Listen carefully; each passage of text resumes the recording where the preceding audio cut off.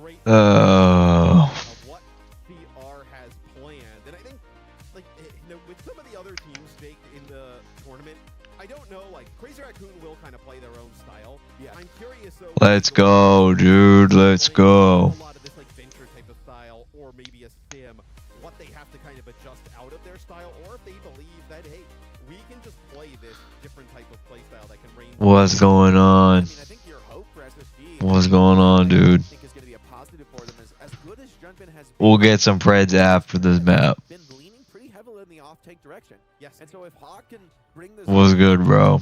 maybe the Zarya is the stronger pick, and Fast forward. Are you know, fighting a losing battle, trying to make those main tanks work. That could play into SSG's. Maybe extend this series a little bit deeper, giving some of those potent map counter picks as we go down this stretch. Why you sound sick? Are you okay? Did you eat Wingstop today? On their own style here on Ilios. Yeah, so it looks like here. Don't quit your day job, man. Comedy is not for you. Yeah. Levette in 17 months. Dude, I literally just refreshed. So this is a much different look. They just than what their own we've thing. seen. Yeah, I mean, their own lane now, but honestly, this is a challenging matchup. I mean, Chronic Lip is on Sombra? Are you serial? Ask bad things. They must. Freya can just kind of tear this game apart. Lip already taking the space here in the cage.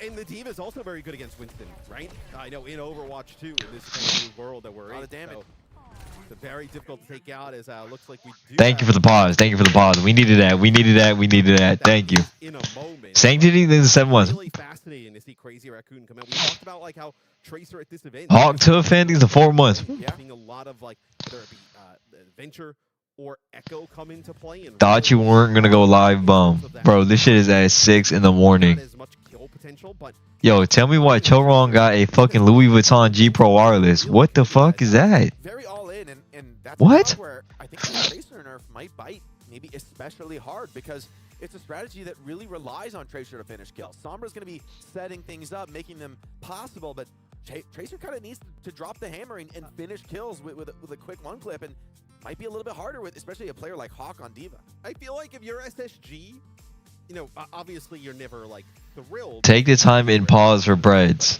You want a pred for 30 seconds. Probably you feel a little bit better than you probably would. I mean, honestly, like if I'm the coach here, I'm Kim Chae won in 5 months. Yeah. If I'm Christopher, I'm like Christopher did his job. I think this is Alright, bro. for Space Station. Yeah. However, it's an extremely high-skill matchup, and it's something where. Alright, here you go. Preds are up for as long as it's paused. You waste the Susan, and Shu just connects with the skill. You're done. The fight's over. You know, and it can just go like that when EMPs start dropping. That's when we're gonna see the real test. Let's have a good day. Let's have a good day. We've been talking so much about Dude, I had so much fun yesterday. Problems predicting And I had some beer. Series here. They can hang at this level, but can Chronic show us that kind of dominant performance? Can he start to pick apart these CR players? For me, it's Chronic in the backline because there's going to be a ton of pressure. This dumbass just said, "Get your lazy ass." Oh, Absolutely. it's 6 a.m. Especially with this comp that It's 6 a.m. So, like, if they can hold up, if Hawk obviously can do a nice job kind of peeling with the defense matrix, kind of helping out, knocking the maybe Winston offline, and also by helping kind of deal with some of the Sombra stuff. I can't see that number, dude. SSG. Oh, my birthday was awesome. I got some socks and underwear. Absolutely. I will say, go wrong on the Brig. He's kind of set up for success. I mean, a lot of the other characters in this comp. Some people got jobs, man. I know. I'm just saying, like, it's a little awkward to find kills. you know, he's just a little early for me. Force on the map. You know, where Brig goes, D.Va does not really want to be in the neighborhood. I was gonna say we've seen throughout this year, right? Brig be a great answer to some of these D.Va comps, right? Being able to just kind of keep that inspired up the entire time, an easy whip shot target, right? Even Grown ass man talking about I'm sleepy. Rolling as the D.Va is kind of like in your team, so the Brig is a great shout. And then look, anytime you can get Shu on Ana, I mean that is a phenomenal look. And for now, let's take a look back as we, get these tech issues ironed out, get our game ready to rock, and check out how SSG performed. He think everything fun and games. We take a look at these series with Peps yesterday. Bubba Whaling's at 8 months, and Ismarash to 5 gifted subs. Whoop. What the hell? What? Wait, what? Oh. I thought this was the bands for the. I was like, what? What's going on? SSG, they get a map complete isolation there on Route 66, and then get a nice second point hold against Peps to close it out. What? Monkey Lord thinks they're 2 gifted subs. Thank you guys so much. I think that's where SSG, they wanted to clean this series up 2-0, and they wanted to make it look, really How long is your average shower? I say anywhere from like 15 minutes to like 20 minutes. Never longer than that. At least they can compete here in Stockholm. Yeah, we saw some May yesterday, especially against Zarya, right? Yeah. Where Zarya doesn't have great mobility. Yeah. I know, obviously, there's another perk that can kind of like launch yourself up, right? But still, the May wall kind of is like... It's like 5 minimum. Out of reach, kind of just not Sometimes you just gotta let the water rain down on you. Going to that May, using the May to split off that Zarya and trying to just burn the bubbles down right away and get that kill on the tank. And that is how Peps really succeeded throughout that second map. Yeah, we saw a lot of big moments from CJ in particular. I want to see him kind of take it to Crazy Raccoon today, right? I think Kiriko is often that hero that can feast or famine, right? You might just find yourself forced into a defensive posture, trying to save people 24/7, and frankly against Ana, Tracer, that's maybe the right play. But you need to make that difference.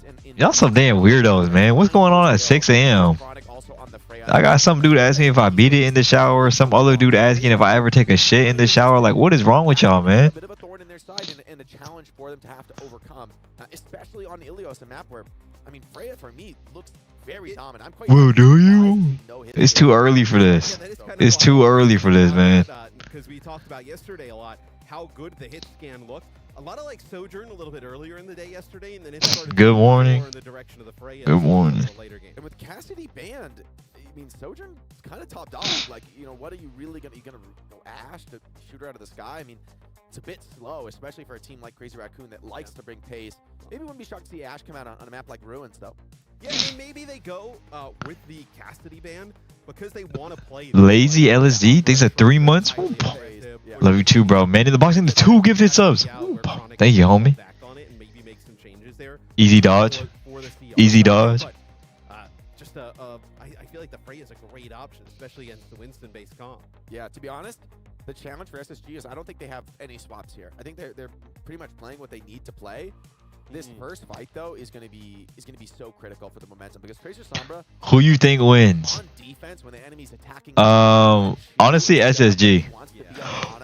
What? Silent thinks a tier 3. Thank you, homie. Well, especially if they can win though this first fight and then take. TT Weezo thinks a sub as well. Zombie Apocalypse thinks the 4-1. And then that's where you can start to just kind of we're gonna focus on these players in 3, 2, 1. From like a professional breakdown, I honestly think first fight is quite massive here. SSG's best chance of winning map. I think it's actually map 1. I think SSG's best chance of winning is map 1. What? Somebody gifted subs. Tasty Sand thinks the 5 gifted. Whoop. That's some tasty ass sand. Marquis thinks the 7 months. Happy birthday. Well, thank you, homie. For these wonderful players, and also to get some of the dopest skins I think we've ever had for Overwatch Esports. No, I mean the Scarlet Flare bundle is pretty sick. No, it has. We love things at 18 months. Whoop. Thank you, bro. Thank you so much for the sub, everybody. Oh my god. Oh my god. The Duke man thinks the 5 gifted subs. Whoop. Coconut Mall thinks the sub. Whoop. My goodness. Your favorite teams, right? I think the emotes gotta go crazy. Dude, I think today's gonna be a couple bangers. Well, we got CR versus SSG. Weibo versus Alcatia. What else do we have? Right. It's the new thing now, right? Everybody gets a trophy, right? Sailor FPS and the gifted sub. Whoop. Everybody gets a trophy, so hey. Team Liquid versus Falcons, Twisted Minds versus T1. Yeah, it sounds like a good match. By buying the bundle, you too can claim you're an OWCS champion. What the fuck? I just want my friends squeezing the 5 gifted subs. Really, the first fight. Thank you, homie. I mean, we kind of paused at a moment where this pause is gonna go, and this. You know, there's 3 months. 4 players die. Did I get enough sleep? I think I went to sleep at like 9 or 10. Can you full screen this over here? Pissing me off. You want me to full screen nothing happening but a pause. Atukas, thanks for the sub, and thank you for the sub. I'm not sure how to say the name. Thanks to 4 months. Alright, bro. Let's full screen this screen. That shows absolutely nothing. Shadow jail in the sub.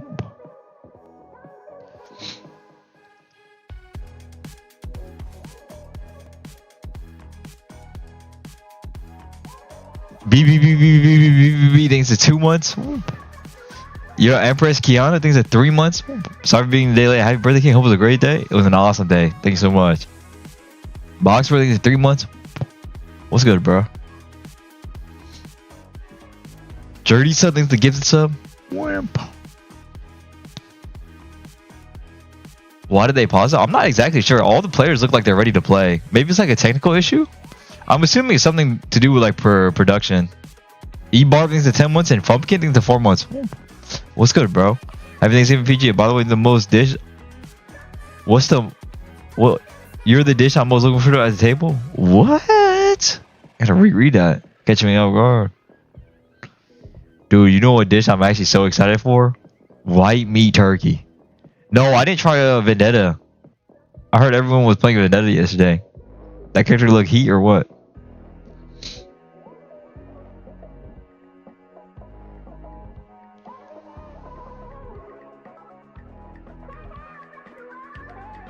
Do we think TM versus T1 is the least banger game today? No, I think all the games are bangers today.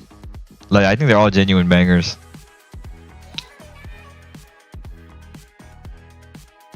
GG thinks it's 4 months. Whoop. Happy birthday, man. Wishing you all the best. Thank you, bro. I appreciate it. She's just like Magic. I never played Magic that much in Marvel Rivals. But that character didn't really interest me like that. Maybe it interested me more in Overwatch, but we'll see. What's good, SSG?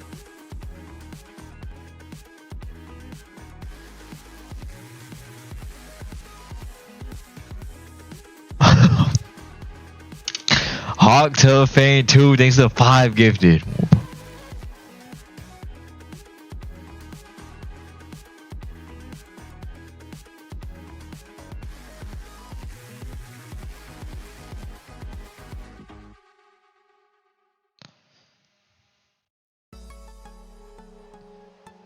Not YBN thinks it's 2 months. Bang!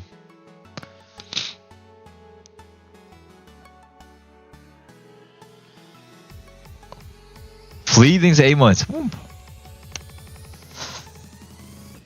Oh. Alright, let me get in touch with CarQ. Let me see what she be doing. Shy Knox gonna give this up. The hero stats. Let me see what the stats are. She's a DPS hero with armor? Oh, brother.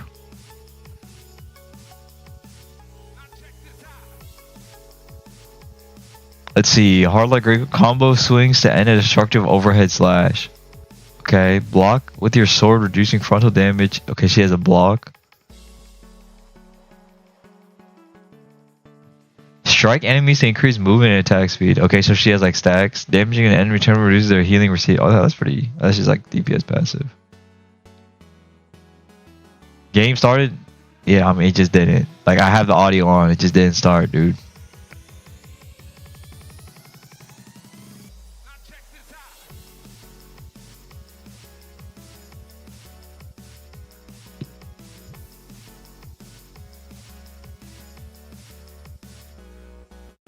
Oh, Boone thinks so.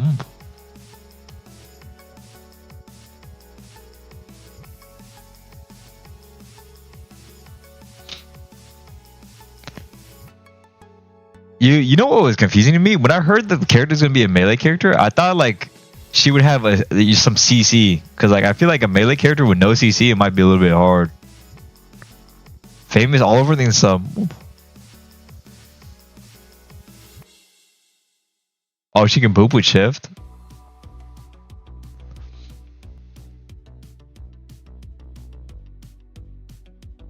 Okay, we're using the Reinhardt hammer swing. We already know about this. Trust me, we're in the know.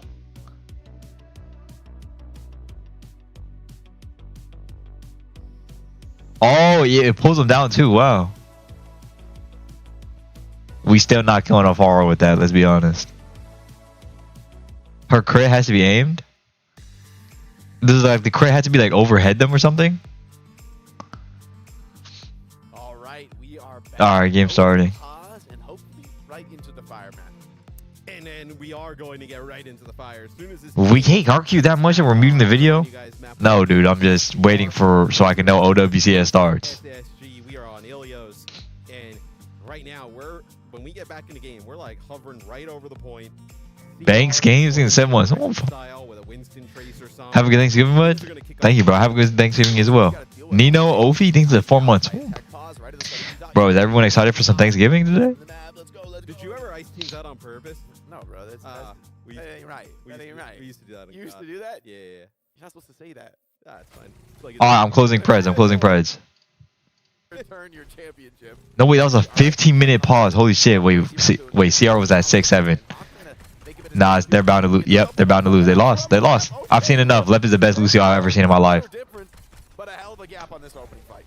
I mean, that is huge, but it is CR getting control of the point, so SSG not able to stay there. Kind of whole purchase. The CJ's going to have to get up to the high ground as he does a nice job. No, CR or Hawk is DMAC'd. And then Chronic, but at the cost of Hawk as they end up losing him and his mech.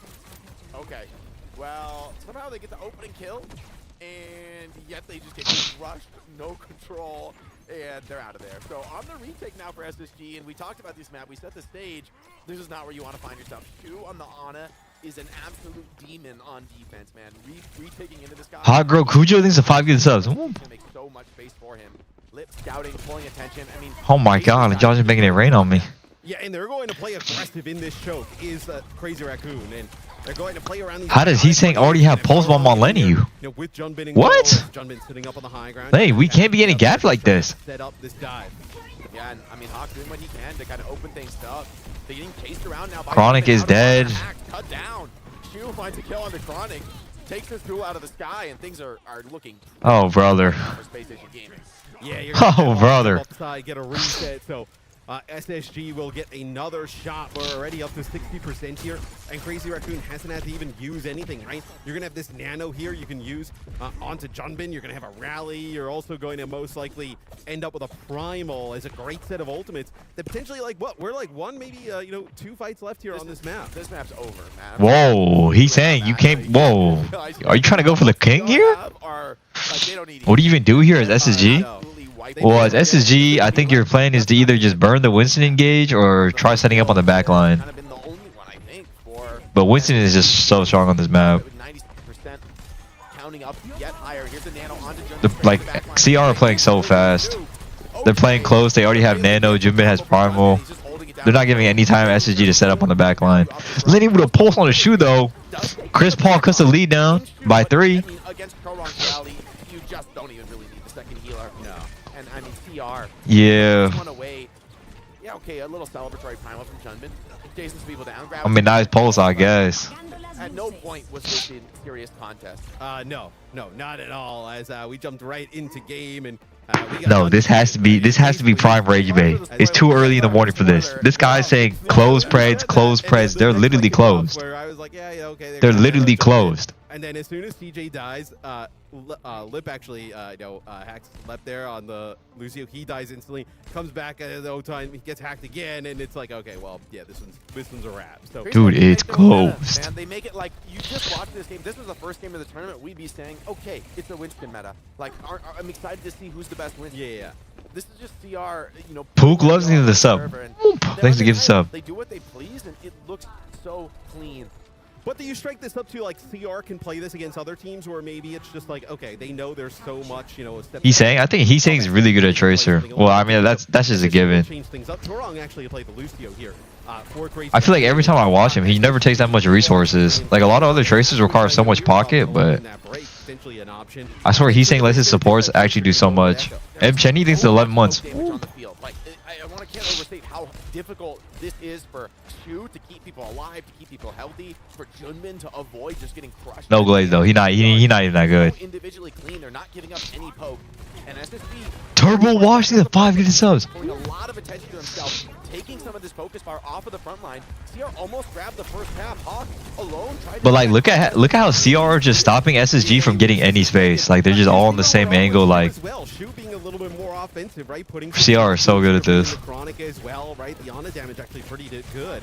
I know from a distance, this is brutal because you're gonna get like, They just play so fast. And Hawk is gonna have to go back to spawn, get a new mech back, right? So you're gonna lose some ultimate charge there. And yes, Sugar Free, he ditches that, the Echo right away because he's just getting shot out of the sky from the shoe, right? It's just free ultimate charge for him. Yeah, the Tracer Sombra are just dominating the map. Hawk's not really able to walk up. Like when they're walking out right now, Tracer Sombra is gonna hit, and then Winston hits. Kind of the hope for this comp. This comp makes a lot of space. In theory, Just so crazy. Tracer in the back line right now. Sombra's poking from the side. Step up, and for the first time, SSG actually making a strong move as a team, bullying Junbin back. Chu doesn't feel that he can step up to put those heals down, and Hawk does find that kill. So finally, SSG pull things together and actually. Comfy Suki needs a 5 months. Still, 4 players left for CR, and they aren't backing down easy. They're continuing this fight. Chu stays alive quite long, but eventually, SSG All right, nice. overwhelmed too many players on the cap. Yeah, and they did a nice job that time. Actually, All right, if I'm SSG here, I'm gonna look for a Curie rush on top of the Ana. Or we can look for a B push, knowing we're faster on B than the enemy I team. actually get a shot on him as he jumped over towards the Mega, and I actually don't even think it connected through the Honestly, pillars. If he does walk up, he does die there. So I like the move from SSG. Let's see if they can stay aggressive. But immediately, CR taking the initiative here. He's going to be a nano Winston straight to the backline. Primal Oh my god. Both of portals come out from SSG. Wait, all 3 ults come out from SSG. Bob, B, and Kiri. Junbin, for now, backing off, just taking some trades with Sugar Free, but no Mega here, and could be forced to Primal in an awkward spot. SSG pushed away the backline very nicely. Pulse one from Heasting goes wide, so there's still more to play, but Chu with the headshot perk. I mean, like, how broken is the headshot perk? Let's just be honest. Let's just be honest. How broken is the headshot perk? He's like, sorry, John, I didn't realize you had hands like that. I mean, let's just be honest. Let's just be honest. That what really only Shoot is doing that across the globe. As I think he like levels that perk and instant gets a 2K. I mean, it's like another DPS out there. And SSG, right? Junbin goes in, just has the nano. They beat so early. They beat and use the Bob at that time. And then Junbin just basically hangs out by the Mega and just waits. They're just kind of waiting for that sound barrier to wear off. They're waiting for the Bob to go away. And they just come back. And I mean, look, they had some ultimates to use there, but Shu, just the benefits of having him on the roster, double headshots, takes out 2. Now it's Sugar Free's turn to pull a bit of attention to the backline, but Lip stepping up with that. Wait, Lip got scouted? Oh my god, Thanos. Lip has to be careful. Rodrigo and Blavsky getting subs. Everyone's so scared of the EMP threat. No, Chronic. Nice care from CJ. Shoot, I mean, I honestly don't even know what to say. I genuinely don't even know what to say. I mean, this is just silly. That Shu is able to just dominate. Noodles in the sub, everything's sub. Anna, that is a 2-0 there. I need to see these stats. I need to see these kills. Can we get a replay on these kills? He might be like top. He might be close to top damage. I'm gonna just keep it a bug with you. He's doing work. He was like, it felt like half the kills in the feed there in the second round were just Shu, just at range, and not like just like on a headshots. Just play him in that perk, and then just like, all right, I'm a DPS now. All right, I'll kill your DPS. Yeah. Oh, your DPS. I see SSG winning this map. John, shut your bitch ass up, man. John beat somebody in 4 months. And she was like, oh, I guess they got to level the headshot perk. It is. Okay. It has to be so. Chick loading's a sub as well. DPS to just be getting just drilled at range. Thank you so much, everybody. From Shu, and then in theory, it's just broken. Like if you don't miss any headshots, They throwing up hearts on the enemy team, bro. They think this shit is free for them. They not even scared. They throwing up hearts. Whoa, what? He's different. I mean, Jar Jar Dinks in the 8 months. like they're trying to play Echo, right? And Sugar Free's just getting domed out of this. Roads runner in 2 months. Just getting domed out of this guy by the on the other side. And then guess what? Even if you like Shu doesn't finish. Can you add a chat box onto your screen? You want a chat box on the screen? Lip and Heasanger there on Tracer Sombra, just finishing off these kills of players that are really weak from the Ana. So, I mean, look, that is one where if you're SSG, I mean, you just tip your hat. You're like, well, there's nothing. I mean, nothing we can do about that. CR is just on a level with this comp that, if one player steps out of line, this doesn't look like the same team. Like one, like. All right, it seems like everyone should just see the game. They're behind the enemy team. I'm thinking like, oh, I guess they're gonna be a really aggro pull. Go for an aggressive kill. How intense are the SSG comms right now? Honestly, I don't even think the comms are that tense. I feel like total confidence in each other to stay alive, going deep into these fights. Of the stats where not exactly disgusting, man. Junbin was 6-7. Damn it. But Shu would just kind of lighten up the feed with some of those headshots with the Olymp. They losing because you don't got the Foot Locker fit on. I mean, I'll be honest. Like I said, Lep is the only positive person on SSG right now. Is he the only one with heart? Remind you guys. Max is cracking this up. But in like the T1 Team CC match that we saw yesterday, right? Team CC tried to play some mana, and T1 was able to just kind of like split them off, deal with it straight away. Yeah. It feels like if you were going to play like this kind of on the back foot / defensive from SSG, and you allow. No, Junbin is too happy, bro. He's too happy playing. No, he's too happy. Infinity Shadow and Daydreamers, thanks and subs. Like, maybe it's like a sim and close the gap, something along those lines to be able to kind of get in Shu's face. And really, because he was under no pressure or scrutiny, it felt like the entire game. Yeah, I mean, the thing about this SSG team, though, is they are a little bit predictable. No hate to SSG. If Sugar Free was on a better team, do you think they would win Worlds? To be real, I don't think I've seen just about anything else from them. Yeah. And, you know, Hawk is going to be playing off tanks. What do you like? No, I mean, SSG is a great team, man. Yeah. Your style, you know, and then you want to put. He can win Worlds right now. Yeah, No, just no, they like- don't. These are all good I players. don't think that's the team. I feel like Terrorbean thinks it's 5 months. As Max is in fact coming in for. Wait. Yeah, it's Initial XD thinks it's up. Coming in for for Junbin. Junbin. Yeah. So. CR loves to spread the reps around, and I mean now that this is Alright, Max is in. SSG's map pick, I'm assuming CR is literally looking to play Zarya? So like what? Anything in New Junk City maybe, or? Actually, it depends on the map. Let me see what the map is, and I'll try scouting their comps. Because a player like Junbin, he's gonna be so nice on things like the Ramatra. Like Yeah. he could tango on those rush maps as well. And I mean the fact that Is Jamal making it to Worlds? We're on Kings, bro. Yeah. Okay. Their map selection. We'll see Honestly, anything can happen on this map. First off, where Anything can happen on this map. I mean, like literally just ban on him. Like literally just ban on him. SG jersey clean. It's actually so clean. The quality is really nice too. I fuck with it. Yeah, if you're them, I'd be like, all right. So, the mercy ban. Eric's in the 4 months. That is a like. Is there a crowd? That's like, I think the crowd is today or tomorrow. They're more flexible than you. You can play whatever you want. Right. You can play whatever you want. Or like, you know, Have your pick. the more dominant thing would be if CR Speeding up live commentary. Are we mental? Boom. No. Okay. CR have. Just the coach just stands I mean, there. CR honestly, they're Yeah, just. lets the timer tick to 0. I can't keep sugarcoating it. They just banned Mercy because they think they can gap us on everything. This is where we show them up on this map. Here. So, what we're looking at a lot of you want to play Zarya. All King thinks up. play here from. I mean, Ram for me is I can't let these ego bums get away with this. Chronic, go headshot everybody. Lenny, go KD save. Lep, drop that beat. CJ, Kiriko, and Hawk. That feels like a path where SSG might be able to. They like these make rush some moves. noise. Sorry, man. Like, Yeah. that's a place where they're gonna feel. Nah, come on. You know that was good. You know that was good. You legit know that was good. I'm curious what SG, why are you saying I'm going back to bed? Because like Tracer Sombra. Exciting in this tournament because Okay, like realistically, I see CR either playing like a Ram comp or a Zarya comp. I'm assuming it's gonna be okay. Well, Ram is bad, so it's probably gonna be like a Zarya comp here. Probably gonna be like some Zarya Echo maybe. Zarya Echo, maybe Lip Tracer or Sombra. Or Ash. Actually, I can see that too. Backline, probably gonna be like. So maybe for me, there's nothing better than a lip soak. I'm not sure with the backline. Maybe Shu plays Kiriko, and then Chorong likes You don't want to be in Lucio. Take a good look at a sugar-free spotlight. It has to be like Carry Lucio, or I can see SSG actually playing Juno. I think Juno would be a pretty good pick. I know a pretty good game yesterday against Peps. They are going to need him to put up these types of numbers. What is his dumbass doing, man?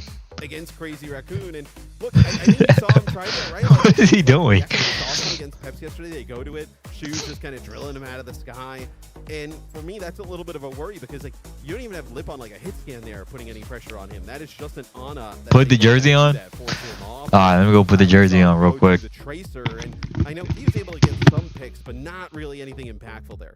I mean, to be honest, this is just there's a level difference between the teams on Ilios, and yeah. That's Crazy Raccoon's pick. They come in prepared. They come in playing a style that, frankly, I doubt SSG has played against like all year long. I mean, this is a completely different look than anyone else plays. And the way Crazy Raccoon piloted it, like I was talking about that, it's those subtle details. It's Junbin being willing to be behind you in the back line and just slow playing it, not forcing the primal, like letting you run out of resources, letting you chase people around, knowing that, you know, he's going to control the game. Yeah, and as we remind you guys, it was a Ramatra ban and a Mercy ban here for this next map. We can take a look at kind of like where we stand. In All right, Foot Locker, let's fucking go. No, it's actually a nice jersey, bro. Stop it. Yeah, this guy just posted a referee Twitch emo. Okay. Zarya and getting the Ramatra out is obviously beneficial. I think from some of the sim teams, we're going to see the venture bans start to pop up. I mean, only 2 thus far. It feels like we're kind of early. Yeah, I think we could see more bans. I think the Ramatra ban makes a ton of sense because a lot of teams are saying, like, look, if you have a main tank player, Ramatra is exactly what you want to go to deal with our off tank style. You got the foams in a size 9. More or less take that option off the table. It's not unwinnable to play a main tank hero in Zarya, but Ram is the one you want with a bullet right now.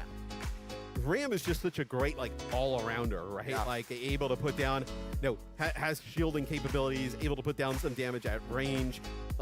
Also has a slow... Dude, Preds are up, man. What do you want from me? Like, more of, like, a melee type of... Oh, that can start to be, like, really damn. difficult to kind of chunk down. So, Ram feels he's like immortal, man. All right, that's on me. That's on me. Okay, you guys are right. You guys are right this very lucky time. Nork housing to get this up. Annihilation, right? You can just kind of get into just block and just put down consistent ticking damage on everybody around. It's just a nasty thing to deal with. So getting him out. All right, this is like the one time you guys are right. Relax. Specifically, I want to play Zarya, right? Because like the Ram can just kind of play at a distance, right? Just kind of poke the Zarya down. You look like you about to start bowling. Guess what? Then it's can y'all just say something nice? It's Thanksgiving and my birthday was yesterday. Let's just say the jersey looks good. No, this good. is my home. Yeah. Thank you. It's a nice spot for Ram to be. Mercy gets banned, so obviously not able to see that awesome new skin. I know, and they Scarlet. The Mercy bans are going to really stack up this tournament. Yeah. CR keeps playing. Happy birthday. Thank you, dude. It might really start to pile up. See Mercy fly up in terms of the bans, but these are awesome skins. Like Jake has talked about, you get this trophy post with the bundle, so make sure you go get that. Support the OWCS World Finals prize pool. Get that bad boy to the ceiling to see how high we Gravy thinks of 5 months. Whoop. Juno kind of clean as well. We haven't been talking enough about this Juno skin. Did you enjoy your birthday? I did. I was a little bit surprised. Hey, the Brig Juno is a reasonable option. People were talking. Might be a hot take for me. I actually really don't enjoy cake for my birthday. Yeah. I mean, the Lucio has looked still the more solid option at this level. I think my best birthday was for one of my I think it was my 19th or 20th birthday. No, I think it was my 20th birthday. My family got me like 26-inch, not like 6-inch subs, but like half subs. It was crazy. It was crazy. They had like a whole fucking sandwich platter. It's very potent to move fast. When you have I finished it all in 3 days. Coordinated.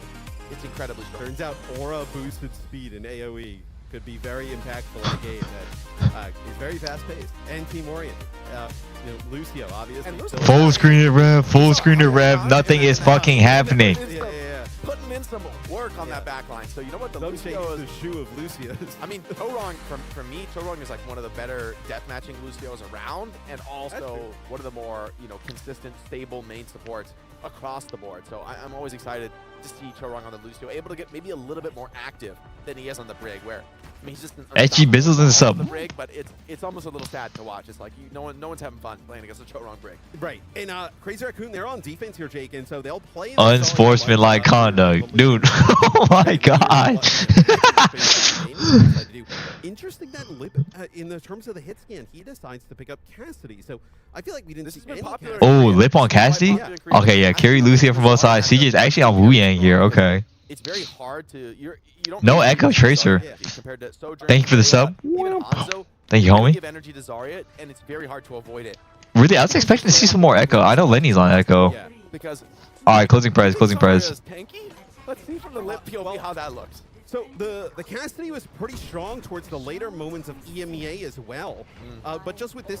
What is this Freya crosshair? What the fuck? Much of it. So looked like SSG just wanted to spot check, see what everybody was playing for Crazy Raccoon, and now it'll be Hawk picking up that Zarya in terms of like a tank in support mirror, but. No, I mean, I think both teams just want to play for bubbles. Echo, and then obviously the Freya. I think Max is going to try to bubble Heesang or Lip, and then Hawk is obviously going to try to bubble Lenny. He knows the kind of Cassidy they have on their roster. Hawk's trying to step up, do what he can, putting a lot of pressure on Lip right now. Public enemy number 1 for SSG and Left. Sugar Free both dropping low. Hawk maybe struggling. How is Chronic dead? Starting to bite now. Thank you, Hisang. Finds the first kill onto Chronic. So wrong. Look at him getting in deep here. I actually think The team's behind him. Here's Hawk. I think SSG might need a tracer. I feel like Hisang might be able to do too much with no one to mark him. Obviously, Lev can try marking him, but Extremely low, right? Pushing up there. Hawk putting down some damage. Same with Sugar Free. that might be free eats for Hisang, I'll be honest. Because once they actually get Lip topped up, Max has a ton of energy. They just chase you back to spawn. They got Lip low. But we're talking about Shu here. You think Shu's gonna miss the cleanse? Do you think he's gonna miss I think the Echo and cleanse? Freya are both like the squishiest DPS ever, actually. Happens once a tournament, maybe. Not going to happen in this one. Is some sticky bombs gets thrown in there from Sugar Free. Connor thinks it's a Trying to take control of the sky, maybe get like a high ground vantage point. Is they are so Yeah, I mean, Lev's looking to try to mark Hisang right now. The team's walking up like hard. Shu's way ahead of Curio. They might be going right here. Yeah. Hawk's caught out with no bubbles. He's probably dead. I mean, he's living as long as possible, but he's dead. Alright, see, I think that's And SSG, they get the rush out, but they traded team wipe for it. So, I mean, as far as the defense goes, CR is just clinical. And Cassidy is sick within. Now, CR have 4 other ults here. Right, the rate of fire. I think they might hold close to a high noon or look for an early grab. They try SSG should probably rush or look for a copy play, I think. Splitting up, though. Here might be a big fight though for SSG, right? You have a duplicate. Hisang's already set up in the back line. No one's marking him. And your own Kitsune rush. It's hard to rush sometimes in this spot because Keystang's poking from the back line, and you got High Noon and Grab, 2 incredibly powerful. No recall though. They can go in off that. Still, they're gonna open with rush. Here comes the High Noon. Cleanse is good. Staying alive through the bullet shot. Beat as well. Oh, brother. Oh, brother. The High Noon, the payoff is good. Hawk, Chronic, finds the kill from the back line though. Oh, brother. They're gonna have a momentary. I mean, we got beat though. Here are gonna be very quick back to the fight, and the fact that Max is still healthy means the walk-up isn't free for Space Station Gaming. Yeah, let's take a look at this. I mean, it's Chorong.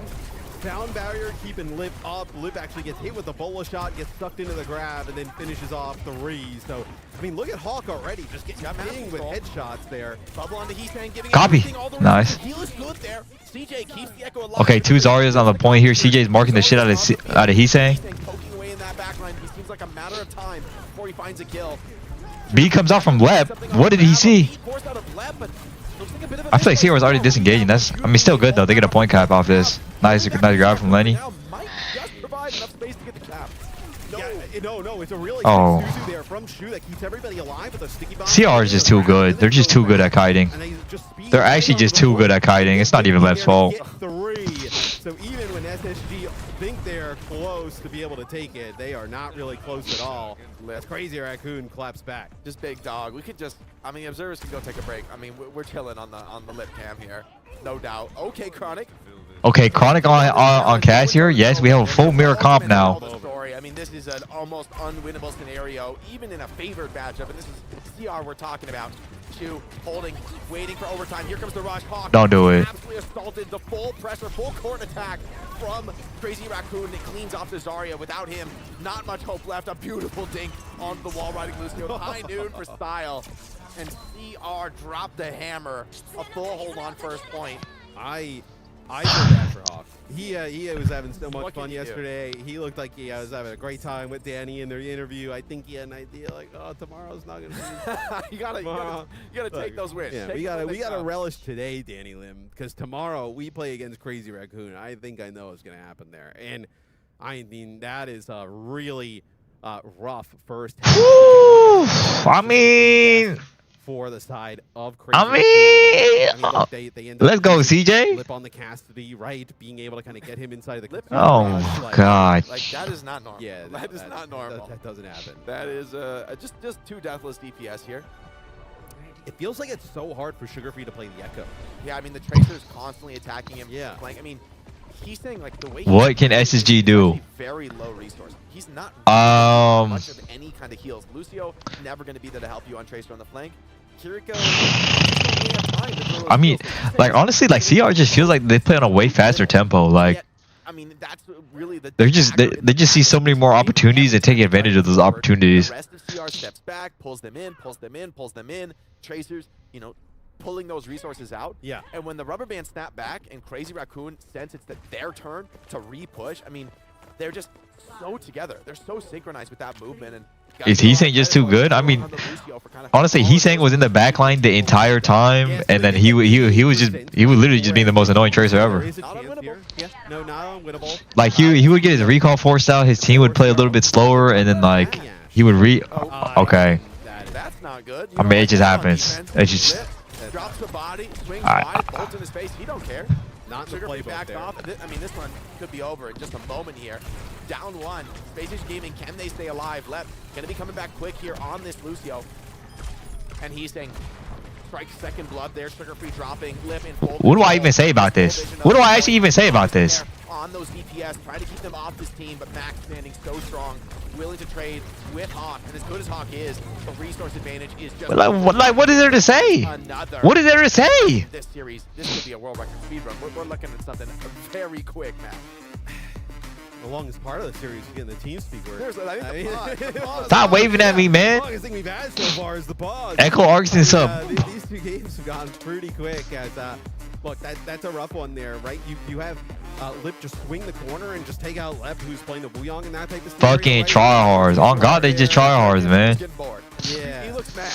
He looks mad. He's like, give me something. I mean, Lip finished 16-0, almost. Jake, let's relax, man. Damage, so just kind of full domination from him. And then I would say with the way that Heesang is looking, That was a 5-minute game. Outside of obviously Sugar Free yesterday, like it has been like start to finish so far, probably the best Tracer series we've seen from anybody. We were talking all yesterday. Oh, look how good this Monkey is. feces in the sub. Genji could be good. Tracer. Not many people are playing it as often. Yeah. He's saying is like what? Nerf? Yeah. No, I didn't. They didn't do that on my client. No, No, I didn't get nerfed. Yeah, I don't know what you guys are talking about. Let's see. Is this where we're gonna see? Oh my no. God. Oh, I mean that. Shoutouts, come on, bro. Like, Like, what are give we him a doing? chance. Yeah, Like, yeah, the little yeah. mace the door. Like, let him off. He's like, we have no plans after this today. Like, I want to play a little bit more Guys, Overwatch. inner res is not till 6:30. You're really harsh on the mellow winning this quick. So I mean, what does SSG even decide to do here? It just feels like they're in a really bad spot in terms of like what Crazy Raccoon is kind of pulling out in this series. So we've seen them go to King's Row. So we have Escort, Flashpoint. Jamal, save us. Still left. Twisted X only is 4 months. I don't think they're playing like a Runasapi or something like that. Like, are Upside you of going? push is you could get home real quick, Matt. You could get home real quick. Well, with I a push. mean, look, I don't know if SSG. WRMC in 7 months. That Woo. selection. Much love, homie. But like, it's do you pick so I mean, look, if you go Escort, right, like a Route 60. Bro, honestly, CR just look like they're on another level. Like, see whether it be like Nash or something along those lines, Look, right? the problem is Exposing like, some- map where Lip's not gonna have a big game. Okay, well, or maybe SSG is having a bad, like a bad day today or something. What are you trying to like optimize this selection for? Are you trying to take away like, you know, Lip and some of the hit scan, but we saw what happened at map number 1 where they just kind of played Tracer Sombra. Are you trying to take something away from Shu? The issue is like they're so good and versatile that like taking that away isn't going to like really ruffle any feathers over there. They're just going to be able to funnel resources. Is this even worth a VOD review? Honestly, I think it is. Like if you watch CR and see how they're able to get play so fast, like I think it's worth it. I mean, that really Like obviously there's some moments where are not worth a VOD review, like how like Lep dying first there in 3 seconds and Lenny getting one clip by Heesang. Obviously, like, you know, you can't really like. That's whatever, but Ilios, you know, you probably watch that The one. other team, I'd say, look, there's always a band that's going to give you something that's going to, you know, kind of shift things towards the direction you want to go. But That's I not don't know happening. what direction Crazy Raccoon want to go. Like, they can do whatever they want. if you ban Sojourn, like you're just gonna see Lip play. Okay, little jersey show off. Y'all see it though. It look clean, don't it? It look clean, don't it? Like doesn't really matter that much. So, if you ban some of the tanks, right? They obviously have 2 tanks that can rotate in, play a lot of the different stuff. There, that's what they tried to do this go around, right? Ban the Ramatra and force Zarya head to head. 2-seater then sub. But you know, you leave the hit skin. WGE. All the supports are available. It's not enough. It feels like you need 2 bans to deal with CR. Yeah, that should be like, we should like handicap. Give them some extra bands. Yeah. You can take 10 bands. Take 10. Yeah, you can just funnel all your You can bands pick into one. their hero. Let's just skip to that. Let's pick their 5 heroes. I think SSG would be fine then. That might be enough. That would be enough. In fairness, man, that would be enough. They would get the win. Ooh. All right, so we're actually going to have Whoa, he's playing support? okay. Saying so a little bit of a DPS change. as What? Are they? Oh wait, so is well. Oh this? wait, Oh, maybe it's a graphic bug. What? Okay, our subs are. It's a little Scott. No, okay, let me relax. Let me relax. I thought that was BMing us. I was like, hold on, y'all not that good. Stop it. here because Spin just gonna go for a support, I assume, or yeah, I mean we'll get a clarification on. Oh, so it's a role swap here. So it sounds like I know Spine is a DPS player, but it had a support on the thing. I was like, wait a second. I didn't see who they were subbing out. on what we're getting. Oh, Yeah, oh, I they're guess put, that they is, are. that They're is what putting, we were getting. It is the reverse. So it's Spin coming in for Heesang. Oh, oh man. I mean, All right. I hope there's a legit strat here. I really want to believe it. do you want my Really want opinion? I mean, Judging by the faces on SSG where they're kind of SSG 's like, smiling, they're like, oh, this doesn't feel Yo, good. get this caster commentator out of here, bro. We're just lighting the vibes. We're about to lock the fuck in on this next I map. mean, you're gonna see Spin come in. Get the vibe. Those Get players him out of are here. Not exactly a role swap here, just a sub. So, Hog just telling him to go deadlock after this. No, he's not, man. He's locked the fuck in. this is play getting time. This is rap. Yeah, this is right? reps. Yeah, that's what it feels like. On God, we better start throwing hands at this point. Through the series, it feels like you may as well.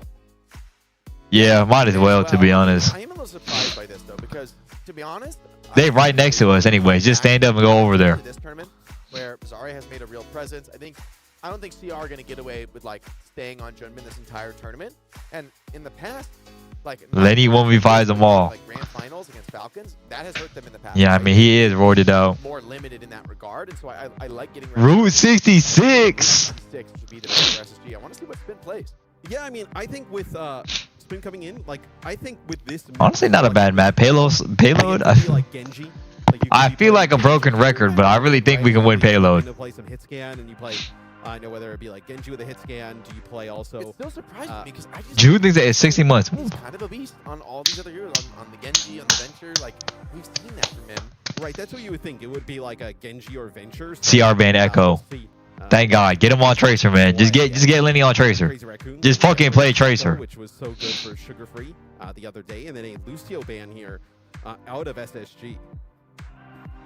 They want to slow down the pace. I mean, they are kind of getting just dominated when it comes to those tempo mirrors, like the read about when to attack. T4T Puppy Girl think to give this up. So you are dancing with them right now, and you know, SSG, you're just missing a step.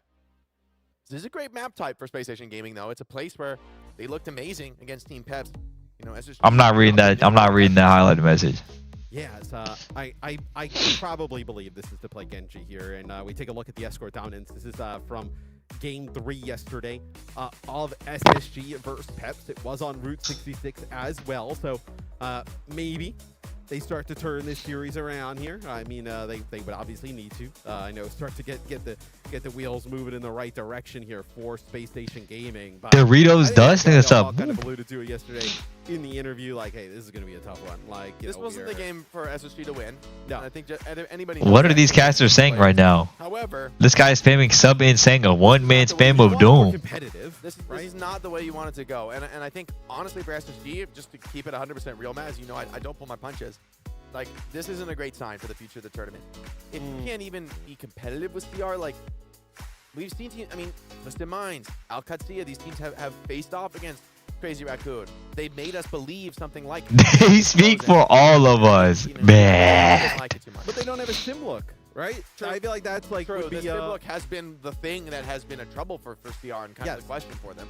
right. They don't have. I haven't seen much of Spine outside of his Genji yet. Ability, right? Really put a lot of pressure on a Crazy Raccoon. It feels like SSG's always been on the back foot throughout the entire series, and I just don't think that's how you're going to beat. Look, we talked about Varel, right? How Varel took the fight to Falcons, right? They didn't play passive. They didn't play scared. Okay, Hawk, a little They were smirk able to on make you. that one Okay. Interesting. It feels like that. My headset die? Oh my God, this production is so bunt. Crazy Raccoon or Falcons. Happy birthday, man. Thank you, homie. Getting the Lucio is going to put this game more in the hands. Sub in furry femboy. Oh God, that's what we need. I think the outmatch on the support line has been pretty heavy this series. I mean, Hockenheimer, no. Hockenheimer has something for this. He has a nuke to beat them. Is just always finding the right spot there. They're just never being. What he created though, we won't like. And then you got a player like Shu just putting in absolute work. And so by slowing the game down, by taking away the Lucio, you say, all right, this can be a little bit more of a DPS duel, a little bit more battle in the sky, the air, you know. And if you think for SSG, it's got to be really playing those high, you know, carry DPS. I mean, they haven't been able. We take a look at some of They got like the same stats, dude. Here, where they haven't been able to put a lot of pressure on the supports. Clearly, they haven't put a lot of pressure on the tanks.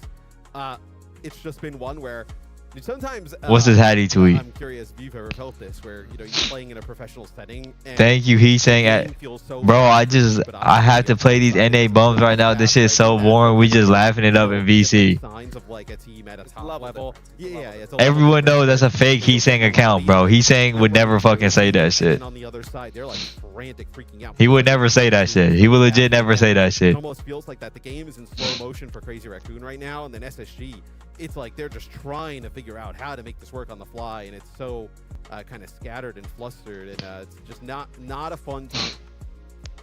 Nothing fun about this series, unless you're a Crazy Raccoon fan, in which case this is a tour de force, man. This is an opportunity to just revel in it. Use this one on replay. Yeah, just enjoy it. A guy like Lip, you know, he's been through it. He not that good. He not that good. And it's Fate via one in 7 months. He had the best DWC. When you kind of looked at the standard is like almost unrealistically high for a player. I mean, what is like the standard for him is like, okay, they keep doing this faker pose. They keep doing this faker pose. Oh, you're the second best? I'm so sorry, bro. That must have been so tough for You're not him, pal. Third best player here. You're not that guy. I can't believe that. Yeah, it's so terrible of you to do that. The pauses are longer than the maps. I know his stats so far throughout the series, you know. Is Lenny Joyboy. He is. In that second map. Yeah. Kind of dominated. Yeah, I mean, we'll have to see this map. We'll have to see this map. Now some hit scan. I imagine some more hit scan here on Route 66. Yeah, very likely to come out here. And Chronic, he's been fighting, but it hasn't been going his way. And Lip is in full control. And a lot of that comes back to the team around Lip, right? That, you know, Crazy Raccoon.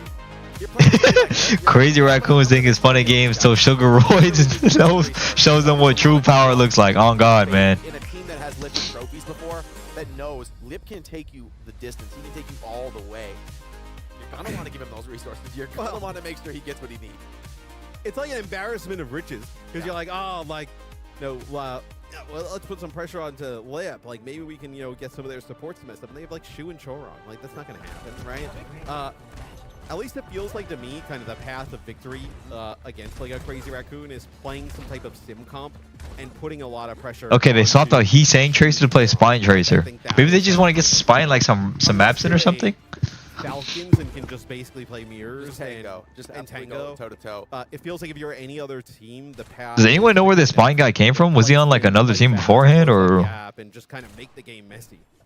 I mean, this feels like a great meta for Crazy Raccoon. Preds are up. I'll close them soon. I'll close them in like 10 seconds. With Max, it's a great sign for them in the tournament. I think it's something that they'll need to continue to build on against as we see them against some tougher opponents. 3, 2, 1. And obviously we're really early Oh, in man. the tournament, right? This is the first time we're seeing our. How is Lenny getting one? He didn't even grapple up on Widow. What? Really a consensus on like what the hit scan to play is, right? We have seen Ashe, we have seen Freya, we have seen Sojourn, we have seen Cassidy. It seems like hit scan is strong right now. It just doesn't seem like one truly reigns supreme. Maybe we will get there by the end of the tournament, though. Yeah, I think right now Ashe, Cassidy, for me in the Zarya mirror look great because they can just pump that direct hit scan damage, headshotting. See, I'll be honest. I'm not sure how I feel about SSG mirroring Crazy Raccoons. I feel like we should try cheesing them on some comp, but like, I don't know. Maybe they'll prove me wrong though. Left side angle with the help of He's saying, or spins rather, on the Tracer this time. And for me as well, I love the Ashe because of the dynamite heal pressure you can put on the opposing team as well, right? Like force out resources, you know, get everybody kind of okay. Bubble Lenny healing in, right, and then being able to capitalize after that as Turong actually gets the high ground here, just kind of keep everybody up. Yeah, Sugarfree took a bubble there, made a little bit of space in the backline, doesn't have recall anymore. But Space Station Gaming have earned just a little bit of space. Hawk forced to grab the Mega, and I mean the choke is just being dominated. Max on the high ground is absolutely farming. He's feasting. He almost has a grab. We just gave up the whole map. Quietly standing here and crushing the backline here. And when you stop healing this backline for 1 second and Max is just going to farm you, Hawk's not getting any resource. He's just bleeding out here in Big Earl. He has grab? He has grab? What? In the world? No, that's only the 7 months. Like a hog. How much he's like hitting? What? You're at 50. Oh my god, bro. Almost. Oh my. Hawk was jerking off 1 HP underground. The team's not taking no space. It's cooked. It's cooked, man. It's fucking cooked. That fight actually got kind of interesting. I mean, the counter kills came in. Chronic found something. Like, everybody on Space Station got their teeth into something. I think if Max didn't have that grab, SSG could have won that fight. Yeah, it didn't seem like they were able to punish Hawk like fast enough underneath Big Earls and just kind of dragging them down there. Can be a little bit of a death trap. So we'll see if Max can kind of get control of this high ground yet again. This is the spot that he was able to just kind of farm damage, get charged up. He's got Shu behind him, able to just kind of keep pumping healing into him. Hawk and Suzu already, bro. Max is about to Max is legit about to. I'm at a loss of words. I'm legit at a loss of words. He's about to lap Hawk. He just lapped Hawk. He just lapped Hawk. Hawk's getting there close himself. Oh my god. How is SSG just not doing anything? If you are SSG, right? I mean, it's been 3 minutes and we haven't done anything. It's gonna be sad. We need a player cam. I mean, we need a player cam at that point. Oh, Max is down though. Okay, overextended. Wait, Max overheated. Does shut down Sugar Free, and the title blast here. Big grab from Hawk. Gets that stun connection. Boop. What the fuck? What the? Nicely, and that allows the team to stay alive. So that is Space huge. Gaming find the edge. Max maybe feeling a little bit overconfident getting that second grab up and actually gets punished. Yeah, and look, maybe playing a little bit over aggressive. I know he was in the grab. That just looks so derpy. No, 82. Blast as well from Crazy Raccoon. I do imagine they try and get back here and recontest though, right? You'd have Max for the grab, and you'd also have the Bob. Max, don't do it. He's gonna drop that grab here, straight into the back line. Sugar Free, pulling a bit of attention. Pulse bomb thrown, cleanse, force. No Suzu, no Suzu, no Suzu, no Suzu, no Suzu. Just to get a bit of how is CJ clipped? Into this fight, and Spin gets the profit that they needed. Without CJ, 27 seconds on the clock. SSG have some difficult decisions to make. They're not backing off for the moment. Max holding on to that grab, waiting for overtime, but Hawk kind of dead on his own. Oh, brother. Straight to the back line, dealing with Lep and Chronic, and that should be it for this SSG offense. Hawk running out of time. Spin with the pulse bomb cleans it up, and maybe Sugar Free can get an overtime touch here, but I mean, just say the KD, bro. Just say the KD. Win here for SSG. Right, Max gets to the high ground, ends up dropping the grab. That's going to be OT touch there for Sugar Free. Hawk's going to come back on the Doomfist. So another. We'll see if nope, not able to get there. Doesn't have the requisite blink and recall to be able to get there. Force another touch, and that is where SSG's push will stop right before getting that first checkpoint. And like, I don't even think we've seen like really. I imagine they brought in Spin to play some more like Genji or like a little bit of more flex heroes. But you're not. This is just a rep situation, or it could be just a rep situation. Yeah, we could be looking into it a little bit too much. Maybe it's just to get some playtime for the future in the tournament, or just to say you kind of played. What is his damage on Max? Yeah. What? Pulse bomb connections, doing a lot on the flank on Tracer. Max though, I mean, he was farming. Oh my god, that high ground was like. That was brutal. I mean, almost 6k damage to Hawk's like 3,800. SSG brought the whole. Liv is 1-1. You don't got to do anything as Liv, man. Look at your whole fucking team. Yours already got 2 grabs and there's already got 1. Like what? Max Liv doesn't have to do shit. Let's see if this is for real. I think this is a bit of a bait. I'm pretty skeptical about Genji in this matchup. I just think in the Zarya comp here, I'd rather have the Tracer. Would have been good there. I mean, honestly, it just felt like SSG was too scared to walk. Like they honestly were literally in this choke for probably 3 minutes. I'm not kidding. They were actually in this choke for 3 minutes. Hawk tried taking under gas station. That didn't work out. I mean, Lenny tried taking this, like helping out on the right side. But like the main core backline was never walking past that choke. Yeah, that's like, I mean, not that you will necessarily. And then Max on the high ground literally just kept literally shooting right clicks at them. Like a solid backup plan. I mean, and CR are not just individually mechanical; they're very strategically sound as a team. So I think this is actually kind of a wise call, given that they've already made such a good hold. Yeah, it looks like Max trying to take this high ground position yet again here. Looks like they actually swept Hawk. Steps up with the bubble. Yeah, gets to sleep on the Zarya, and that trade's going to start very well. But the cleanse is good enough to keep Hawk alive, and now Hawk gets a bit of his own turn, re-pushing in this high ground. So not yielding just yet. Space Station Gaming navigating the scenario well. Oh, bro. It's going to be a struggle to move it much past this point. And she went Nice. I'm liking the way we're playing defense so far, though. Hawk is farming damage. She was going to get this nano so fast, though. I mean, you already see. But Spin's not even going to be close to the blade, so you almost need to nano someone else. Maybe they just Shu already has his perk. Oh my god. That'll be a test for the And nano. I mean, nano the Genji with like Nano Genji with bubble? Yes, Hawk! Nice play by Hawk. Yeah, Nice. great connection there from the mortar. Alright, SSG is just kind of doing the same thing. They had the fourth. Alright, Lenny's dead. That's not very good. And so SSG now, it's a 1-for-1 trade, and oh, I like this walk in. Max getting in lower, trying to get a little bit. What is that camera?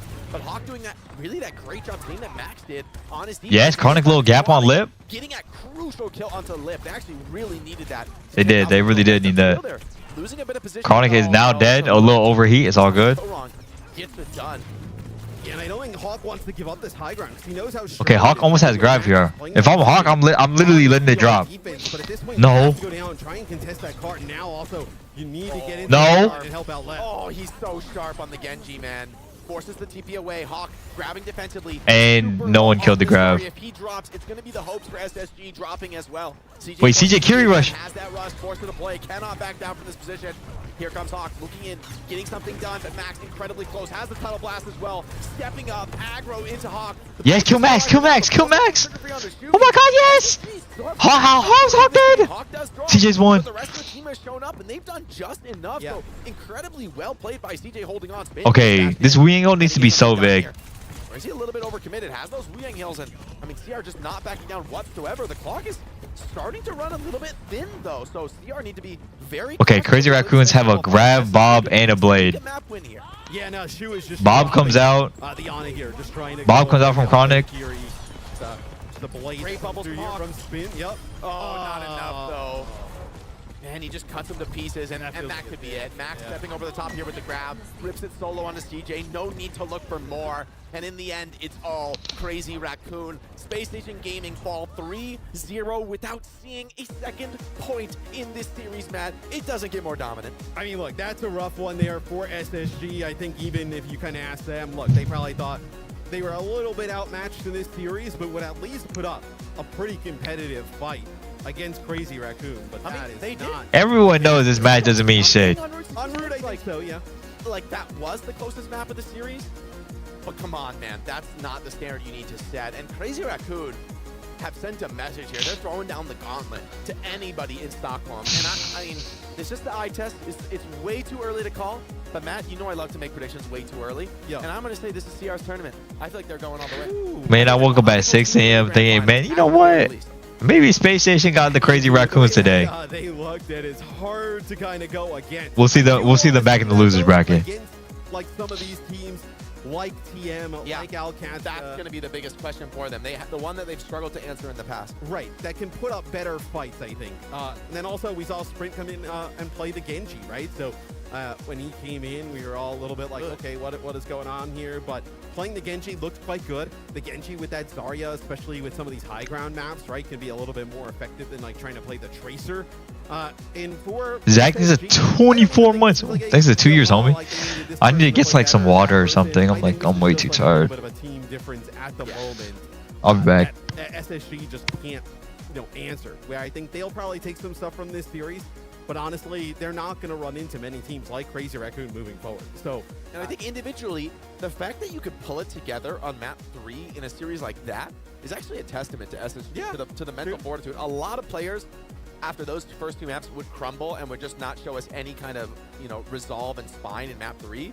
But that wasn't SSG today. They fought very hard and honestly, Route 66 is like one fight away from actually a fuller hole. And maybe they take some of the stuff that CR did and work it in, right? Like we know Sugar Free can play some Genji, right? It seemed like he was like, okay, when I can't play the Echo, I'm going to the Tracer, but didn't really feel great about it. And then also we've seen Chronic play some Cassidy in the past, so maybe we actually see some Cassidy play come in from Chronic as they move forward, because yeah, it looked like Crazy Raccoon. I mean, they just had everything clicking on all cylinders in this one. Nothing really that SSG had that made them sweat. Absolutely. A dominant victory for CR. It's one that they're going to have to take that momentum and snowball into the rest of this tournament. We'll see if they're able to do that. But for now, let's hear a little bit more from the players themselves. We got Danny down on the floor with an interview. Thank you so much, Rick. What is up, everybody? Danny Lim here, and I'm joined by the newest member of Crazy Raccoon. It's none other than Spint. Fantastic job today. A great 3-0 victory for the Crazy Raccoons. You guys made it seem very, very easy. Now, Spint, I feel like I heard that this is your first ever global, LAN event. So I want to hear from you. Like, what is your personal goal in Stockholm this year? 자, 일단 오늘 승리 너무 축하드리면서 제가 들어보니까 스핀트 선수가 이번에 좀 국제전 이런 이제 오프라인 경기가 처음이라고 저한테 말씀하셨는데 좀 개인적으로 목표가 있다면 이번 스톡홀름에서 뭐가 있을까요? 이번 라쿤의 명성에 맞게 1등 가져갈 수 있도록 가져가면 좋을 것 같습니다. Definitely, because I am now part of the CR team. I do want to get the win. I want to win it all for the team and also for myself as well. Talking about this match, I mean, you guys made it seem really easy. Like I said before, Smith, and you had to come in at the very last map. Did that put any pressure? Were you feeling any nervous, or were you fine? Were you like just ready to go? Were you like locked in? 두 번째 질문은 스핀트 선수가 이번에 마지막 세트에 들어오시게 됐는데 아무래도 좀 그런 면에 있어서 조금 더 좀 긴장이 되는지 아니면은 좀 부담감이 있으셨는지 아니면 그냥 들어와서 좋다. 경기 이기고 가겠다. 좀 이런 마인드로 들어오셨는지.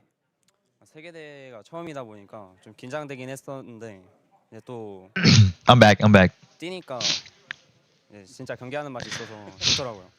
Definitely, when I had to get subbed in, there was a bit of nervousness because this was my first ever global event. But as soon as I got in the game, I did have a lot of fun, and we did get the win. So all worked out. Any last words before we say goodbye to the camera? 자, 마지막으로 하실 말씀 있으시면 한 말씀 부탁드릴게요. 더 열심히 해서 꼭 1등 하겠습니다. I'm gonna try even harder, and we will definitely get the first place. All right, that is it for the interview. Okay. Thank you very much. 감사합니다. Y'all not getting first place. Once we come back out of the loser brackets, y'all done. Thank you so much, Danny. Very exciting to hear from Spin, the newest member of Crazy Raccoon, and what a way to make a statement in his debut match. 3-0 win here for Crazy Raccoon, and I was a little bit curious with Spin coming into the roster, as Spin hasn't really seen that much playtime since joining. And there's a lot of hero overlap in terms of what Spint and Heesang would play. But looked amazing, both on the Genji and the Tracer. And I mean, Hawk was not going easy on him. Like every time. Do you believe anything of what you just said? Yes, I do. So, I mean, to go against Well, that guy IEM literally just fell out instantly. like Hawk and to still Billy thinks so. impressive, and I think it shows that this guy can play on lane. Get that performance jitters out, and didn't seem to be much of that on Route 66. So that's what I was actually just going to say. Does anyone know what the next map Getting is? the performance jitters out now before you go into the arena, right?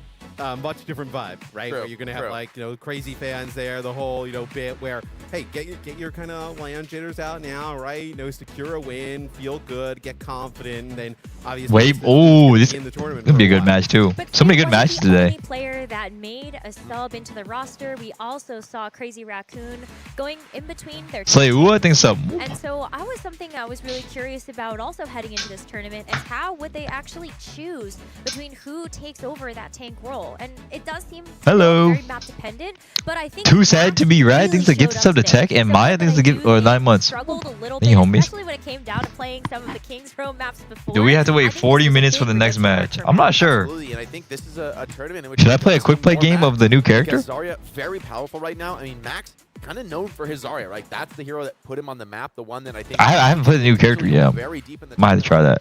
Historically, I think that Let me see. Good luck getting her. Is it hard to get her or something?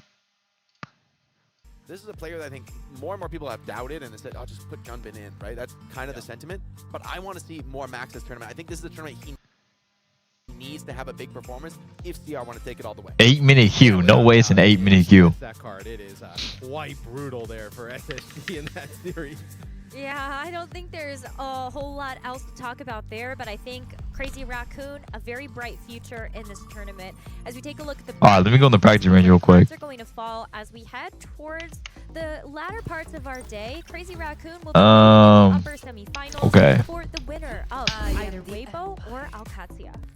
That'll be an interesting one. I mean, honestly, I feel like we are probably cheering for Weibo because that's a matchup that's much more like digestible for them. Okay, let me just see what the character does first. Wait, so the block is like unlimited unless you take damage? Like, is it like a damage meter type thing? Yeah, okay. Wait, okay.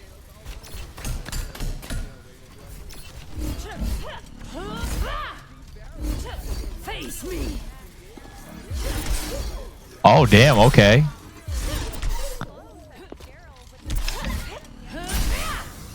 On.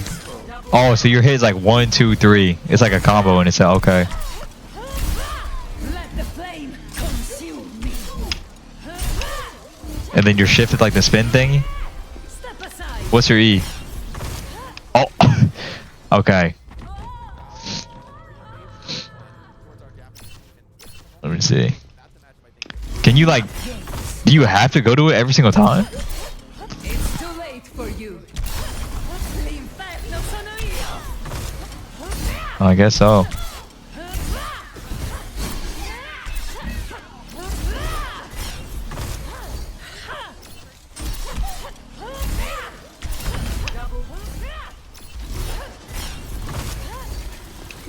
You can jump early? Let me see. I'm trying to do it. I'm not. Oh, I see what you mean. Like. Not good enough.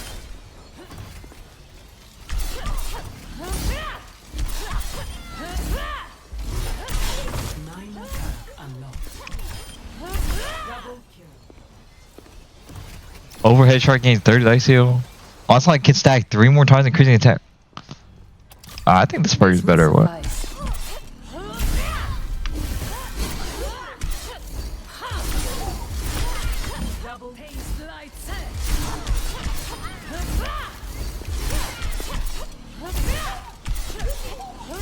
You can E block / shift. What?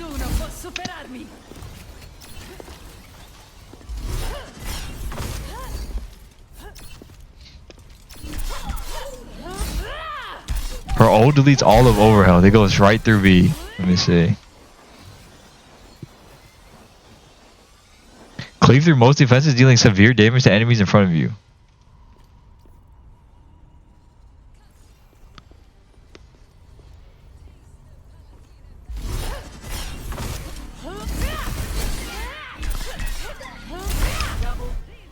Performance. 14-minute queue for DPS. Oh my god.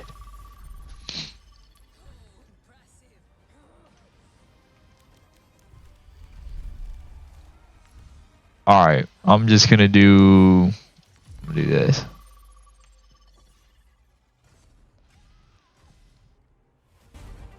And so my reign begins.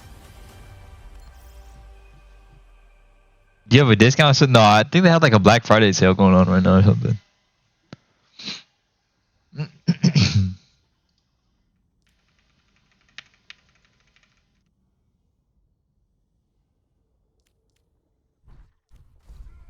The esports rewards. Watch esports and earn in-game.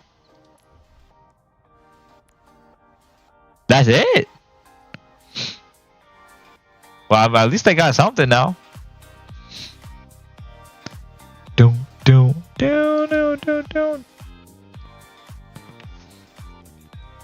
Progression, hero ascended. Wrecking ball ascended. That's what we fucking love to see. Was any map close? Route 66 was decently close.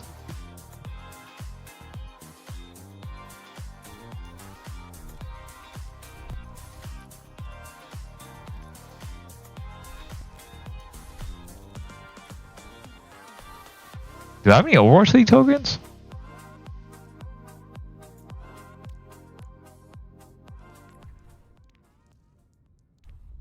The 2025 Overwatch World Finals. Fuck no, I don't got any. pgeheads.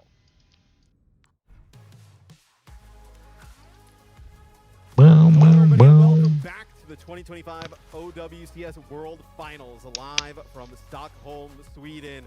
Holy gloomy as shit. But it is heating up in here.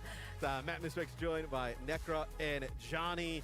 We got another banger match coming up here shortly. Johnny, I gotta get your thoughts though. Crazy Raccoon, me, Necra, Jake, we talked a little bit about it. What's your opinion? That was a showing. You see the new movement tech? No, I haven't seen much about the new character. Just had an absolute field day. Tracer, especially that King's Row. Yeah. So that's a team that is pretty scary. I think going into this tournament, a lot of people were like, oh, Crazy Raccoon, or they gonna have a similar game like Falcons did against Varel yesterday? Maybe Is the character coming out in ranked like anytime soon, or is it the playtest, 100% performance. or is it only like a playtest to like a later season? Schedule, though, to see what other matches we have coming up. Not for a while. It's kind of like Freya, right? Twisted Minds and TM. That'll be Yeah, not to like the new season or whatever. here, Yeah, okay. Versus Falcons. I think that one got a lot more interesting later last night. But our next game upcoming, bros, Weibo going up against Alcatia. Sharingan thinks it's a 7 months. Sweden looks so depressing this time of the year. I hate it here. Dude, I think like coming into this tournament, but really the driving force of EMEA all year. I mean, maybe that's just Europe, because like when I was in the UK, it also looked really depressing as well. Like it was just all gray. Matchups that we've seen already between Alcatia and Twisted Minds, they are so neck and neck. in You got terms naked of Homer in Fortnite? No, I got Cleveland Brown though. that it's hard to say that Alcatia is the second seed. Yeah, I mean, they are so good. And I think probably the biggest question mark, though, here from, is what is China, as a region, in Overwatch What right now? What is China? Because That's because the UK is depressing. I think I was more sad here. Oh, okay. Today, let's talk about Weibo Gaming, though, right? Weibo comes in. We talk about them every event, Johnny. Like, okay, this is the China. It's called Winter Low. Holy chills. I think a lot of people, when this region came back, thought they were going to challenge Crazy Raccoon and Falcons, and it just hasn't happened yet. The China Empire. About Weibo Gaming is that you think back to the mid-season championship and you were like, okay, Giga Banger against Team Falcons. Wait, was Super Rich ever on Spark? Does anyone know? Champions of the tournament. And then they went out to Virtus Pro and groups. what's going on? He was, right? He was, right? Up and down. And as much as some people, they want to label them as like a legacy team, it's a generation that's kind of like passing them by. They're now coming down to their last. What the fuck? They have actually tried to adapt to these. Rise Kumo thinks so. Quickly. Yo, what is Leaf hitting right now? What is that? He's hitting the L7 weenie. It's not like they're living in the past when it comes to these Sojourn compositions with Shy and Lead, trying to set them up at all times. They're trying to adapt to whatever is coming their way. It's just that Alcatia is going to be an incredibly tough test because of their symmetric composition. Not the 6-7 hand. That's not 6-7, dude. It's always been dive. That's what they've looked the best at. But I think you make a great point, Johnny. That first stage 3 in particular, we have seen Weibo really work on those brawl compositions. And if there's any time to pull it out, it's got to be now, right? Yeah, and the game has changed so much, right? We were joking a little bit in the last one, like, if Crazy Raccoon played Weibo, they could like bait them into this Winston kind of dive matchup. Where, like, China versus Korea. Oh, that's King King's hand sign from Valorant? Oh, I see. Let's get back at it. Like, let's put the meta to the side. Every balance patch from 2016 to now in the garbage, and let's just kind of play. But like, you're going to have to play different styles to beat some of these teams. So to see them adapt, Johnny, I mean, that's huge. Yeah, 100%, and I think that's something that they'll have to do against a team like Alcatia, like we spoke about, because I think the Symmetra in general, just broadly about the hero, kind of is like a true test for a lot of these teams that have championship ambitions. Well, then you're gonna have to go. Am I still in queue? You're gonna have to beat teams like. God damn, dude. Twisted Minds, even though we talk about Psycho as a really flexible player, can play the Tracer, the Echo. Twisted Minds will just say like, we're gonna bring out the Symmetra, and if you can't beat it. Holy freaking shit! Like this, Crusader helmet. Should I put on the Crusader helmet?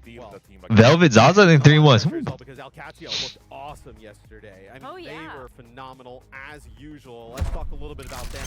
They come in, obviously, the number 2 team from EMEA, but it feels like, bros, they've been... This was the only match yesterday that was a 2-0, and it kind of felt like blowout. Alcatia just pure domination through that series versus EK. A tough opponent. It was very much a tough opponent. Like EK. Dude, they were showing the wrong match. What? On the global stage for every single LAN.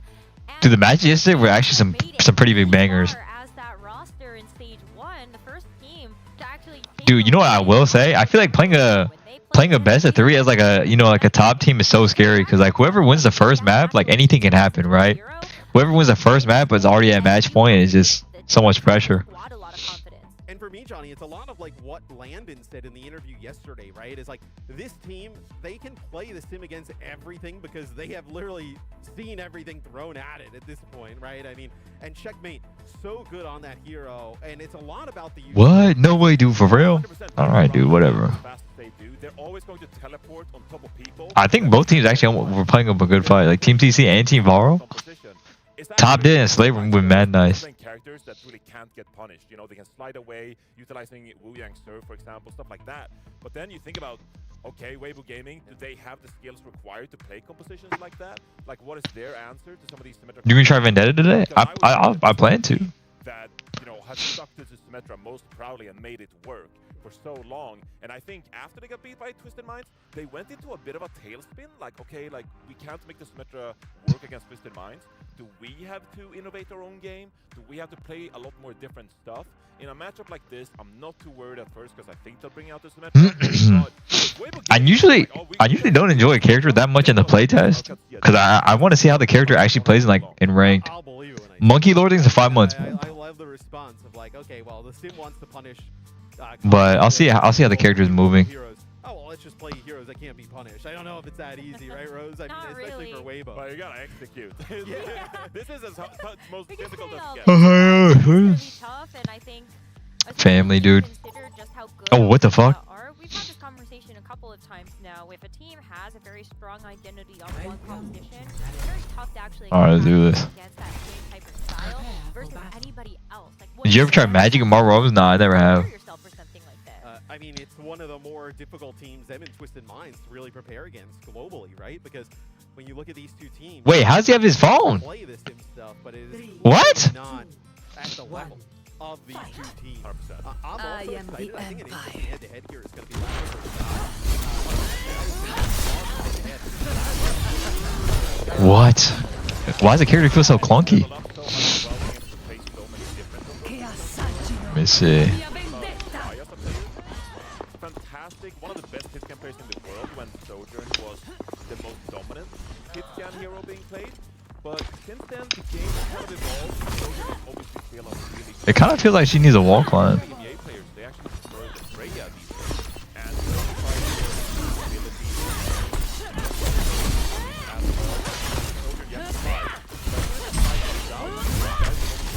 It feels so weird. Oh my god. Now back to the battle. If a Symmetra teleports on top of you, then the Freya has an easier time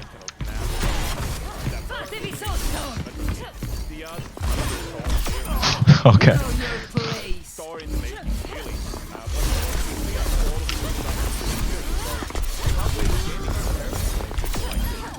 Oh, I see. You really need to hit like the overhead slash. We've seen Ziad play a lot of Diva, some Ramantra, and also Zarya when needed, and he has been one of the, right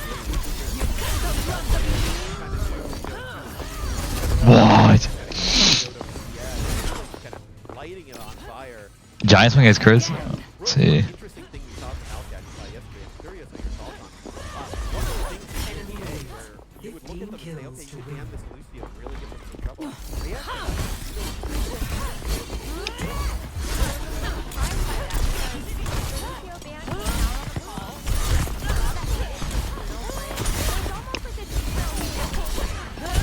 Oh my god, that does mad damage. What?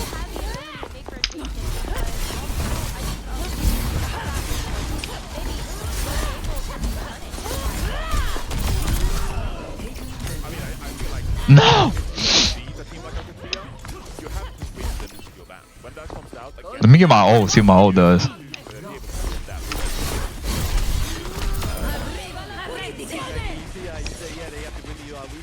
Is there any health packs?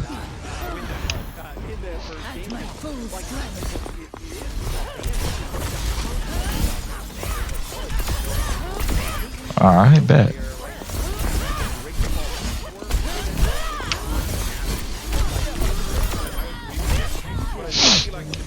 You eat in the sky and then ult. Alright. I'll drag them to ruin.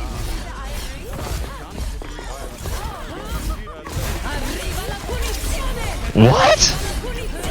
Yo, that did nothing!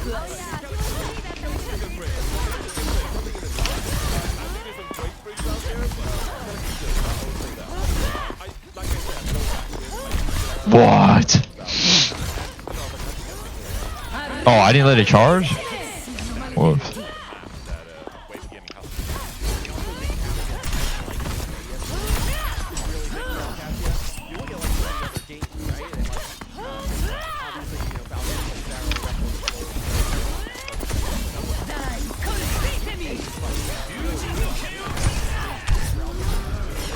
No, I was trying to like... Funny bone in the aim once. When I looked at GK's staging Alright, fuck. around this meta, right, and set up all different angles required to break it apart. But that was just not enough. Like, the execution was there from GK, but on Castillo's just they are perfect. So if you want to see something like Castillo,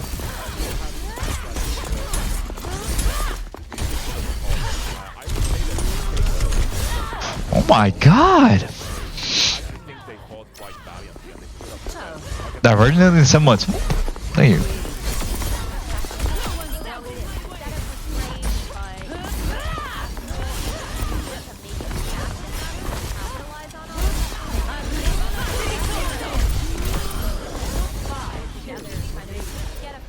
Is there a health pack anywhere? Oh my god. All the great things they can do. I'm excited though to see if Weibo can kind of throw a range. He's business with Metro and Tom. Take it away with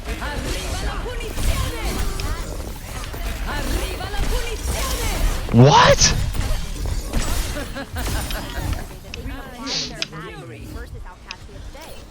Yeah, I think Dude, the whole hitbox is way smaller than I thought. At my full strength.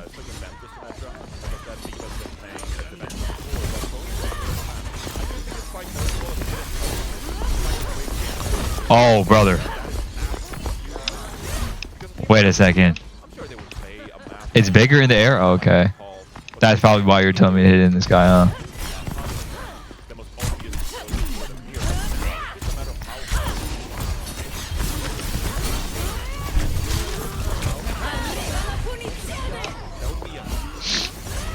but if you can apply that way as well. Oh, you can counter bash with it?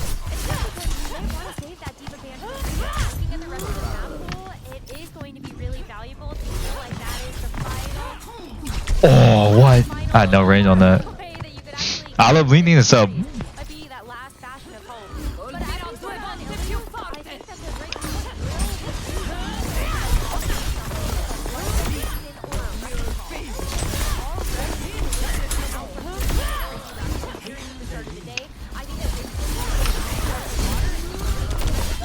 What?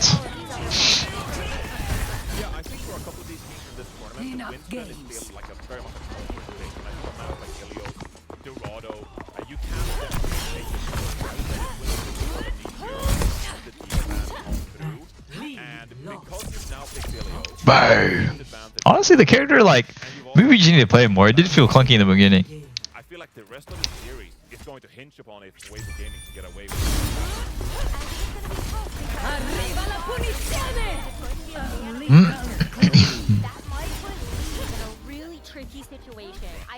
Word to christening this up. Particularly consistent as I've watched OWCS China. Konari OW this up. I think that there are some things Divergent no things 7 months. and we also need to see if Leaf can actually play flexibly when Thank you, homies. Yeah, I mean, this is a former Overwatch team. Do you think the melee is useless? Probably not. I feel like you can probably squeeze in the melee somewhere. Like, especially if you need, like, because like the swings take a little bit of time, don't they?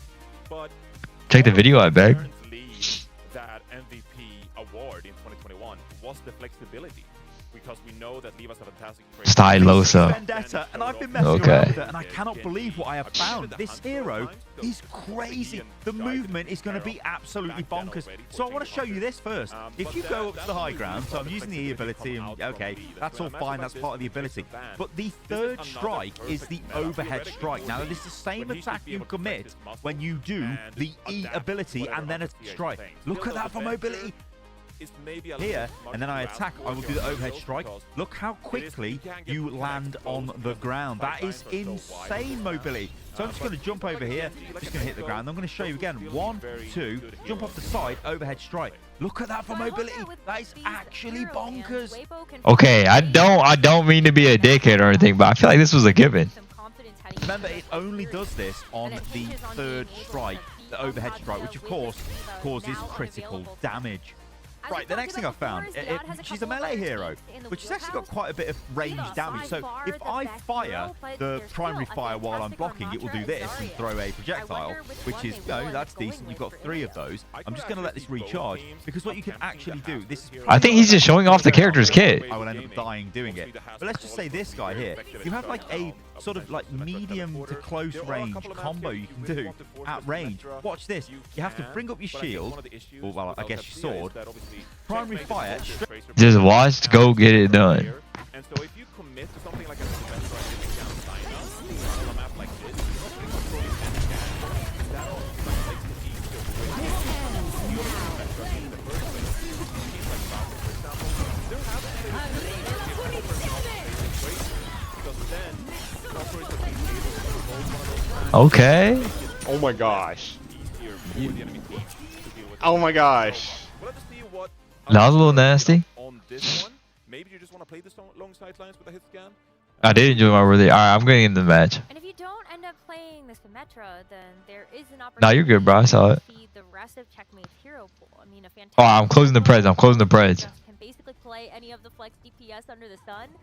And so I think there's a lot of tools. The ult reaches all the way up to the skybox. Oh, so you wanted to kill like a barraging pharaoh or something? You would be able to. These teams in spawn, we are going to see right now Weibo hovering over the Winston for Doucheway, and it is going to be Checkmate on the Echo, and we'll see if Labda actually keeps the Symmetra here or does swap and just use it as a teleporter, and that is the case. Okay, I think Weibo are gonna win this checkpoint. EMEA teams play in the past whenever Tracer does get banned, and it comes back to the mobility of a composition like Echo and Freya. He's very dynamic already as Checkmate gets on top of lead here, but already they're controlling about half of the map or Alcatia. Whoa. The mobility of their damage players. Yeah, Why is there no crowd? I don't think there's a crowd yet. I think. I don't know when the crowd's gonna appear. Now it's gonna be a battle for the lighthouse. Dude, Checkmate is hitting every sticky, but too much feel. Out of the sky, so Leave can have free reign. As Goucheway now pounces on the next target, Lab is going to be the next to fall. And while Alcacia did get control of the point first, members are falling fast enough that Weibo is going to take it back. Yeah, this Ashe is definitely a threat. Shy obviously getting a lot of pressure on top of him. As Goucheway and Leave clean things up here, the backline dead, and Sia jumps off the map, and Weibo Gaming finally back in control of the point here. And if you are Alcacia here, obviously Shy needs to be target number 1. With the Ashe buff, the increased range before the fall of damage. I don't know why Alcacia banned Diva actually. Wait, what the heck? I just realized. Both the Echo and the Freya here. So Alcacia, they stay. Oh, the bands flipped around or something? See them rotate around this left side and try to get a couple of pot shots onto Shy here to force him to perhaps drop down into the light. Taking this high ground control away from Shy is going to be really difficult. I feel like the only person... Monk almost has Curio here. Goucheway is just cycling, trying to build Curio. Lenny's gonna have his soon. I think it's gonna come down to whoever gets Curio Rush first. It's looking like Monk. Lab will kill Shy. Under the lighthouse, Shy was the first to fall. So Alcacia, they're able to at least... Mew is so one-shot. Wait, Zia's off the map. Clean up Weibo. Wait, Goucheway still has Primal. They've laid down and take back the point from there. Yeah, a little bit slow there, and actually Alan is going Wait, to this Kitsune Rush. never count out the king. Really expensive ultimate, but Okay, we might have to count out the king. We might have to count out the king. Stalling there, pops the Primal Rage, but does survive for a quick re-engage by Weibo Gaming coming up here shortly. So Goucheway is going to take control of the. I think the next fight's gonna be a copy engage with a Weeing ult maybe? From Weibo? Coming in here from either Echoes are going to be pivotal. Gonna just give a lot of sustain to the fight, and depending on what they end up choosing. Oh, Goucheway's literally won. Oh my god. To be a bit of a difference maker. Is it going to be the tank or is it going to be a DPS just to give you a little bit more damage? First though, Tidal Blast from Mew. Going to be a quick pick onto Labda and maybe. Holy Leave Echo. Oh my god. The China Empire. Player advantage, and that is a quick team fight. Ew. Yeah, and feels so good as well to just win that fight using the damage ultimates, of course, but also, you know, there were quite a few committed there actually with Wu Yang popping his as well. And so now Alcacia looking like 2021 lead. Literally, that's my MVP. That's literally my MVP. Maybe, you know, a quick duplicate onto the Winston here. You're able to, you know, put some pressure onto the hitscan players. Crucially, because you're playing this star. Matt comes into 23 months. To rotate onto this point and play I thought you were gonna be in person stream it. Nah, I'm not gonna be at. Oh nah, Leave is actually moving too nice. Checkmate actually just got sold by his controls being mixed up. Oh my god. Taking great use of this high ground. ground just to be able to get those shurikens right down on top of Weibo's heads. You even get that duplicated Kitsune rush out to really clean up the fight. Nah, I'm back at home. Just chilling with family. 91%. Yeah, 91% for Weibo Gaming, but OWCS still double support ultimate here. They have the Graviton Surge yet. This is a bit of a dry fight here for Weibo Gaming. So if you could get out both support ultimates here, that would be absolutely huge. But No, I was telling you, you're gonna see a lot more echo in the. What the fuck? And the longer this staging goes on, it's looking like it's gonna be the final fight. No, but you'll definitely see way more echo played this what do you call it? This event. But other than that, OWCS seems to have that economical advantage. Bro, Shy is actually good. He's always good for one. OWCS just double support ulted. If Weibo kite this, it should be a Weibo map. Okay, losing Mew's a little bad there, but oh my god, Gushway's a go. Maybe they're able to do this as Gushway jumps down from the top. Should be a Weibo point. Play on the rush and get another DPS down as Yod is also going to be bullied off the point. Nice kite from OWCS. Have no choice. The king has primal. 99% and regroup for this next fight. Yeah, and Weibo Gaming, they're actually going to push up here. Gushway has the primal rage as well. It's going to be very difficult for the king has primal in the first place, and Weibo Gaming putting the pressure on. Checkmate with the final touch here. But this first round goes towards Weibo Gaming, and this is the start you need when you're committing the Diva ban onto the first map pick. Which is a good sign. No, how tough was getting the name the Primal Blade? And especially being able to play so patient up until the very end was looking a little bit tough. With that final fight, OWCS had 4 ultimates ready to go. But just such good play to make sure that they were able to control that high ground, and then Weibo could strike when Iron was hot. Yeah, it's been quite difficult for a lot of teams in recent history to just play the Lighthouse map if you don't match the verticality from a Winston. No, Shy was going insane that map too, so was leaving Gushway. And when you put some pressure onto the point, you should theoretically Checkmate seemed to be struggling a little bit, but advantage with the Zarya, right? But Weibo Gaming, they work around that. They work the angles instead. And OWCS, they struggle to get across the finish line, and Weibo Gaming go up 1-0. As we look towards Ruins here now, and Weibo Gaming with the Ash Echo we saw from SSG earlier here in the day. A lot of damage in this neutral fight. Let's see how OWCS deals with this poke. OWCS needs to summon AC for the mirror. So it's going to give you some better access They might, dude. Those aerial units. Got leave. You also need to worry about Shy on the high ground, and so maybe labbed it with a quick railgun charge. Dude, I want to see Shy's POV a lot more. Out one of those DPS players. But Oh my god, this is prime leave, man. 2021 leave is back. And Weibo Gaming take first capture. Yeah, and it all boils down to the damage that Weibo Gaming were actually able to put out. Because a couple of members of OWCS, they dropped low in health as they were making a He never left. The goal That. of OWCS, we want to secure the first point cap so that someone from Weibo Gaming has to step up. And when they do, that's where we're going to pounce with the benefit of the Lucio speed. But now in this fight, Weibo Gaming, they are the team that can sit back. Gushway going to abuse the rooftops here with the mobility from the Winston. But theoretically, they can just keep falling back here and spend valuable resources as they approach the point. I mean, look at how much damage Shy has been able to do with the dynamites alone. The damage over time has been made it easier for Weibo Gaming to actually secure picks onto OWCS.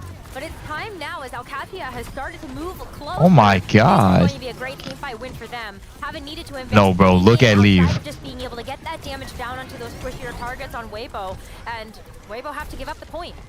Yeah, actually quite surprised here how easy it was for OWCS to walk up. You saw Weibo Gaming I think this next fight is going to be really hard for Weibo. They don't really have any, like... If we give up the point cap, it's going to take so much time for us to really set up the next engagement. They have much answer to this Curio. So, going into this next fight instead, Weibo Gaming... We look for a copy play with a Gushway Primal. I think they're going to take it slow. Landon might look for an early Kitsune rush here if available.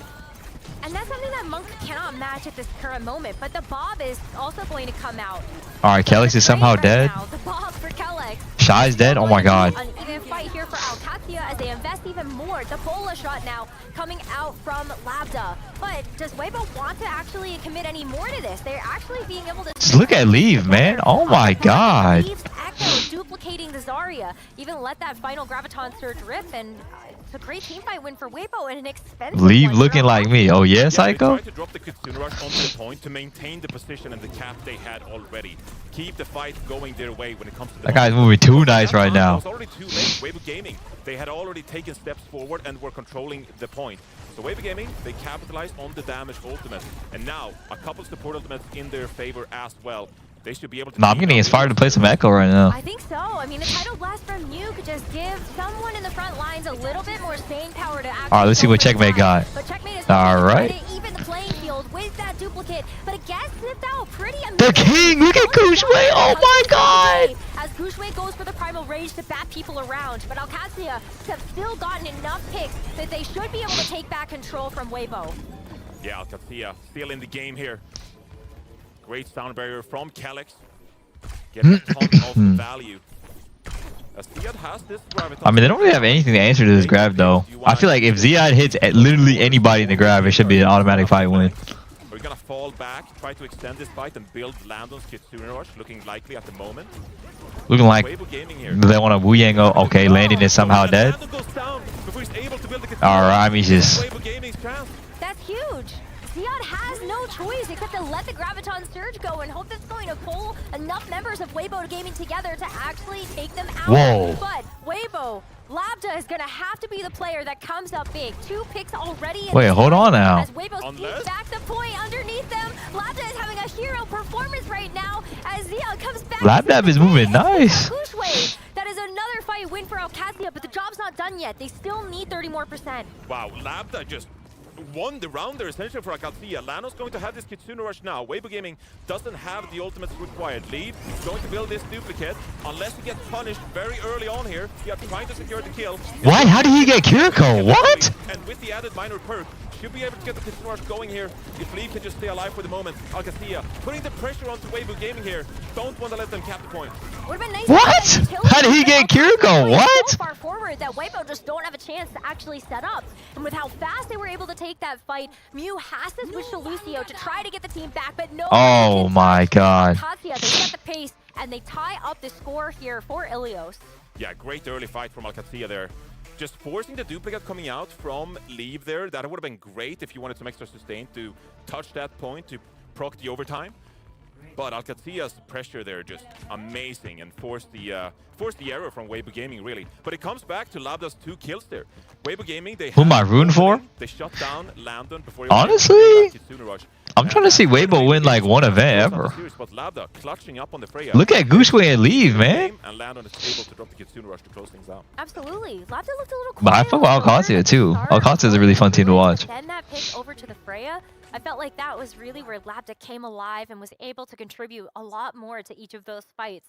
And so as we enter into, well, our final round on Ilios, it all comes down to this. Weibo sticking to their guns with this Winston, Ashe, and Echo, and Alcazia, they're going to have Labda start off on the Freya for this round. Yeah, and actually, the sidelines are going to be slightly shorter for Shy here. Because Alcazia are playing the Freya and the Echo, they should have free picking. Nah, you can't copy through bubble. And going to secure a couple of these outside lanes.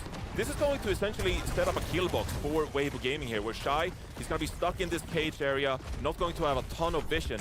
And you can see Alcazia, they're setting up for a bit of a dive here, trying to find an opening to punish this more static composition of Weibo. It's going to be tough for Gushway to actually help control that territory. Oh my god. Labda's got zapped. Mew's dead.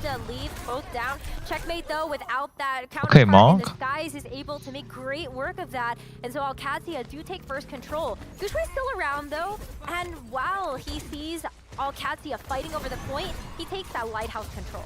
Yeah, this is so difficult because of the Tracer ban from Alcazia. You're kind of forced to stick to this Echo for the minute. But you're not really able to clear out these lanes as efficiently for your Ashe. And that means that Alcazia, they're going to control so much of the map. If you're Weibo Gaming, how do you get in a position to get value from the Wu Yang poke, the Ashe poke? It's so hard to step up here. I think you just have to pick a target or pick a corner and say, Oh my god, bro. Both Echoes are just dead instantly. Even 4v4, here as this fight continues to extend in favor of OWCS. The longer that you let this Zarya have time to actually build up charge, and the closer you can get to those members of Weibo, it could be something that the Zarya just absolutely steamrolls over. But for now, it's going to be a fight once again over the lighthouse as the bullet shot comes out. Oh my god. Members of Weibo do get bullied off of that high ground, but here's where the Kitsune rush can Both rushes come out. Kellex is dead. Oh, that bomb is so good from Shy. Now it's really about bullying this Zarya in the front lines before she can actually get that Graviton Surge to land. And so Weibo, that's enough. They are going to take back control. Yeah, a lot of ultimates coming in from either team. They're trying to maintain position on the point. But I think you're seeing how difficult it is for Weibo Gaming to deal with the Zarya. Just able to stay alive on the point for so long. I'm not sure what Weibo's gonna do whenever Kellex gets beat. Obviously, a lot of invested ultimates from either team. But as Kellex Or when Ziad grabs somebody. they should be able to sweep over Weibo and do a bit of a coordinated. Probably go for a quick Wu-Yang play here. How is Checkmate gap this hard? Oh my god! And this is going to build a lot of valuable percentage for Weibo. Where's his bubble? Behind at the start of this round. Yeah, and I wonder if that means that Ziad is just going to hold on to the Graviton Surge. You can already see that OWCS are trying to just take a step back, waiting for him to come back online. Absolutely, as Gushue poking here in the front lines. Ziad grab gets only Gushue. That's not ideal. Oh my god, Mew Rujaxed! Alive. Mew goes down to Labda here, so an opening for OWCS if they want it. Soundbarrier could be used. Checkmate going for a copy play. Kill Shy. Checkmate, another pick onto Shy here. This should be OWCS in full control here. Weibo's going to try to stall this out. Primal Rage popped from Gushue as well as Monk goes down. Graviton Surge from Leave in the duplicate. Finds a pick, they do. Oh my god, Leave. But Weibo Gaming look like they're in Oh my god, Gushue. The Primal Blade in full force. He's going up so big! So big, in fact, that Checkmate is going to help to dish back out a new one with the duplicate from the Echo onto that Winston as Gushue baits him away to be able Is Gushue crazy? What? Oh, no way, he got on B and lived. What? But Gushue, unfortunately, just doesn't have the sustain to deal with the rest of the members of OWCS. So they do get away with 85%.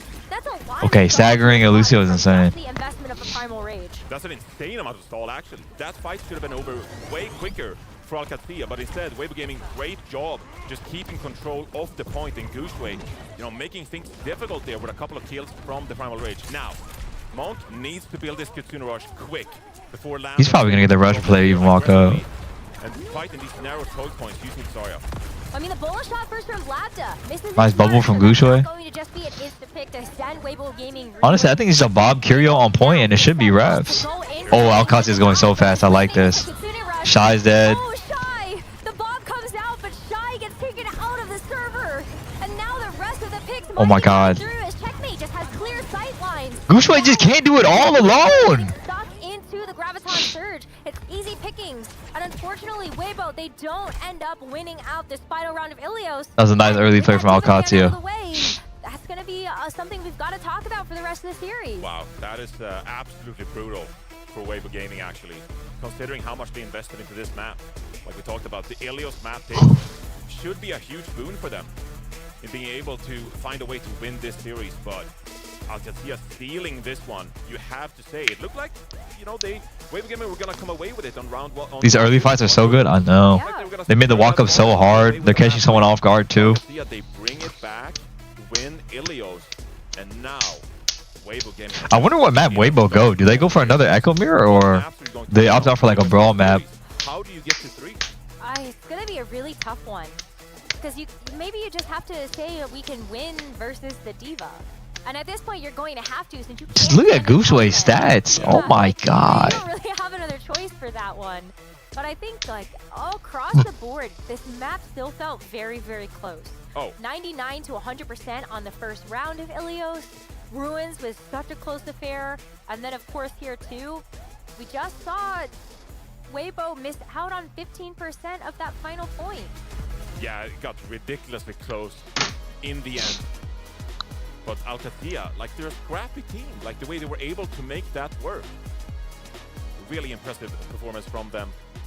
And I'm thinking about Weibo Gaming, like, where do you take them now? It has to be something like a Dorado pick, a map we haven't yet. Because you just gotta keep playing these wins. Dude, I feel so tired today. Yeah, but the Diva is so good on that map as well. So it's just really tough. Maybe we have to see this Weibo roster start to show us their brawl. Do 10 push-ups. No, I think I just need to go to sleep after these matches. This meta has really demanded it. And even though we kind of look at Weibo and we see, oh yeah, well definitely. Aren't you supposed to be there like IRO? No, I think they messed up their graphic. And make it work for them to have more longevity in this tournament. I think the problem is if you opt into the brawl, like you're kind of accepting the Symmetra. Like fair enough, you have a Symmetra ban in hand. So if you really wanted to go with I did wake up at 6. ban out the Symmetra, sure, we can do that. Maybe you force the Yad over to the Zarya or even the Ramatra if need be. So sure, that could be a way you could find a map win in this series if you are Weibo Gaming.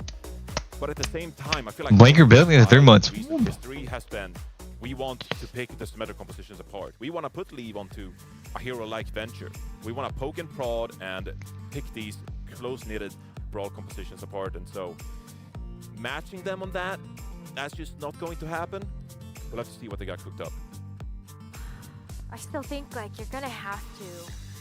But maybe this is another one of those matchups you look at and you go, well, we know that OWCS is gonna play this, so Just woke up. How's it going? try to throw everything. I mean, okay, the first match was a little one-sided, but I mean, I'm pretty excited for the match today. Hopefully, they get a little bit more interesting and not a whole stomp. Other Korean teams that also have very strong brawls. Shambali, all right. Falcons is the first one that comes to mind. And we're gonna go to Shambali Monastery as our next map in this series. Yeah, so this is really interesting actually because I think You staying up for Team Liquid match? I'll probably. How many matches are there today? 3? Only 3, right? Map for a team like Weibo Gaming because it caters to a lot of these brawl. 4? What's the last match? Does anyone know the last match? They did a fantastic job dealing with GK on this map yesterday when they played the Symmetra composition. Oh, Liquid vs Falcons. I see. Okay, can we beat? How do you get over underperformance while streaming? Whenever I used to stream calm to my friends, I always started selling perform way worse. That could be a path to victory here. Leave probably pretty comfortable in this map as well. You can't play Venture. Echo on defense because there is some accessible high ground and some verticality if wanted. So there's definitely a path for Weibo Gaming to win this map, but that has to start with the confidence of finding a way to deal with this Metro. Just be confident in your own gameplay, dude. Maybe just banning it out. Get it out of the way, then that at least like you don't have to deal with. I know it does because you still probably have to deal with Ramatra. Play more, get used to it more. I don't know. You go, we could just ban it now. You're playing Shambali Monastery. You probably want to put Bushui on the Ramatra, so you might have to deal with another ban that's very disadvantageous to your team, like the Tracer ban in Map 1. Yeah, Alcatia, because they've Losing with a Diva ban, Ilios pack it up Weibo fans. I think Alcatia actually banned Diva. But it just so strong. Like they just win series. So like if you're really good at I don't know. Like why would you play anything else? But I think we saw them earlier on in the year that they actually did experiment with a lot of different compositions. I mean, if you want to get comfortable with anything, I feel like you just want to spam it more. Like, if you want to get better at the game, play more. If you want to get more confident doing something, do that more. Oh, it was Weibo they switched up? Oh, I see. Have the flexibility required to play a lot of different stuff if need be. It just hasn't been the case for, I'd say, the past 6 months that they really have to play anything besides this Metro. Yeah, I'd love to know if that's something that they've been working on in scrims or in their boot camp leading up to the OWCS World Finals. Because there's going to be teams that have played against it enough. Like, you got to imagine Crazy Raccoon and Team Falcons. They've studied the VODs, they've gone to the books, and they said, okay, we're going to play our Twisted Minds at some point, and we're going to have to beat them. We can't let the mid-season championship happen again. Yeah, I mean, a team like Falcons, the way they dominated Alcacia in a 4-0, it was just ridiculously stunning, right? And so I feel like they are probably really comfortable against Sleeping in the 4 months. Like that. But like I talked about on the desk, it's a bit of a trial test. Like, okay, because River Virtus Pro in Stage 3, they couldn't deal with the Symmetra. And so, you know, a team like Twisted Minds, they're just like, okay, well, you're not able to beat the Symmetra compositions, and so we're just going to play it against you.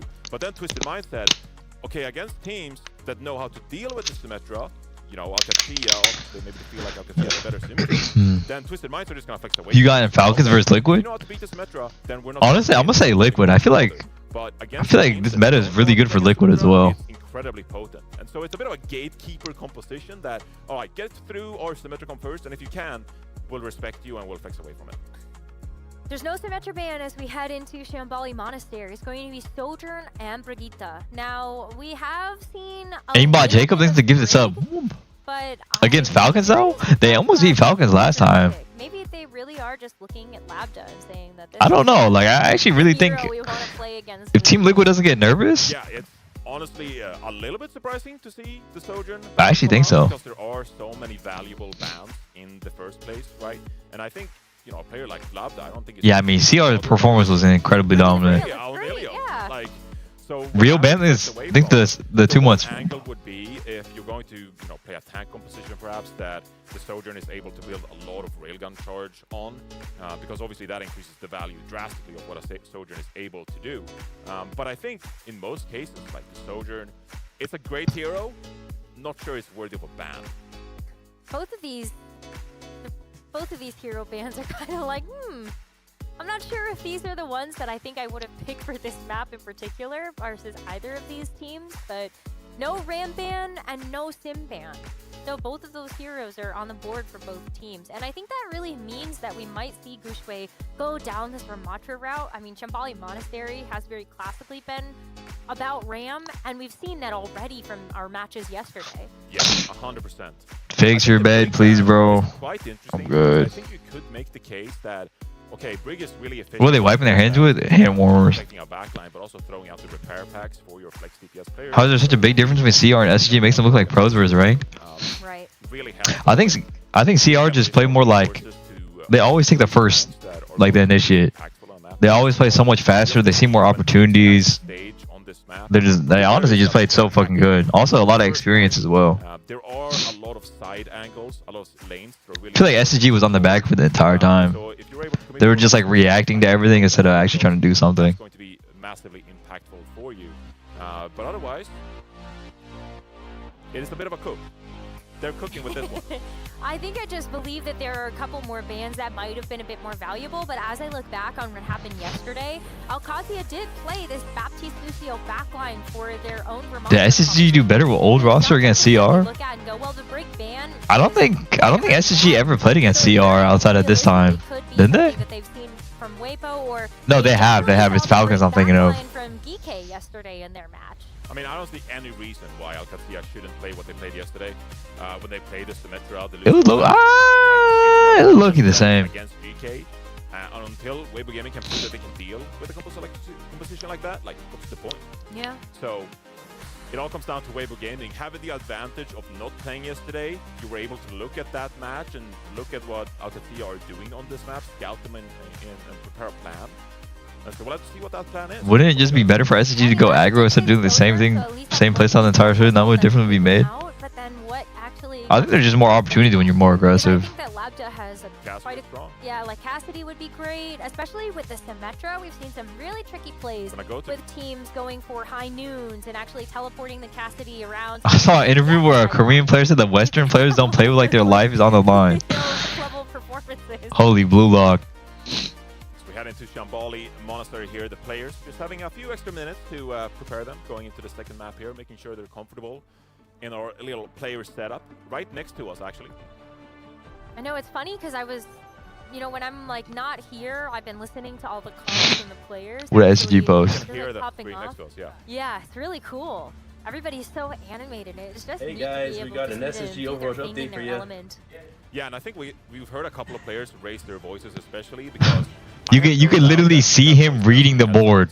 Hey guys, we got an SSG Overwatch update for you. You know, advantage comes from listening. What is wrong with this guy, man? But if you make yourself really loud, if you scream when you win fights, that is going to penetrate any noise cancelling you have. And that is a bit of a mental factor we see in a lot of other esports that we don't get the chance to abuse that much in Overwatch. But it's definitely a factor, the fact that these teams are able to look at them as they're playing the match. Right, like it's I'm closing Preds, I'm closing Preds. The fact that you can sit across from your opponent and actually see them maybe pumping their fist on top of their monitor, that could definitely do something to your confidence level. So, as we enter into map number 2, Weibo Gaming are on the attack, and they're going to stick to something that they've already tested. Except this time around, it's not GuXue on the Winston, it's going to be the Zarya. It'd be a bit of a better matchup into this Beyond Diva. Yeah, 100%, and there's no real threat to you here either. Of course, you gotta take great care here if you are GuXue, because as soon as you pop your bubble cycle and you lose both of those Zarya bubbles, that is a huge opportunity for Alcatia to punish you. You see them pushing the card up here. Here comes the teleporter from Alcatia as we go for a bit of a rotation here. Weibo Gaming, you can already see how Monk and Leave actually, they're setting up this wide angle and trying to just make it difficult for Alcatia to walk up. Dude, these Alcatia TPs are just so insane. Like anytime anyone goes on an off angle, they just take the TP back and just mark the off angle. Literally just insta-kill Chai. You can actually try to deal with Labda. Playing this D.Va is going to help enable this Cassidy a lot, just to be able to have that pocket. But Yeah, I'll be honest, they make Sim look broken. Just look at this, man. 3 in a row right now against Weibo, so that's going to be a great defense for Alcatia to kick things off. I mean, they're literally just TPing onto the back line, and then they just keep walking. Like, they're playing goats with Symmetra D.Va. Okay, Sim is broken to be fair, but... And then they're just like a wrecking ball coming through the map.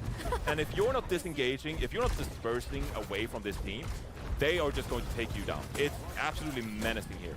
So Weibo Gaming, as they set up with this, now the Freya, you can see, trying to dodge the wrecking ball. Oh my god, just look at this, man. With the Kitsune Rush from Landon. Just look at this. I mean, Shai just tries to take to the skies and run and fly as fast as possible away from this D.Va, but she's just so tanky. She also can strike really hard.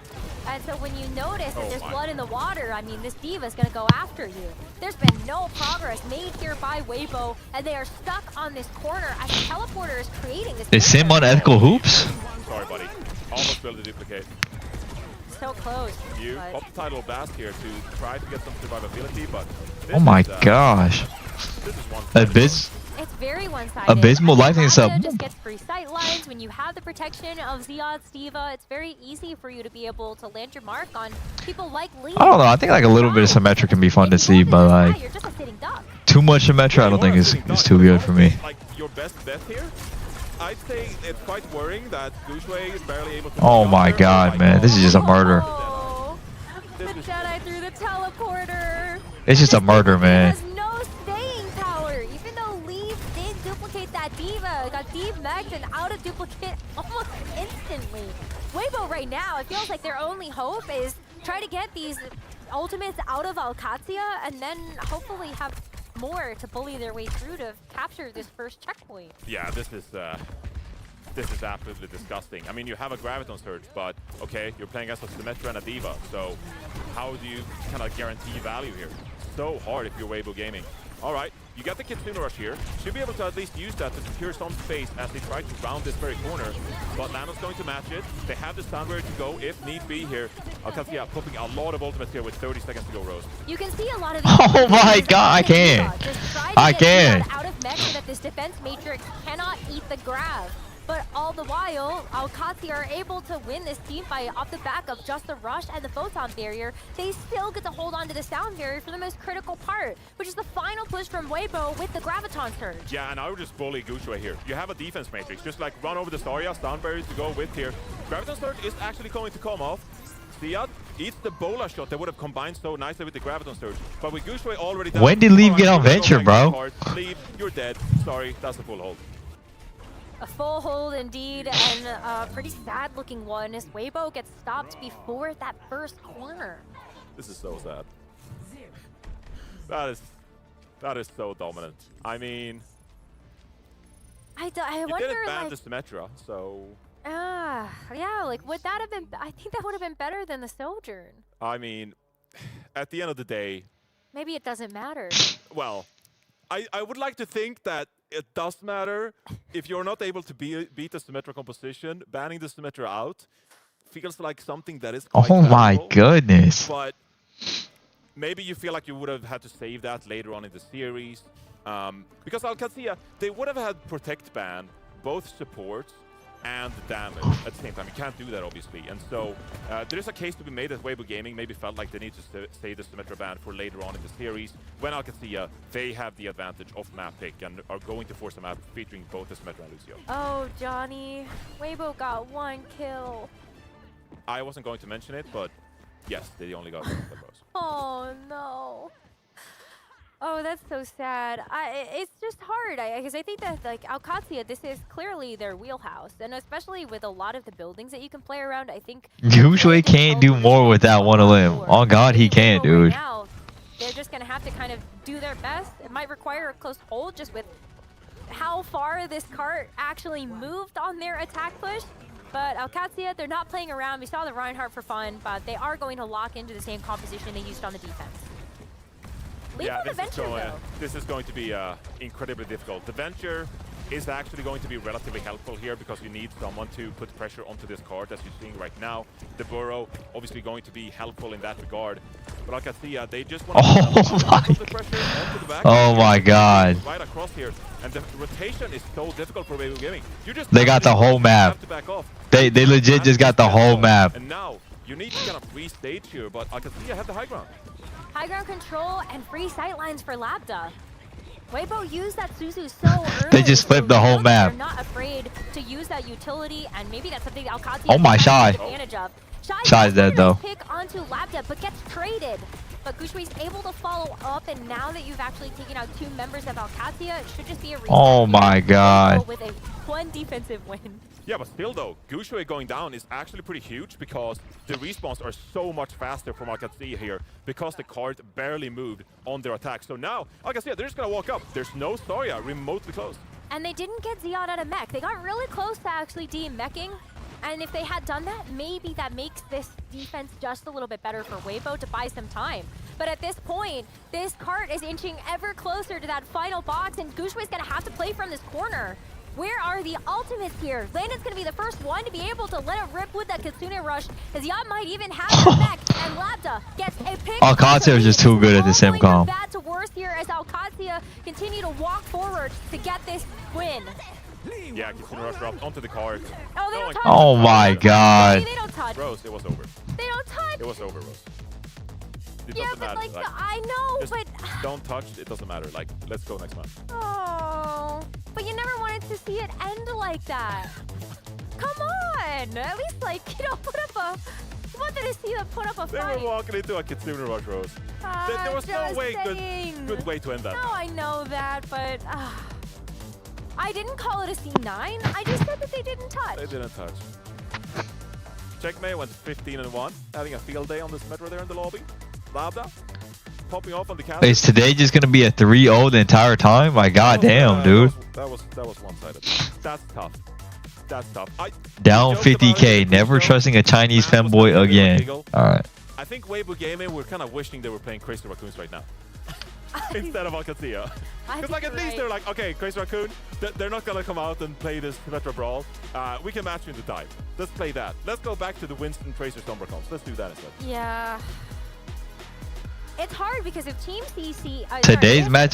Dude, I thought they were going to be insane bangers. They're going to be playing Team CC in the lower bracket. Oh, that would be a lot of fun, actually. It would end up being a fun match to watch, but that's also a matchup that we've seen play out already since both teams are from the CN region. Yeah, and they play each other really closely, actually. We were pretty impressed by Team CC. And as we're heading into map 3 here, we're kind of already talking about the Weibo Gaming's lower bracket match, which I think only speaks to the performance we've seen out of AQ so far. It's been quite dominant. Now, you need to reverse sweep this.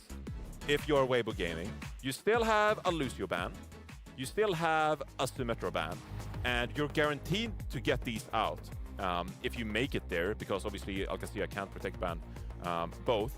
So I'm not. Weibo is so awful. No, I do remember Lennon saying that. Maybe you want Should I make some coffee? Junk City, and go to a map like Suravasa instead. There are no good choices here. But I think you're right. Because I think it's like it's just a multiple pronged problem. You can pick the map and you can get a ban correct, but there are ways that OWCS have clearly dealt with these targeted bans towards their comps. You didn't get the hog skin? What are the requirements to get the hog skin? Think about like the Lucio. Is it gifting one sub? Lucio, okay, then they play Symmetra Juno. Is it gifting a sub or subbing? Preferable. I would still take it over the Lucio. Yeah, maybe, but I still think that it's gonna be a hard match. Oh, 2 gifts? I see. You don't just solve the problem by picking the map and getting one ban right. It's like you've got to ban 2 things, and you just don't have that. What is the hog skin? Can I see it? Where is it? It stems to the fact that OWCS were able to win Ilios. I talked about it when the first map came around, that it almost was a bit of a must-win map for Weibo Gaming to go up 1-0 in this series. And now they're very quickly... Give subs 35% off? Indeed. Wait, what's going on right now? the outcome hinged upon that Ilios, and now you're picking Blizzard World instead with very wide map, so you're able to put Leave on. Just got my Swedish meatballs ready. Thanks for the job. No problem. Flanking game instead, set up against the Symmetra comp quite efficiently. But still, it's gotta be one map at a time here, Rose. If you gotta win 3 in a row, that's really difficult. Maybe you can go back to Winston. Maybe Winston. Damn, bro, this guy's skin is glowing. Just think Shy back on to the Ash. verticality. It's I swear every event, Shy got a new pair of glasses. The Diva is actually like so potent, and I don't think Winston is able I'm to having a great day, bro. Thank you, crazy guy. It just doesn't have any staying power on that hero, and it's not like staging the dive is going to be really good anyway, because Alcatia, they play so well together. They're reliant on these Batiste heals, the Lucio, you know, amp heals. So Was that the fastest game in the world so far? No, there was a 5-minute SSG game. Jumping into a brawl composition like that. Every time we get shot, I think at SGA. Backline in this case, you know, then it would be Isn't it like Shay though? It is just not Alcatia style, because Kelix loves to play more of the Lucio on the break. What's everyone Maybe laughing that's at? where you ban The Lucio? one. Yeah, ban Lucio. Any time like Preston. Maybe play Hazard though. You know, Gushway, bring out the Hazard. This would be the time. Play the Hazard against the Symmetra. Just try. Just try, indeed. You gotta try something. They look a little bit defeated right Winston now. And ban too, as that comes in, as Weibo do ban the Boom, Symmetra. boom. So maybe that is why. Are Alcatia the villains of OWCS? I don't even think so. Tanks that you would have loved Gushway to be able to play in a map like this. I think Not Alcatia and TM kind of play the exact same. Checkmate though has been having a major day. I think Honestly, I think I see Twisted Minds winning this event the Shambali map, if Yep. I'm not Right. mistaken. before SSG. As a lobby high for you right there. Just peeping across the map here, and I think that Checkmate has evolved into one of the best Symmetra players in the world. So we cannot forget the fact that this guy started off his career playing Reinhardt for Florida Mayhem, and later on. Okay, Weibo has banned Symmetra, but Alcatia banned Winston. He is really the jack of all trades. Doesn't Weibo have another tank? Wasn't it Ligue? Just so happens that he's been able to play the Symmetra at such a high level now. And he was a huge reason for this Alcatia squad getting together at the start of the season. It was Checkmate talking Oh, to he London, left? and they Oh. said, let's build a team. And with Alcatia being able to give them the resources to do that, it's why they've been able to create this super team that has put up some numbers in EMEA. Yeah, it's been really impressive how Junkbuck has been able to put this team together and coach them up. He talked in an interview with Overwatch TV, of course, about how this team has kind of just adapted Junkbuck's style at this point. They played together for so long. They're really in sync with the vision that Junkbuck has for this team. Gio, Novathing's 9 months. Perform at such a Close the votes? high level. Hasn't even Now, started it's yet. a little bit disappointing for them, because they obviously feel like they've been conquered by Twisted Minds as of recent. Now they kind of have to figure out a new style, but going into this tournament, they became a little bit more strict. Katie knows 2 things in 6 months. And are taking things way more seriously, because they were Gucci about a carry? They started to coast a little Let's bit, see it, dude. is what they said in this interview. So now in this matchup, I think this is a team that is ridiculously locked in and are taking things extremely serious. This is the most important event of the year, and they felt like they had to step up the seriousness a little bit. Right. This is the time to do it. You want to be the winner at the end of the day. And if this is going to be the tournament, it feels like, as we continue to say, the gap is closing, and maybe this is the time for a team to take out the Koreans and actually win it all at the very end. Blizzard World, the third map in our series between Weibo Gaming and Alcatia, where Alcatia have won 2 maps. So one more win, they will win the series and move forward to be able to play versus Crazy Raccoon. This is where we need to see some great signs out of Weibo Gaming. Lame ass game so far. Yeah, every match has just been a 3-0. After a group stage loss at the mid-season championship, and we have such high expectations for this team. Popcorn OW in 7 months. Happy Thanksgiving, everybody. Legends on this roster, Shivan and Try and Leave, one of the most potent damage duos of all time. But they've kind of struggled in recent history to showcase their abilities and play to the highest of their potential. This is where you need them to start taking over, leaving a mark on this series. I already like the looks that we've seen so far. Now that the Tracer has been fully unlocked here for Leave, we didn't have access to it in our first map of the series. I hope that this is something where we can get a lot of confidence from Weibo. Now on the defense first, though, will be OWCS, and they're going to come out with the thing that's been working. No Symmetra since his banned out. No, I'm excited to see Twisted Minds play. I need to see Quartz. No, 100%. He's an extremely good tracer. Now, there's a lot of superstar tracer players in this tournament. You know, Lit, Sugar-Free, Proper, Keysang, like they're all fantastic tracer players.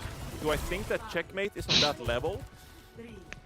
That's incredibly difficult to say, but I don't want to downplay. I think Checkmate's good. Downplay how good Checkmate How the fuck do you wake up? I slept mad earlier, so I slept by like 10. These gotta respect Checkmate. Yes, you banned out the Symmetra, you took away OWCS's favorite composition, but this is still a map where OWCS, if you don't respect them, they could full hold you. I mean, this is still tough because you have to play Zarya now into a highly mobile composition, and I just wonder how that's going to work. Weibo, they do decide to at least then leave on a mission throughout the right-hand side, and that's going to leave Gushue to try to take up the helm through the mid lane. But as you see Ziad with the boosters just able to kind of kite away from all of that damage, going to be slow going here as you wait for the Lucio to be able to amp it up and help you get into the fight. Landon is backed up, so stepped away from a pretty critical dynamite, so he's not going to take a whole lot of damage. But it's still this fight at a standstill until Mew falls. Okay, leave. Is also taken out by Levo, who's been able to scurry into the back lines, and that's going to be a tick of Bro, I feel like Shy is just dying so much. Very first point. The cards are still falling the way of OWCS though, and they're only going to get away with 33%. Yeah, and they're actually able to set up the angles quite nicely there. Weibo Gaming obviously playing a bit more static composition with the Ashe and the Zarya. They were a little bit clumped up, and then the rotation come through from Labda, who then, with a railgun shot, opened. I'm not sure how Soldier's gonna be. OWCS. Now, Shy is Ashe good here? No, I don't think Ashe is that good. I think Ashe is really hard to their comp. Mobile damage duo, but that's not going to matter if you get headshot in the face. No, Labda already going to win in that counterpart duel, and this is a great time for Ziad to go in even deeper. No way. Labda with another pick on the Gushue. I mean, this is where you see the confidence building for OWCS. They know they don't even just have to play just on the high ground by the statue. They can go more far forward knowing that it's going to take time for Weibo to get set back up. Yeah, it's almost like they have a couple of engaged scenarios here, because they could, in this choke, you know, we can use the defensive matrix, we can try to poke and prod and find an opening pick here early, but if that doesn't work, we're happy to fall back. You can see there's Ziad already going in, Landon. Has to get soon. Wait, I didn't close the votes? What? Maintain the positioning right here. Looks like they're going to fall back. Oh my god. They see, and so now you can go back towards the point here. You have support ultimate in hand. You just have to pick a moment here where you set up the tracer for the dive. Might be double support ultimates though, but the overclock from Labda first. The Monk going to throw down the Katsina Rush, and that's going to push OWCS back. Labda doesn't get much out of that overclock. Am I on the wrong stream? I am. Oh my god, I'm just... They're able to make their way onto the point. It's out of it, dude. From Landon, gets great sightlines onto the better be from Kellex. Ew. Wait, who said Checkmate wasn't a superstar on Tracer? He's like that. Big winners in this team fight. Yeah, that's what I talked about. Forcing Monk to use the Kitsune Rush early meant that OWCS were happy to just fall back into the point. Double huge commit by Gushue, popping that Graviton Surge. Felt like he could use the fight, use the ultimate to win the fight. But now, dying late and Weibo Gaming, committing so many big ultimates with just a minute to go. No one has ever said that. Bro, the caster literally just said that. I think it will be. I mean, if Labda can continue to put up the pressure with just those continuous first picks, Checkmate as well, sitting all the way up front, would just be able to get some big damage. Maybe another pulse bomb in this fight. Yeah, you are aware that Shy is coming up on this overclock. Taking a lot of damage early here. You can't get... Yeah, these matches have been brutal so far. Seconds to go.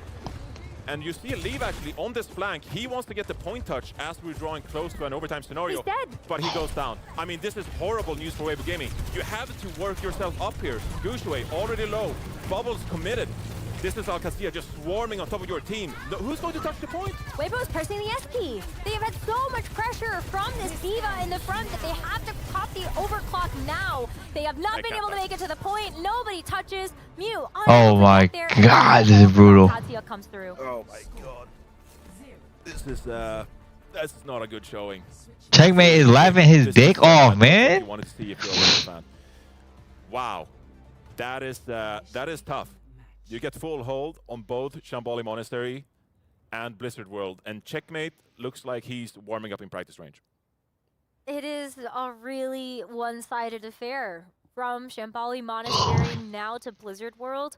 We have seen teams be able to take fuller holds on Blizzard World, but just based on how this Alcatraz Kushway with the ultimate champ tag. There's a bastion of hope there for the defense of Weibo. Checkmate went 10-0 on the Tracer. Oh, He's just chilling.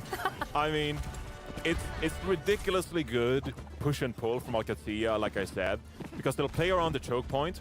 Just like, okay, well, like, can we find an opportunity here? Can we combine a railgun shot from Labda with Checkmate blinking in and finding an early pick? No, okay, well, we're just gonna fall back into the point, try to do it again. Leave is not able to establish any kind of dominance in the Tracer matchup whatsoever. And because of that, Alcatraz, they just have the positional advantage and able to rotate and find the picks required to not enable Weibo Gaming to get any kind of momentum whatsoever. Dude, I'm wearing the SG jersey. I wanted to see this a long time ago in the series, even on Shambali. I don't know. I heard rumors of like Shy and Lee wanting to go to Valorant, like retiring from Overwatch and going Valorant, but I don't know if they're still doing that. Weibo, I mean, is this gonna be enough to actually dig their heels into the sand and stop this onslaught? Alcatraz are moving so fast, be able to go take the underground on the left-hand side as Weibo have set up on like the Duskwood. So the good thing about playing the Almatra is if you can only let the enemy team have 56% of the No, I thought Shy and Lee were playing really good on the first map, but I think these two masters, they've been getting shut down like crazy. And this is going to mean that Weibo Gaming will have to fall back. This is going to allow Alcatraz to step up quite freely here. Just on poke initially here.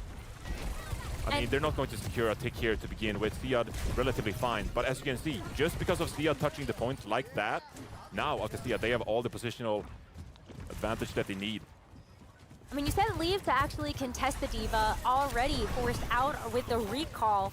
And now that you're going to take this fight behind the point, you've got the Wooyoung sliding away because that it cannot be the first player to fall. If Mew goes down, the healing is going to be really limited on this. Okay, Gushway. So Gushway able to open things up. Picks onto Labda and I've seen enough. That's a great Weibo reverse sweep. You have 2 minutes and 45 seconds you still got to get through. Yeah, there was a nice rotation away from Alcatraz and a quick re-engage by Gushue with the Nemesis form, punching away, securing a couple of picks. So that's a good first fight win there. It took a lot of time for Alcatraz to stage in that fight and get ready to commit in the first place. Checkmate already on this big flank though. So if Alcatraz, they find a good railgun shot here, that's going to spell trouble. I mean, that's going to be Checkmate coming back to the point just to keep up the pressure.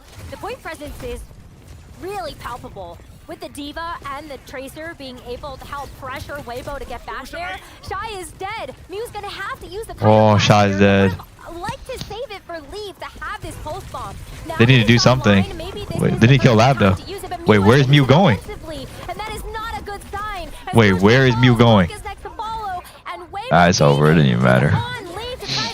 They have 5 million ult anyways. There's no hope of touching. And Alcatraz 3-0 sweep on Weibo with another full hold on Blizzard World. Clean as you like. Number 2 seed coming out from EMEA. Wait, is Junkbuck not on Alcatraz? Dropped a beat. If you were worried about this team going into this tournament, I think this series proved that there's no reason to doubt. And they're looking like one of the top dogs in the entire tournament. Even when the Symmetra was taken away from them, they just looked absolutely dominant with my goodness. On this Tracer 12-0. He was setting up perfectly and combined with what's next? Twisted Minds versus TM? Or no, Twisted Minds versus T1, I mean? I thought after that first round on Ilios that we would have had a dogfight. It would have been a lot closer than that, but when the Diva was back available to Alcatraz, it just felt like, oh no, never mind. Lights out. Ziad can continue to put up these performances on the Diva. The big Tracer just absolutely zooming around the map and just making it so difficult for Weibo to actually find. Yeah, I mean, surely we have like a match today that's actually close, not just like a flat out stomp the entire time. Really worked, and I think that is really stressful for the rest of the tournament. Knowing that you've got Team CC next in the lower bracket, and you might have to face Alcatraz again at some point, or some of these other big EMEA super teams. I want to see more from this squad. They're definitely a fan favorite. Like, your heart is with them. They are. They're legends of the sport. I mean, they've been a fan favorite for many, many years now. Going back to the Hangzhou Spark days when they tried so desperately to win one of those major tournaments. They just haven't been able to. And This is just not the performance you wanted to see against a team like Team CC, like you talked about. This is a team they're obviously very familiar with, both teams coming out of the Chinese region. They've been the top dogs in that matchup historically. But I would say we saw Team CC yesterday. Weibo should have kept Ligue for off thing. I think supposedly he left. I don't know. Gaming here, you gotta be worried. You gotta be real worried about the fact that you couldn't secure a single map win or even get a point on 2 of those maps. But I do wonder if some of it is it just that Weibo fell really short, or is it that OWCS is just that strong? This is a team that yesterday just had an absolutely dominant performance. I think that 2-0 versus EK was just a really good bright spot for them in terms What of team is Twisted Minds playing now? T1, I'm pretty sure. we've got our stuff. We've got it all sorted out heading into the rest of the tournament, and maybe that means that it's going to work there. But we do have an interview with Danny on standby with Ziad, so let's hear how Ziad is feeling after that match. Let's invest in Twisted Minds. I actually think Twisted Minds are going to win this tourney. I mean, fantastic job. Or You SG. guys are kind of on a roll. You guys won 2-0 yesterday, and you If they guys lock did it in. beat Weibo Gaming today 3-0. Again, fantastic job, Ziad. I want to ask, yesterday your teammate Landon was like, I think we got the win. And then I saw online on X, actually, on social media, On X. Weibo replied, they're like, oh, we can't wait to see you. And then it was a 3-0. How do you feel? I mean, it was easy match. We predicted them good. I also like the hard maps like Elios, they do diva ban. We still shit on them, Okay. So yeah. For vanity, all right, bet. It was an easy game. And like I said, you guys are on a roll. You guys are at OWCS. You guys are killing it right now. Next match, I feel like it might be a little bit more harder than today. I mean, you guys are going to be facing off against Crazy Raccoon. Ziad, how are you feeling going into that match? Are you confident? Yeah, I have come with it, but I really think it's not going to be like an easy match like today. So we will try our best. Yeah, we will try to win. Okay. All right. I love the sound of that. Ziad, that is it for the interview. Thank you so much. Let's head back to the desk. Thanks so much, Danny and Ziad. A lot Wholesome. of confidence coming out there from OWCS's main tank, and honestly, well deserved. I mean, they put a beat down here on Weibo. It was really disappointing because Weibo is one of those teams that you look at and you just know they're fan favorite. They have so much fan support behind them. And Bro, are you wearing a pilgrim outfit? Dude, I'm wearing the SG jersey. Stop it. From China at the Overwatch World Cup that put on just a stellar performance, making it all the way to the final part of the bracket. And they show up here and they fall flat. After the match saying it was easy, ain't even BM. I mean, honestly, it was a pretty bad showing. I'm so sad, Matt. Why? I'm so sad that this is what we're seeing out of Weibo Gaming. We've come so far from the playoffs in Toronto, Overwatch League 2023, and like all the fans are like, Angjo, Spark, like, yeah, we love this team. These guys are absolute legends. But this is just not pretty for them, considering how historic. What are you thankful for today? Amazing. Many years in a row. On the Thankful for being able to wake up today and watch these matches. About, yeah, this one could be like a 3-0 kind of beatdown, and it most certainly was. I think OWCS, look, obviously Crazy Raccoon had a blowout, the best SG. This was worse. OWCS, though, when you take into account the strength of opponents, right, with GK and Weibo, they ran through both. Yeah, I mean, I think at this point... You look thankful. I'm just a little tired, dude. Waking up at 6 a.m., I don't think I'm a morning person. They might not be prepped for the meta that's going to be out the tournament. Yes. But they did just play Tracer Sojourn, which is supposed to be the go-to damage lineup, and Checkmate went 12-0. How did they do SGs compared to the hoodies comfort? Please, buddy. You're an MVP. Come on, man. I'd probably say the jerseys are more comfortable than the hoodies. Is back in Hangzhou, they finished 4th in a meta that was pretty good for them. EWC, they don't make it out of groups, and then here they lose. Do you drink coffee? Not really, not that often. This team, and we'll take a look here now at the bracket. I'm excited for Thanksgiving today. Oh my god, I can't wait to eat. We're gonna have pho. We're gonna have mac and cheese, turkey, green beans. Oh my god. Look, I never want to guarantee anything, but that one I don't think will be a 3-0. I think that one... Yeah, for my birthday, I actually just asked for pho. This is going to be an amazing match. Hopefully not. And then Weibo falls down to the lower brackets. Turkey mentioned? Yes, we talking about that turkey. A little bit of friendly fire here. No way Top is going to face off against Sugar Roids. No, I'm so sad. Well, really, because they have such different styles as well. That is a stylistic matchup between two teams coming from the same region. So Weibo Gaming, look, they're still gonna pick Ilios. They lost Ilios, they're still gonna pick Ilios because it's way better. I want to see But Pixie or TCG, dinner. with Billy Deng in the mix, I actually ended up posting my dinner. Hold on. they're gonna bring out the Ramatra. They're gonna make things difficult for the dive comp. Weibo's got to show me something. We can't keep This is living not off. the way you can go out. We can't keep living off of, you know, Overwatch World Cup. This is my dinner yesterday. I had some beer and some pho. Memories for Overwatch. Ignore the Nutella, but We are so far past it was that. just beer and pho. That's why I can't gas them up the way I used to gas them up. Like I felt so emotionally close to that team. I was always rooting Nah, I for those prefer guys. pho. And now I can't sit here and talk about them like they're legends because they just lost the. Oh, Well, we'll see how they fare in the lower bracket. Their game will be against Team Modelo? C, but we have two I more think matches I've had a Modelo. It's actually pretty of the good. day, and this next one is going to be a good one. Twisted Vines versus T1 right after this quick break.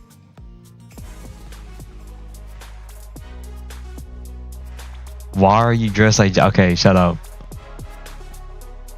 Let me see. I'm trying to think of like what other beers I fuck with.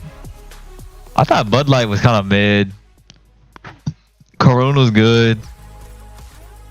I fuck with Heineken a lot too. I think that's the Viet in me.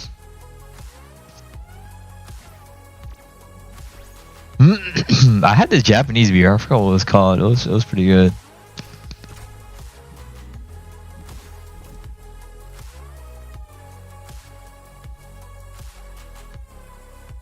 Acai? Maybe it was that one. I don't know. I was in Japan. I wasn't paying attention. I tried a little bit. Dude, you know who actually does not play about their alcohol? Japan had like a whole section of just...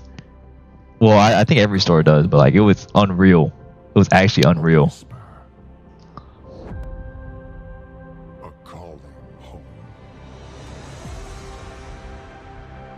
It welcomes us. Not as wanderers, but as its kin. What is this? The memory of what once was, where purpose ignites. Is this Diablo?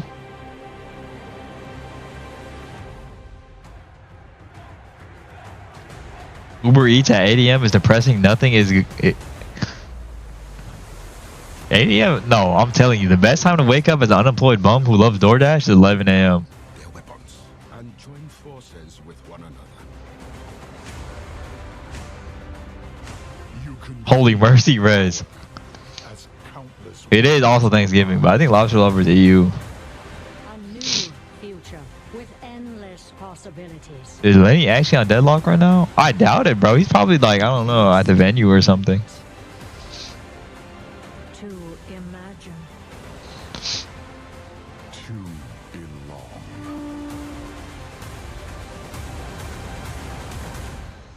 Are you ready, BlizzCon? Yeah. It's about time. How bad was CRSSG? It was close as fuck. Like every map was legit close.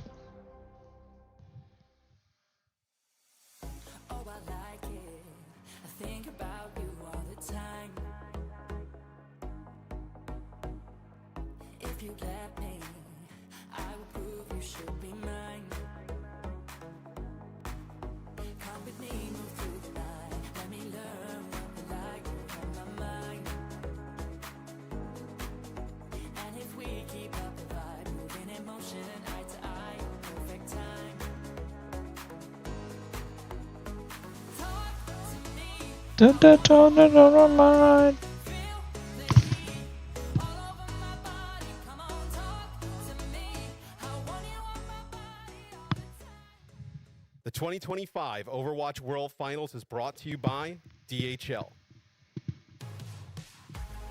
Holy gloomy as shit. In Stockholm, Sweden, where we are to celebrate the Overwatch esports during the OWCS Fakey things in 50 months. World Finals. If your stream had a smell-o-vision, I'd be a happy sniffer. That is the Oh yeah. Those boats are beautiful. Look at that. Look at the style. Very European. This is gorgeous. Why didn't you go to Stockholm? I live in Los Angeles. Family. I gotta savor the European boats. I'm telling you, I think this event was literally like the worst time for like Americans. Yeah, yeah. He's really a yacht American. guy. I love my yachts. They're amazing. We just witnessed a 3-0 beatdown between Alcacia and Weibo Gaming, and now we're praying that this very matchup lives up to the hype. It's going to be Twisted Minds against T1. This has to just be a gigabanger, right? Map 5? Look, come on. Look, I'm hopeful for T1. I'm hopeful. Yeah. Letting spend Thanksgiving on a 5-minute Overwatch series. Alright. Yeah. They need some hope. I feel like TM. Are you American? I do live in America, yes. TM, the Alcacia have laid the groundwork. Remember, Alcacia are the 2nd seed. TM, we've been waiting to see them, but they're the 1 seed. They're the winners of Europe right now. So I'm a little scared for T1. Yeah, there's a. Isn't the same clothes? Not. It's the SSG jersey, dude. We'll see. Relax, bees. Relax. Let's take a look at where we are in the day, of course. We've got 4 matches coming your way, and here we are. It's time for the 3rd one. After Are there any venue picks to see how full it is? I'm assuming it's the same as last time. It was decently sized. I'd probably say it housed like around like 100 or 200 people. Overcame viral. But first things first, Twisted Minds against T1. And we love to talk about Twisted Minds here as the #1 seed coming from EMEA. They're finally able to overcome a team like Alcacia. Maybe a bit more. Maybe my numbers are wrong. We've talked about a lot of teams. You ever been to Sweden? Yeah, I was in Sweden last year. A lot of supports have struggled to play at this elite level. You're not going to find that on Twisted Minds. I mean, you're holy TVNT Conda. Then running Astro and Simple. These guys together are just monsters, and so much impact being found from them. So in the many, world, like kills. Honestly, I think this is one of the best backlines in the world. Yeah, I think they definitely these guys are all on the same level for me. Did you like Sweden? I really did. It was the snow was so beautiful. The vibes are so high right now. I saw you watching the finals with Secret last year. Yeah, I think I was in the crowd a lot. But when I was speaking to them, as we see UB in the starting lineup, obviously that's a really interesting move, right? That tells you what we're going to see. But they were talking about how, you know, without the coach in the room, they were able to just cut through everything. He played last year or something? No, I didn't play. It wasn't my meta. And just sort everything out, lay everything on the right track. And there's no... Bro, when are we using this? Never worried about, like, following the direction of someone they don't exactly trust, because all that info is coming from, like, professional players, right? In that core group. So it's really fascinating to see. And clearly they have it rolling right now. Yeah, and if you look at some of these individuals, I mean, they've been around the esports for so long, like Funny Astro, incredibly smart guy. Psycho as well, who is, I don't want to say is the self-proclaimed coach, but is having a lot of impact in like what decisions we Dude, Simple has a full ping setup. So you look at this team, and Psycho, you know, probably part of that decision to let you be into this matchup. And so I'm wondering here now, T1, do they have the tools required to take down a Symmetra coming out from you? I would also say it's quite nice for this how I'm moving later. Player who can basically just win like what, every series there's just like one map where I actually saw this. Oh my god, the reload. Like consistently does it. Max that is something that's pretty awesome to fall back on. This is how we all move later. Oh my god. Like for me, it's like they got T1 be able to slow Catch me doing some. And then also now with UB and let me see this. Fantastic sim play, it's gonna be tough.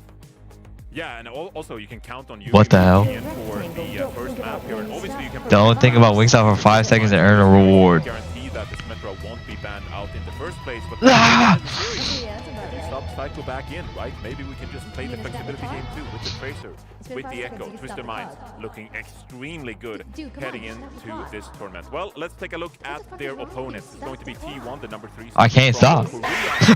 This tournament, and we always talk about the potential about this team, but they struggled a little that was not cool. against Team That was not cool, dude. Do they have the tools required here to take down a team like Twisted Minds? I mean, Zest did look pretty great on the venture, and we've seen that character be pretty crucial. I swear Zest is hitting the Kevin Gates, bro. I swear he is. This is the big question, though, for me, is T1, you had to know at some point in this tournament, you were going to match up against a Symmetra team from Europe. You had to have come in and prepared something and practiced something. But the question is, how much is that preparation really worth? You know, it's one thing to do it in a scrim. It's one thing to do it when maybe people are experimenting against you. But when the chips are down and it's about getting these wins, about staying alive in the upper bracket, Twisted Minds aren't going to hold anything back. So this is the time to see if TM can really hang. You see, Lethal yesterday? Yeah, he hit the homer. Starting lineup yet again. If you remember back to the midseason championship, back in EWC, these two teams were in the same group, but never met in groups because TM loses to Sign eastwards early on, Rocket and Co. And they actually end up facing off in the third place match in Riyadh. And it was like a 3-1, pretty convincing win for Twisted Minds. That's going to be a friend of mine for T1 right now, right? That you kind of got clapped out of Esports World Cup by Twisted Minds, and it wasn't that close. It was a bit of a double. They're aiming to do a lot better this time around. And at EWC, I expected to see better performances from Proud. These are some stats, you know, against Team CC the other day, had a pretty good game. Like, he was sick actually yesterday. You gotta give that credit. No, whatever, dude. They needed him to do that at EWC. But you're gonna need him to do that against Quartz. Absolutely. Right? Quartz on the other side. If you don't put up that type of performance like you did against CC, and maybe even better, you're not gonna get it done for T1. So there is one thing I'd like to clear up here about T1 before we head into this series. We obviously talk about them with lots of potential, but also they're capable of playing so many different kind of compositions. Skewed and Vigilante, a really potent backline here that is able to play, you know, double flex support lineups if need be. Skewed can play the Lucio, the Brig, you know, these powerful heroes. You have Jasmine coming in on maps like this, but Donghak is one of the best main tank players in the game, playing the Winston, the Wrecking Ball. Doomfist at Mid-Season Championship, don't want to see that here, buddy. But what does T1 play best? Like, what is the signature style for this team? Is there even one? I mean, that's been. Are you watching Plurbius? No, I heard it was really good though. Apparently the first episode was really good. From my experience, I've liked them a lot on something like Donghak playing like Wrecking Ball or even the Doomfist. But you're right, this meta, it doesn't seem to be in at all. I mean, Zarya just deals with those comps pretty handily, and that's why we're seeing Jasmine start. Question is, how does he deal with something like a Ramatra Stim comp? I mean, that's been so far unanswered. And I think when you were asking that, Johnny, in my head, I was like, it almost doesn't matter, because if they can't prove they can stop the Symmetra look, they can play whatever they want. And TM is just going to kind of keep running it down and take them out. Like, I think if you can get them off of the sim, right, with a certain type of comp or playstyle, then it opens it up of like, okay, now all of our I think Dave's Hot Chicken is not bad. I think people shit on it a lot for no reason. If they're just trying, you know, maybe 2 or 3 different comps against Sim, I got mild though. Apparently, I don't know. Apparently the spice levels are crazy. Yeah, for me, if it was like T1 against, you know, it was pretty good though. I enjoyed it. T1 against Team Liquid, like, yeah, I think we can talk more about like their comp variety and how they. Yeah, what do they want to play? I feel like T1 you don't even get to ask the question of what they want. Wait, SCG lost? Nah, no, they didn't. One player there is Viper actually coming in for the third map against Team CC. Playing that Genji looked extremely good there, but obviously it's been Cess that primarily has been getting the playtime. Living in a small town with ass, got one bump, Subway, that's it. I swear there's more Subways than McDonald's in the world. I think the Genji can be pretty tough sometimes into the Symmetra matchup. You know, those turrets can be quite annoying on top of the fact that CR1 cuts right through your deflex, so can be a bit of a problematic matchup. I mean, from my experience, like if with I swear it's true. In that series yesterday against CC, I feel like that's something they might look to go back to. We've also seen teams play, you know, like GK let's Google it. Against Alcod, like this Freya and Echo, or even like bringing a Pharah online. But yes, Subway has more locations than McDonald's in the United States. As of 2018, he had more locations worldwide. We haven't seen their performance here. Okay, McDonald's is the largest globally, but in America, it's Subway. Damn. So you know, it's like, well, that's 2018 though. Well, that's the scary part for T1, right? What? Twisted Minds is the EME. Oh my god. And the team that even has been getting the better of Alcatia lately, and we just saw what Alcatia did to Geekay and Weibo back to back. Right. So if you're a T1, you're like, okay, you know, now we go against there's like, no roadmap. Maybe better than that. Yeah, it's a really tough draw for T1. All right, let's take a look at the tanks going into this matchup. And we already talked about Jasmine here a little bit. Obviously seeing a lot of time for T1 in a meta like this that I think a lot of teams are. I can't stop yawning, dude. But as we look at the tank stats, see Jasmine, map 1 and 3 here, looked quite devastating. Yeah, kind of a beatdown, you know, delivered yesterday. I think Jasmine definitely had a very solid Zarya, was very consistent. I feel that it's a bit of a shame. You know, you kind of would have wanted to have more of a Donghak-centric meta. I think for a lot of people's perspective, Donghak's one of the best tanks in the world when it comes to an individual mechanical level. That's why when Wrecking Ball and Doomfist come out, these incredibly challenging heroes to pilot, there's few players other than Donghak that you'd want in that seat. But this is, you know, more of that Zarya meta, at least for the non-Symmetra teams. And we're going to have to see, can Jasmine play, like, Zarya into Sim, guys, let me tell you, it's not a fun time. We just saw it. It's not a fun time. You don't have a lot going for you when those Zarya bubbles are gone. Zarya counters Divas. Oh my God, yeah. The Zarya counters Zarya left a little bit to be desired. It's not a fun matchup, and even talk about food and don't say shit about my sub. Count your days. But I think this matchup might show as well that, like, Where'd you sub? be very good at Zarya, and that's still not gonna feel good. Biob thinks it's up.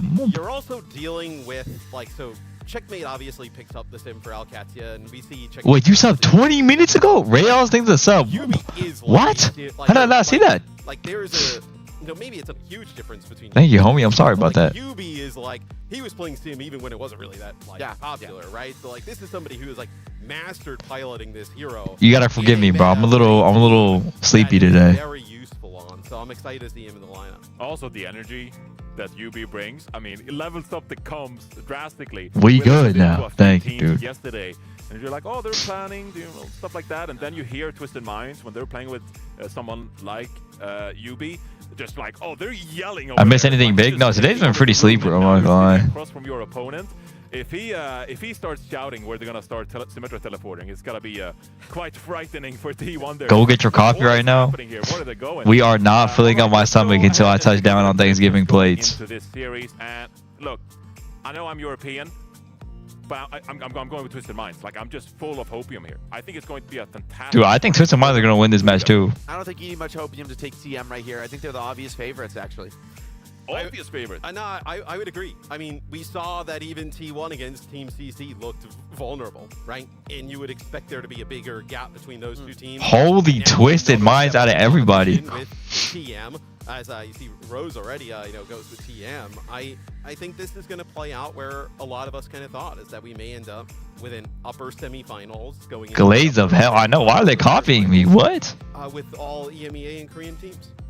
Yeah. EMEA looking mighty strong going into this tournament. The chat spreads 74 to 26%. Do you feel like that's about on point? You know what? That's. Do you want to give more respect to T1? I think that's I think that's a little too hopeful for T1. Yes, I'm actually even more. Wow. God, Jake is not playing about this. Believer, man. I mean, there's too many stalled performance on this. What do you think about Vendetta? The character felt clunky at first, but like the more I played him, the better it felt. It was not that bad. I didn't actually play them in like ranked or something. I didn't see it. All right, well, all four of us, we predicted the Twisted Minds. Psycho himself said in an interview that they look unbeatable. What could possibly go wrong? Let's get into the games, guys. What could possibly go wrong, indeed, other than saying, we can't lose, guys. But maybe, I mean, this is TM, right? This is Twisted Minds. This is a team that has cut their teeth with incredible confidence. Some might even say hubris, right? Really seeing themselves as unbeatable, but they've made me a believer. I mean, the performances have been rock solid. TVNT has come into his own, I think, in the tank role for this team. There's a lot of question marks about who would be the tank starter, right? Who would be the standard bearer for this team? And it's been TVNT. The Diva swaps have been immaculate, and it's allowed them to play not just the Symmetra style, but one that really... Dr. How's Yuri? At PG4, I saw you on Grindr yesterday. You caught me, dude. Yeah, this is an awesome pick here for TM early on. So Gilsey thinks 11 months. We'll see how it works. Happy birthday. Thank you, homie. In place, so UB in the lineup, and we don't get a... Whoa, Twisted Minds with a Venture Band. And T1 with a Lucio ban. I'm actually fucking with the Venture ban. Zest was actually so good on Venture. All in on this first map. I mean, why wouldn't you, right? The Venture ban. I don't think it's unbeatable in the sim matchup, but you wanted to ban a DPS here. Protects the Symmetra. Come out hot. The Lucio ban responsibly from T1 is going to take a bit of the legs out from under the composition for Twisted Minds. I wonder what they're going to do with the support lineup, because it's a little bit less obvious what direction they're going to go now to support the Symmetra. Could be something like a Judo Brig. I mean, we saw that from That's possible. Yesterday. Yeah, we've also seen TM go to like the Wuyong at times during EMEA. So Funny Astro, so nice on the Wuyong. I mean, for years, guys known as a Lucio player, and he has shown he has that deathmatch ability on a much greedier support. And I think the Venture ban is pretty huge, right? So getting that out of the way, especially when you have UB in, you really want to commit to playing those sim comps. You don't really want to kind of, if you were going to go and play some Tracer or even Echo, you would most certainly have Psycho. You'd probably bring Psycho, yeah. And then Busan. I mean, this is one of the better maps for the Symmetra to really play. It's also a good map for a lot of these highly mobile tanks, but it's Jasmine in the lineup, so you're a little bit more... I'm about to close Freds, y'all. I wonder what's going to be the look for T1. I mean, For Twisted Minds, it's a bit more obvious. I don't think this is going to be a shock to anybody. Bang. But this Oh is my, T1's chance to 50-50. play a bit of a surprise because the weakness of being a sim team is other teams have time to prep. They think about it. They plan their attack. They're going to, show their best look. And right now, T1 are hovering a bit of a mirror. I wonder if Zest is going to keep this. Oh, I think I'm on the wrong stream. Fuck. Comp here for Here we go. He's keeping it. He would not still be on it. Whoa. I actually do mess with the Sigma. And all throughout this event, we really kind of seen him fall out of the meta, even at home. I know with EMEA and A, seeing in that competition. So I think they expected him to play Diva though. They believe this Sig could be valuable. Sig can get beamed down pretty Holy hard. teleporter. But T1, with the Stim Mirror of their own, they back off with the first DP, buying a bit of space, buying a bit of time to work. The poke should be a bit better for T1, but if TM get on Oh, top, it's cute they're gonna be in real trouble to now. live here. In the sights, Quartz would love to be able to take a head off early, but T1 Oh my! back into the spawn, playing this incredibly well, and the flank comes in. No, that was a great TP from Zest. Oh my god. Caught back in here, surrounded and beat down by T1 after the point flip. So this is basically the ideal first fight for T1. Yeah, and a great start for Proud. He ends up getting 3 during that. And Yubi! using some of those TPs to actually try and collapse on some of the members of T1. And they just were never able to find anybody in this Sigma. Able to kind of soak up some of the damage, kind of get out of the way and poke constantly. He's going to have TDNT switching over to the Diva. Torqued up, Yubi. Could be looking to get active. Doesn't have the TP just yet. And for now, T1's... Alright, Simple almost has rush. Oh my days. Well prepared. I mean, I do think they have the... Twisted Mind's going to feel very forced, very anxious to find kills. If they can't get them quickly, T1 are going to start... Oh my god, they're just TPing. Oh my god, Quartz! No, Jasmine is him. Well practiced. It's actually TM who feel a little bit lost, forced into a bit of a desperation rush. Rushes are traded now, but Proud with the OC should give them the huge edge. Jasmine finds yet more, just feasting on this Sigma. I mean, I did not expect this early on. As T1, they've come out with this Sigma in Sim. Looks like we do have a pause, and it looks like it's thrown TM a little bit of a... Is it a Twisted Mind pause? Where they're not really too sure, right? Going over the Diva, you're able to get kind of hit with those accretions pretty easily there from the Sigma. So it looks Vel knew things in 4 months. TM side of things. As, both teams Oh, it's something with Quartz. Rushes in the previous fight, and comes out with T1 still on top, a little bit above 50% on the point. So I don't think you could have asked for a better start. Very solid round. I'm curious to see what direction they go from here. Thinking back to some of the EMEA matches earlier in the stage, it's actually Virtus Pro played a similar Sigma style in an attempt to deal with Alcadzia. And Alcadzia actually pulled out the Mei Sim. That was their answer. To catch the Sigma, get on top of him, have another hero who can put damage down through the kinetic grasp and further assist into catching some of these targets. Oh my god, look at Fleta's aura. The question is, can Quartz pilot the Mei? Is that something they're going to be able to find under this kind of a pressure in the match scenario? I don't think you can take Quartz off of hit scan. You in Stockholm right now? No, I'm at home.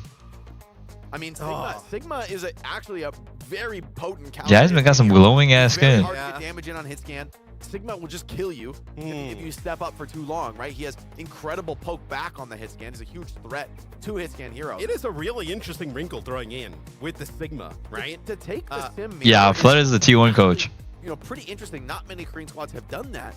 No. But for T1, if they can actually hang in the Sim mirror, it really takes some of this edge and some of the fear that a Twisted Minds team might strike into to another opponent, takes that out of this match. Well, and I also wonder if this is a comp that's kind of been cooked up with the Venture ban that comes on through, right? Like, could we have seen them play? Because we've seen teams play like whether it be like Maga with a Venture in the What's that thing they're shaking their hand warmers? Play even Sigma with that Venture. So like potentially something along those lines. But yeah, this is a really nice shout here from T1 early on that I think has definitely caught TM kind of our overall pick on the desk here. Caught them off guard here early on. I think T1 have the answer. I think this is a winning comp for them. We'll see, though, if it's going to last beyond Mecha Base. Because of nerves or what? It's probably just like cold hands. Playing with cold hands suck. You kind of just run laps on your opponent, fall back forever, and eventually, when the opponent runs out of gas, you find your chance to pounce. However, some of the other maps, it's going to be a little bit easier for something like a Ramatra to kind of cut those corners and get on top of a backline, force the fight to be a little bit quicker. And Sigma does need that kind of time to work. He's not a hero who wants to get down and dirty right away at the start of the fight. He wants to poke and prod and find that damage, but Jasmine has been sharp. A lot of appearances in the kill feed. So, I mean, if the Sigma can continue to get those big connections and hit all those shots, Jasmine starting to look like like kind of a centerpiece for T1. Yeah, and I wonder, you know, obviously you're going to the Diva here now for Twisted Minds, see maybe if you can actually kind of get past, no, that Sigma shield. All right, get back in. We take a look in the feed. This is a fight that's pretty much done here already. So 61% on the points here, high ground control for T1. Jasmine on respawn. He's not going to be here to hold the choke, which is actually pretty important for Twisted Minds. They're going to be able to step up through that choke and get a little bit of map position early. And You be. Great against the hits. Let's see how Jasmine uses the flux here. That's gone right here as Proud has been really good early on. Jasmine has to be the tip of the spear here. He's playing so carefully, so cautiously, doesn't want to give anything up. TM setting up for their rush. They know this is going to be the final fight. Oh my god, TVNT is getting melted. So crucial. TVNT almost going down. Trades Absolutely melted. Oh my god, and Zest is out. Wow. Drops the mech and just flips out of there. Very nice Symmetra play here, out of the Europeans. We'll see though, can this Korean squad close out the game?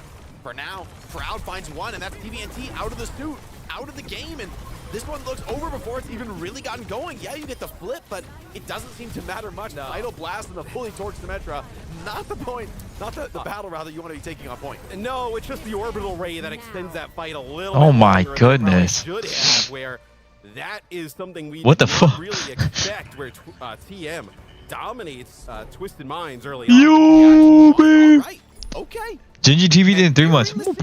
Talking about Overwatch to my girlfriend, I told her about the Wingstop Voodoo Fries guy. I hope you're doing well. Happy Thanksgiving. Not enough teams. Thank you, bro. Happy Thanksgiving, man. Right, to actually go toe-to-toe, to dance on the Symmetra.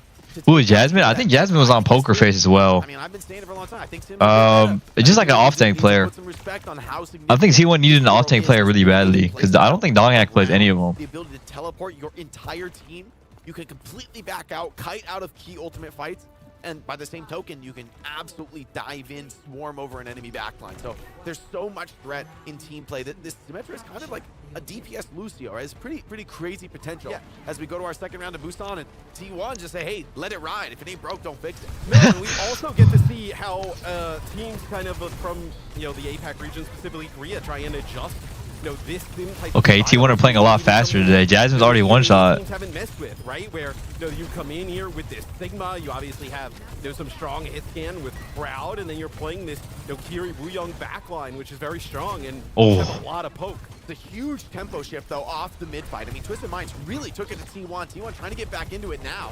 But stepping up on the point, the kite is going to be a little bit more difficult from this position. Zest has the TP. Oh yeah, Jasmine was on way, right? Yeah. Take a bit of a trade. But Twisted Minds getting the opportunity now to reset, opportunity to re-engage with their cooldowns. T1, they get the cap, but they're here on the low ground. See how they fight their way out of this. The wave from the Wooyoung keeps people stabilized for now, and TM get their first connection. Quartz, the disruptor shot on. Oh my, skewed. Out of the fight. Both Sims out of the fight. Proud almost closing in on the Sozo. You're going to lose some of that, you know, maneuverability, and it's going to be really difficult to dodge all this Sigma. As you see, they're able to just kind of play behind Skewed and Jasmine here in this right-hand side. Course was feeling it. Drop down. He ends up falling, but then TVNT gets right in there, takes out Skewed. But I think you're also going to have the Kiri back, so Vigilante back here for T1, so you still have some healing. Once again, the Symmetras traded out, dropped, but I think the numbers are starting to edge towards Twisted Minds. Position a little bit awkward. Nah, I think it's a T1 fight win. They're going to carry out the point in a sec. They're using the rush to double down on him. Wooyoung ult as well with the tidal blast. Oh my god! Landing 2 taps forward. Proud back in with the OC, and somehow, some way, T1 crawl back into this, clutching it out and holding on to the point. And the fight gets drawn out for so long, it was never contested or flipped for Twisted Minds. So this is all percentage for T1. So it's like the first fight of the round here in round number 2 on Busan, and we're already at like 60%, right? You know, with how long these fights may go, Twisted Minds in a great spot, right? With a lot of ultimates coming on in, so could be able to flip it, but still it could be a pretty lopsided map. Simple does have his own rush here. Yeah, getting it for free. Now I'm not liking this rush at all, actually. Without Funny Astro, incredible pressure now on Simple to keep the team alive. Quartz pops the OC, has to stand and deliver, teleporting around the map, but a beautiful wall. I think Zest has a better wall. Completely isolates the point, creates an opportunity. Quartz has found a way through, shields in his space, he's not able to get these connections. Oh my god, they just can't play the game, bro. Big ultimate over the top. The flux is good, slams down Yubi, and that could be the round. I mean, picking up TVNT resuit, but the flip has gone in, the damage is done. You know, TVNT is able to make. Bro, Jasmine is like that on Sigma. But he'll be back in the fight rather quickly. And yeah, I feel like the damage is done, right? Twisted Minds has so many ultimates. They end up getting the point for free, but they end up losing Funny Astro early when that Kitsune Rush is going in. Oh Now my you lose goodness. Yubi on the comeback. The focus Jasmine is just like that. has been immense. T1 absolutely punishing the Symmetra from Twisted Minds, and this is going to be an open and shut. Oh my god, that was completely dominant from T1. By Jasmine. I mean, I was saying coming into this, are they going to be struggling without Donghack? Do they rely on the main tanks? They dropped a map to Team CC. Here they come in and take a map off. That was actually fucking brutal. In Twisted Minds. This is Are we looking at a 3-0 Overwatch day? Honestly, I hope it's one of not. the more surprising results in terms of a map that we've had here, in Stockholm, because like Twisted Minds, we were talking about how good they looked on the sim and tournament. This is what they're doing instead of locking in. They get the better of Alcacia in the EMEA Stage 3. CC took TM to a game. Dude, I saw this ages ago. What is my org doing? Pretty dominant for Twisted Minds, but a really nice comp there for T1 early on, and Twisted Minds. Donghack and Viper. I mean, we say, hey, you know, Are they coming in? You're doing just fine. You just winning everything. Look at Jasmine. Oh my. With the comp that, frankly, I think you're comp gapped right there. Who's got the answers? It wasn't anybody in the server. And so now, I mean, this is the real test for Twisted Minds, right? You get beaten down with really a better comp answer, and one that is potentially deadly for the series, right? Because if you're able to win with the Sim Mirror, now you don't need to ban Sim anymore. Now you're taking that heads-up matchup, and this is going to really flip the strategy on its head. I don't think Twisted Minds are ready for this. They're going to have to adapt. Irrationally is 23 months. Oh, thank you, homie. Yeah, it's Yeah, the Lucio ban was really good. A terrible game there for Twisted Minds. Just an absolute blowout.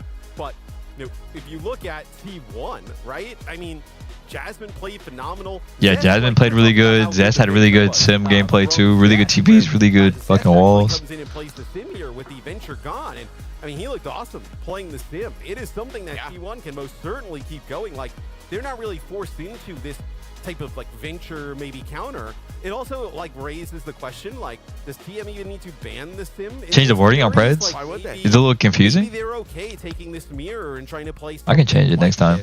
Throughout a different map, so it'll be a TM map selection though here coming up. I wouldn't be shocked to see a Sigma ban. Honestly, I think this Sigma. I don't know how to stop voice cracking. I mean, genuinely, I think back to we've seen a matchup like this before in the EMEA. It was Virtus Pro playing the Sigma. It was Vistola piloting and kind of dominating Alcacio, who were like struggling to find the answer. The Mason did it for them, but slow down talking. As good as he is on the hit scan, sometimes I want to talk fast. Flex, like really, I not really. Really plays only hit scan. There's not so many hit scan players left at the highest level who are really like committed to the role. Think about players like Lip or Tree, who they're insane hit scan players, but they're also. I'm 29. I only voice crack if I speak too much and don't drink water. Before, to my knowledge. No, not really. I mean, we've seen him play like Tracer in the past and things like that, but never like we were discussing. Like, you're not going to see him go play May. Pretty wild, right? Yeah, I mean, you're not. I think is Jasmine saying it along those lines. Like, in that scenario, you would actually probably be ditching the sim, right? And you would be bringing in Psycho to play like a May. Some type of comps that we saw, like whether it be Team CC or some other teams have played. Peps played it against, I believe it was SSG. They played like a May with a hit scan on New Junk City. So you wouldn't expect it. I got gray hair, dude. I have gray hair as well. Like if UB's in the game, right? If UB's in the game, they are gonna play the sim. And I think with UB in, I mean, now this is that. I just realized this guy's in a whole fucking hoodie. The challenge, or in theory, is your weakness as a team. Who am I rooting for? Who's gonna find honestly Twisted in mid-series when you're caught a little bit unawares? And I think it's fair to say that they're a bit caught. I'm excited to play 9 million games of Soch after that Pride performance. I was literally just thinking I need to only play hit scan. I'm done doing this Genji shit. Likely the same perception, and I mean, Kings Row. It's the most TM. I'm done playing Tracer. This is EMEA. I feel like I've been playing Tracer too much. Don't think it's gonna work as well, right? There's a lot of low ground. There's a lot of places to get caught and just like rushed on a corner. Not so much open space to poke, and so you're not done throwing those matches, King. I'm done. Yeah, but Froggling also up. Where maybe this is not a map where TM has to ban a Sigma, right? If that's like kind of what. True. It's just map one, right? So we don't know flexibility. Yeah, we don't know if TM wants to kind of commit to something like that for further in the series. But let's say they did. you have a little bit more flexibility in terms of what you decide to ban here, right? So wait, Team Twisted Minds banned their own Lucio. King's Row map pick, and it'll actually be okay. Maybe they're going Juno again, and it's better on this map. Throw the sim ban in here. And TM ban Lucio. I mean, I guess that's not completely crazy. This guy said, wait till Astro gets off Juno and Course is enough feel. You're not seeing that, pal. He's also just like that good on the Wu Yang and on, you know, some of these a little bit greedier options. So maybe this changes the game, and this allows somebody like TVNT on the Diva. You take the Lucio out of the equation, and the supports become a lot easier to catch and punish. And I think TVNT, that's where he seems at his most comfortable, playing super aggressive, diving in. Is Juno actually good? I actually don't think Juno's that bad. They haven't lost the wind in their sails after that map loss, and I think that's actually crucial for a team like this, right? You know, if you don't have a coach, you don't have somebody else coming in from outside to boost those traits, you got to have the players within. Yeah, you got to have a good vibe. Yeah, being willing to take an L on the chin and come back stronger and come back into the next map with a real ferocity. And I hope that's what we get out of Twisted Minds, as I think we might be in for a long series. Yeah, we've also seen like Funny Astro end up playing some Juno as well. Yeah. I think we saw a little bit of it in that map. So maybe we actually see them go to play some Juno comps. But yeah, the Wu Yang Kiri, obviously a great look potentially for Twisted Minds, right? I know we talk about Simple being one of the more entertaining support players in EMEA. And then Funny Astro has been awesome on the Wu Yang since its inclusion into Overwatch esports. So 2 players to look out for there for Twisted Minds. But we did also highlight pregame is like, you know, Proud needs to step up to kind of match Quartz. Most certainly matched, well, like by far matched them and passed them there. In the first felt map. it on downtown, right? When, you know, Quartz went for a slide in and Proud just swings wide, stands tall in the open, and just stands and delivers with that rail. I mean, we talked about Quartz being able to take over a map and you know, just win the game outright for his team. This would be the moment to do it, right? This would be the moment to you know, stifle T1's momentum here, end it at that first map, and start to turn things around. It also feels like such a pivotal map, right? Yeah, this is the most potent. Map 2 is really the most potent map of the series, right? Whoever comes into map 2, a full slate of maps to choose from. Yeah, you already play Control, but everything else is open. You take us exactly where you want. What the hell? Control the ban phase. And just from a momentum, right? You good? I'm getting bored and tired, bro. I mean, we see some. These pauses are so long. Things have to go so right, especially against a team like T1, let's say, right? You're going to 3 of their map selections in 3 of their bans first, and you have to win each and every single one. You just cannot afford All right, let's get into it. Wait, what? What? If you are Twisted Minds, a must-win map for them coming up. I see. Okay, this makes a lot more sense to me. Okay. So what the fuck? I think this is a bit more comfortable for a team like TM, and especially because you take the sim away. If you also take away Lucio, it feels like you almost can't play Rush. Like, those are the 2 mobility heroes in the game. Like, you can do it with Juno, but it's not the same. It's not the same. Funny Astro probably would not have looked as happy as he is on the TM sideline there, you know, getting ready to play with the Lucio that his team decided to get around. I want to see what Simple's got here, because Simple has been Drink a Celsius. We good off that caffeine shit. From the support line. One of, I think, the best flex support in Europe, if not, you know, maybe one of the best in the world, kind of bursting onto the scene and really making his name here with this Twisted Mind squad. With Kiriko off the table, that's been one of his best. And so what's he going to bring out next? Is it something like a Batiste? Is it, I mean, is it like an Ana? I mean, that would be almost crazy, because this is Twisted Minds we're talking about. They don't tend to play too much Dot. Right, you're like, oh, Ana Brig, like, but no, I don't think they're going to play something along those lines. It would be a little wild, right? Zins? I've never done a Zin. Seen to look like that from them, at least not often. I mean, I think when Wuyang first started, there were some regions like experimenting. I'm a matcha person. Fuck that caffeine shit. Matcha has caffeine in it. So we'll see what Twisted Minds has in store here for King's Row. Like feels like a must-win map for them as T1.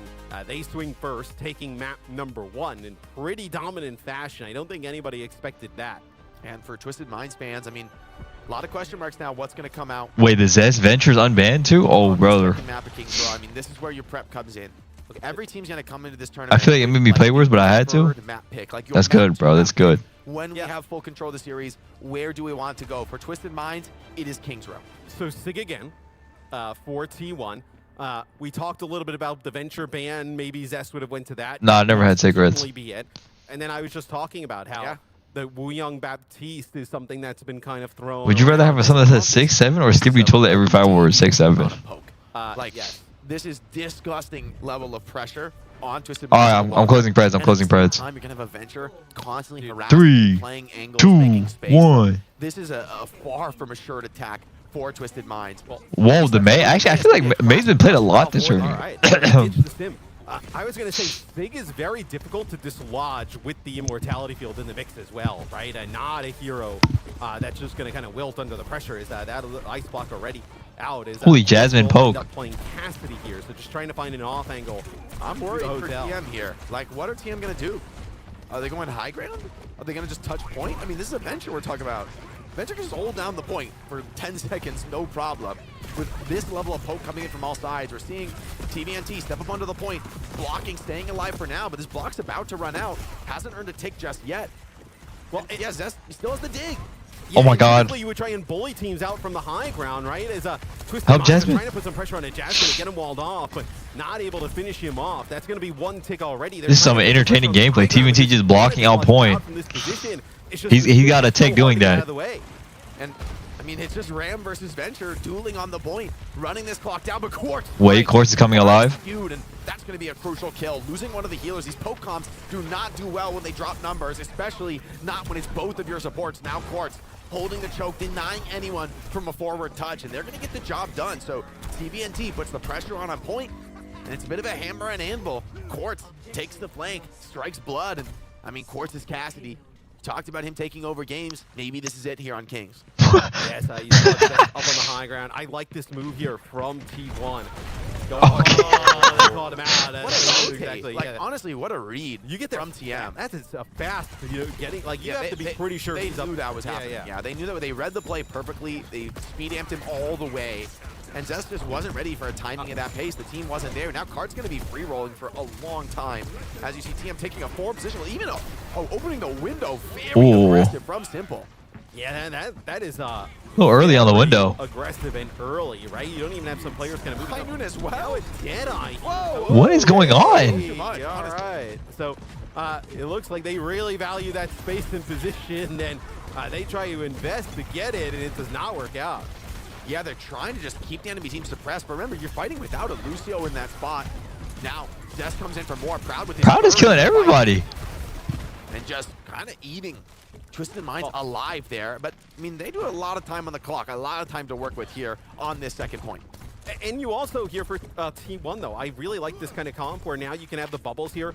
To bubble Zest, get aggressive. You see when Zest kind of pops up out of the burrow, and even when Twisted Minds is around, there's a dynamite there from Proud, taking damage down on everybody. It's a lot to have to try and heal and fight through. Zest dies there? Good onto Zest once again.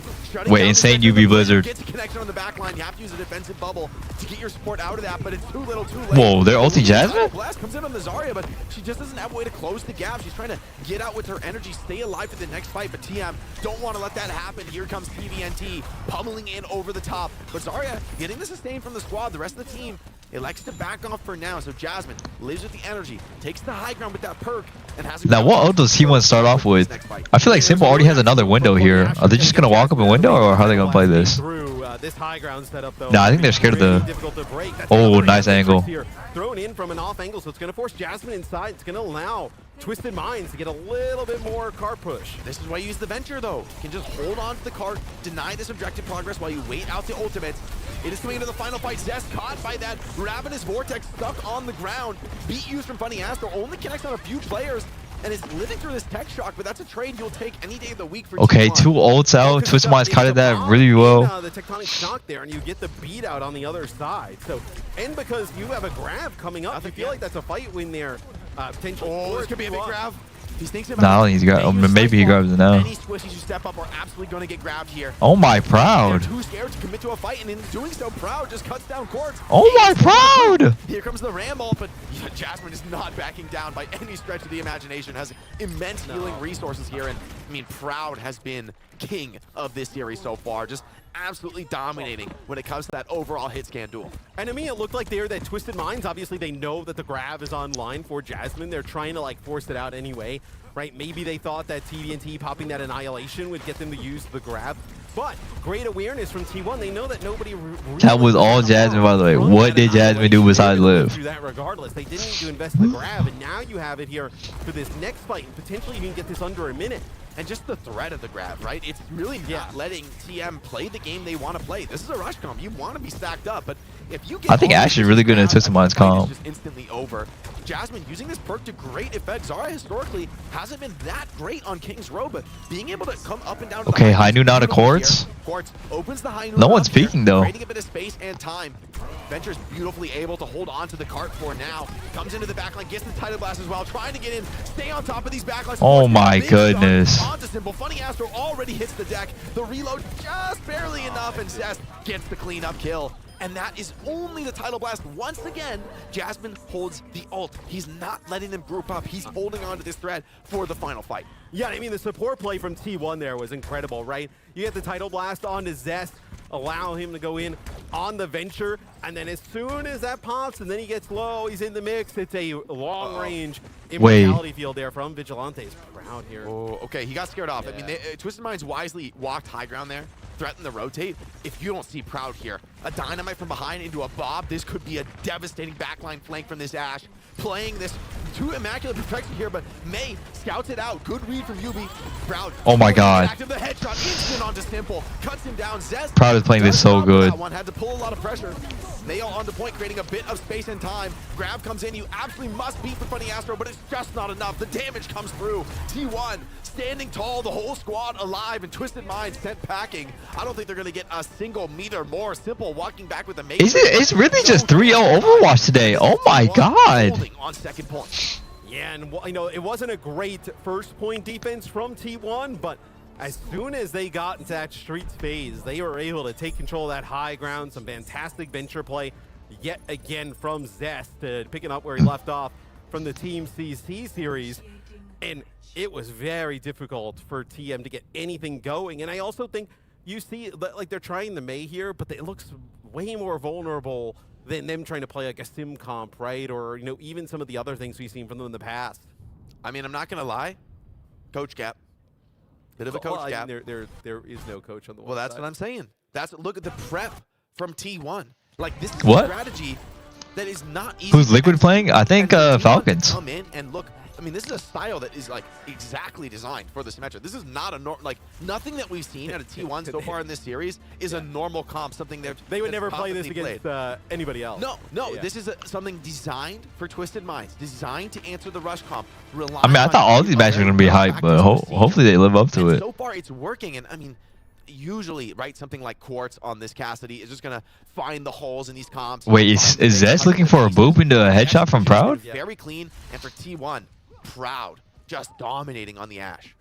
And you know, we were talking about it, obviously they look much more vulnerable. What's up, Doug? This is way too early. I know, dude. I've been up since 6. What are you're gonna play May? Like, you're not gonna have Yubi play like Trace or Echo. You'd have Psycho in, right? So you're really committed to this May comp and making it work. Yeah, they're gonna run it again on this defense. See if it's enough. T1 go with something a little bit more standard, but once again, the range advantage for the hit scan. Proud is gonna have a little bit of space to work with. However, TM, the defense is gonna be a much more comfortable proposition for this May. She kind of set the tone of her engagement. Looking to trade a bit of snipes, but Proud, not somebody you want to tangle with in long range. No, and Yubi, it feels like just gonna. Yubi, I gotta work soon. We will prevail.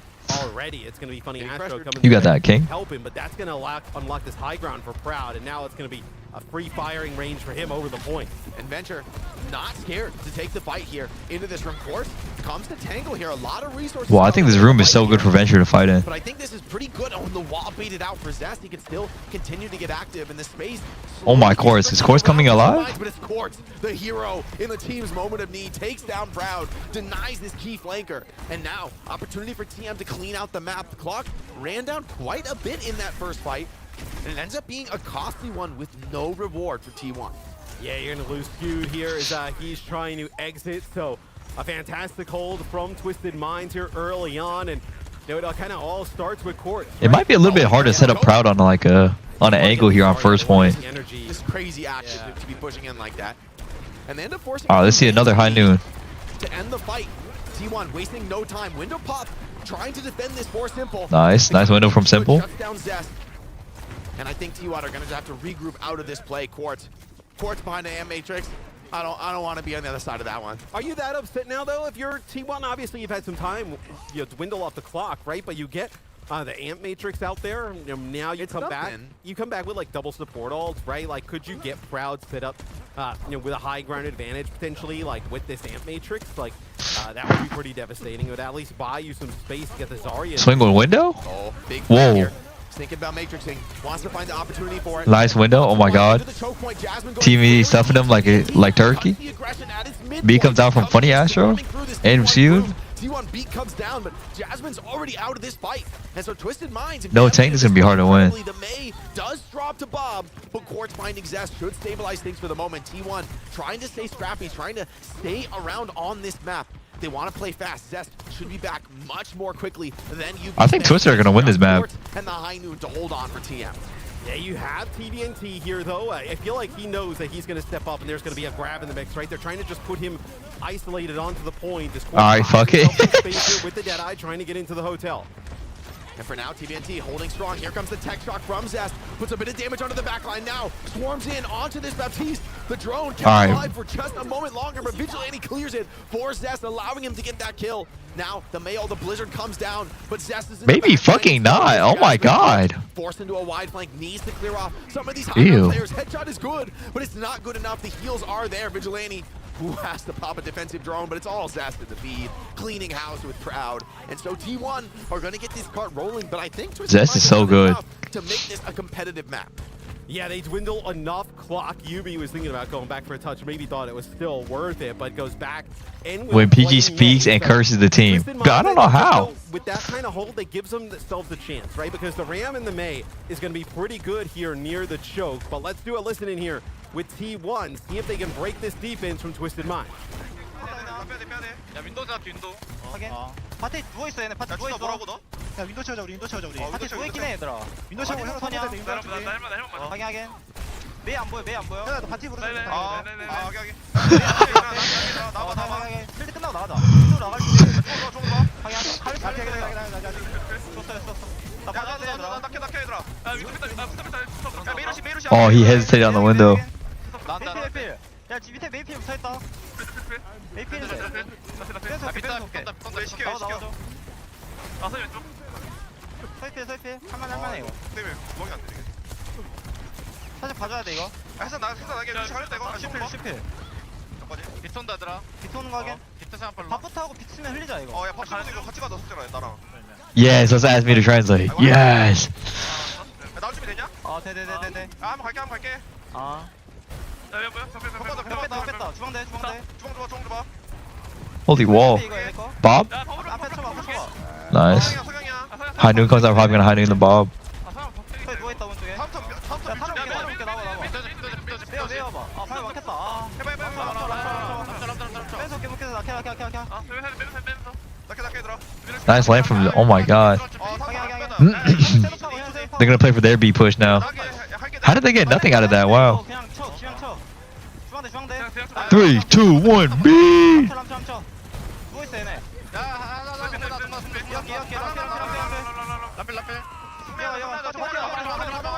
다 잡아야 돼. 주먹이냐? 들어. 나오래 얘들아. 라펠. 와 뒤지나 이거? 나 진짜 제발. 아 루루루루. 10필. 야 나 앞에 살 거야 얘들아 이거. 야 윈도우 해야 된다 무조건. 나 말할게. Great experience being shown from T1, able to tango with one of the best rush teams in the world. That back and forth dance Oh my. is so crucial to be played at this level. And I love their decision to push up and take this position. Wait, look at Zest. All eyes on Zest right now. They also have Proud. They don't see him. He's straight into the backline, gets the bubble as well. Comes in onto Simple, and without this Baptiste, the fight could be over before it begins. Bap has to drop the Amp Matrix solo, but Zest still gets the job done. Here comes the Bob into the backline, and there's no touch. T1. The second map of the series, Twisted Minds. Wow. I mean, he has to window there. Like, it's either that or die with window. Absolutely not gonna be. Absolutely not. Gonna be honest there. It's, T1 comes in and they take a 2-0 lead over Twisted Minds. And no, you gotta say this is just great strats and game plan and execution. Out of Dun dun dun dun dun dun dun dun dun dun dun dun dun dun dun. right out in scrims against some other teams. And TM now on the road. Hey, dude. Can we add what? He is popping off. I mean, this is the Proud I thought we were going to get at the midseason championship. Minus like, 50. In the tournament. Yeah. That's kind of like, I mean, we listened to Avril for like 5 days in the green room talk about this guy was like the greatest player of all time. And then, I mean, you know, he's a young player, though. You got to give him some time to grow. I feel like, I mean, performances like this are starting to cement that legacy and starting to show why a lot of players have seen him as one of those key up-and-coming hit scans. You can clearly see the the skill and the potential. Like, it is very clear to see. This is more than potential, Matt. Oh, no. It's here. This is dominating. Yeah, he is dominating the lobby. But this is the, like, for T1. Dude, I need to get good at Overwatch. Oh my god. I need to make my return. The outlook of this team in the tournament is drastically different, right? Like, this is a team that can go deep into the tournament. Absolutely. And it's Hold on. really exciting because it's a team that I think a lot of people, you know, had on their radar as somebody like, all right, yeah, T1, they'll get like top 6, right? And like that. You say this every time. Dude, anytime I watch any of these events, I'm like, fuck, bro. I miss competing. Like, okay, let's, like, you know, your Falcons maybe not having the strongest showing against Barrel. And you're starting to look at T1 and saying, I hope I don't meet them. They're bringing out a sim comp of their own. They're playing some Sigma. They're doing a lot of stuff with the Venture now that they're bringing in. Obviously, Ashe. We've seen Ashe more today, I feel like, than yesterday. And, I mean, Vigilante and Skewed. Chronos Magician thinks so. Look, T1. That's a little bit nasty. That's a little bit nasty. I'm starting to see the vision here. Yeah. For T1. I mean, you'd be blind if you can't. I mean, they're up 2-0 against our EU #1 seed. The zeitgeist coming into this tournament was all, the gap is closing. You know, EU's about to do it. This is going to be the best. You only 22. Goku didn't even go Super Saiyan until he was 25. We're going to have 3 Korean teams in the top 4. The gap closing is going to become a meme so fast. The gap is widening, man. The gap is widening. The gap is closed. The gap is closed. God. Hold on. You know, sometimes, look, when you get players in interviews, and they don't have the other players at the LAN in front of them. They're at home. They say some wild stuff. And then all of a sudden now we get the gap is closing. And then we get here. And you know the Korean players have been hearing all the talk. They've been hearing about the gap The closing. gap is closing. They've been hearing that. Now what they think about it, it's a little different. It's a little different when it comes to T1's perspective. I mean, they're trying to turn TM into roadkill here, just on their way forward through the bracket. I mean, this is our EMEA #1 seed. So it's if they just get blitzkrieged out in a 3-0, what a gut punch for the tournament. Oh, that's brutal. Shimbali, the pick here, for Twisted Minds. This is one you could play some Sig on. You would have to probably play it with the Sim. I don't know if you can, like, well, we have seen Venture on this map as well, but it feels like the Preds are up or not, or are you talking about payout? Did I not pay out? Like Barrel showed what the double backline, double flex support can do on this map. Yeah. They beat Falcons with it. Right? So I kind of want to see what, like, T1, like, kind of run it like you did last time. I gotta make sure I get it right. And something else. Okay, T1 are gonna ban the Freya away. That is interesting, right? Like, because Quartz, if anything, it's been the one hit scan that Quartz has played the least. Yeah, and it's like, is it like an Ashe Protect potentially? I don't think you would ban an Ashe. No, because it's because TM the opening ban. Yeah, TM picks first, so it's like no, it's TM gets like first ban and first map pick. We have not seen Quartz really play that at all. It's like been one that he's not really loved to go to. So you can see the vibes for T1. I think they just banned. Here now that they are, I think they just banned Freya because they want Proud on either Soldier. Show me Yubi. Rash. Yubi talking right now. Stay in the upper bracket. Is that how you judge? We need to see that player cam.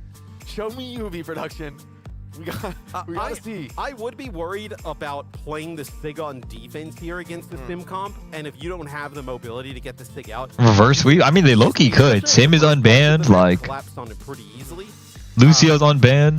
They have all the cards they need. With the way that T1 is looking and with the way they're playing, I would not second-guess anything they decide to do. I mean, they have looked fantastic in this series. I mean, those are like some untested strats they've been pulling out. Like, no one has really been playing those styles. Nah, this is like, stuff. It's such a standard bearer for T1 to be able to come in as a team that has had some struggles on lands in the past. Yeah. And still have the confidence to kind of just take something out of your hat, to still have the belief that we can be the innovators, we can lead the meta. All right, dude. Rarely seen. Quit smiling, man. Often a team like this, okay, they stick to the meta, they play what everyone else is playing. They're forcing things to change. We check out this DPS dual stats, Proud versus Quartz. And that KD tells the story, man. Proud is all over this series. And this was the battle back at EWC that went pretty favorably. Pretty much went the opposite way. Yeah. Right? Quartz was running the table. And now it is the exact opposite. And guess what? The series score is looking like potentially the exact opposite. When it comes down to these two teams, these two players are so impactful. And like T1, this feels like a strat that you kind of cook up. Like The Ash pick is actually better. I think Ash is only better because they're on May. This might work. Like, let's try this. Like, well, in theory, this could work. And, you know, we can try this. And like, it is I can say from experience, it's very hard when the other team is incredibly experienced at what they're doing. Was? Just theory craft and like plan a strat that works. The execution to do that, it's incredibly impressive from T1, and this is a fantastic sign for them going deeper into this tournament. If they can not just beat TM, but send them packing with like a dominant 3-0 beatdown, whew. I mean, T1 are setting the stage for a very deep run in this tournament. I mean, these are supposed to be the better games today, and we're looking staring down the barrel of 3 3-0s here, where this would be the... So, Alcatia, they beat GK, and then obviously they beat Weibo, right? Those are two really impressive wins. But they didn't shock us, right? No. They didn't shock us. We knew Alcad would be this really challenging team. I think a result like this is scary even for a team like Alcad. You came into this thinking our sim is amazing, a sim can't be beat. We said before this match, there's no roadmap for beating this sim. No one has shown how to do it. Bone. Like, nothing's happening, dude.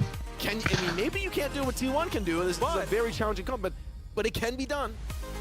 Alcatia, though, I think one of the the bigger differences is we're seeing this play out is like the flexibility. Checkmate can play the Echo. He can play the May. And Lambda can play the Mate. Like, Is this current patch? Yeah. Honestly, I think the Sig is countered by both Sim and Mate together. I've been waiting for 1 hour for my Uber Eats.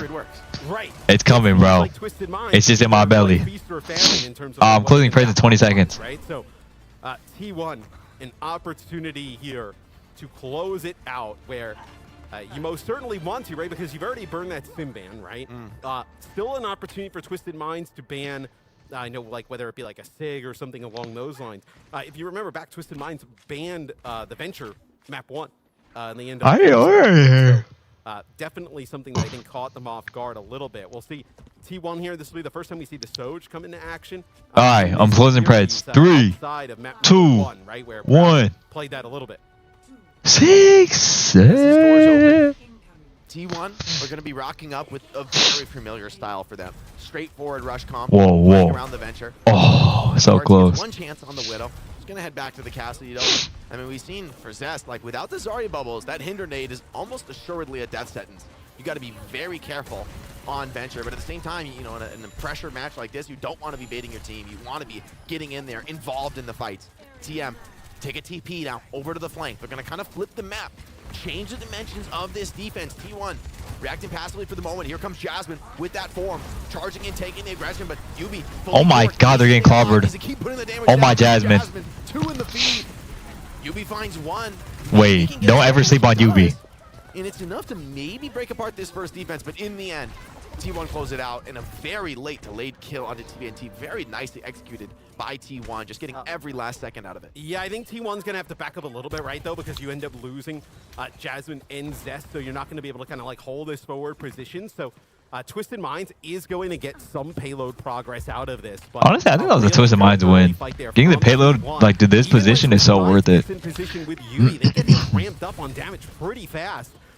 Jasmine just pushes right on past, and the Nemesis form picks up 2. Not scared to get that big damage down.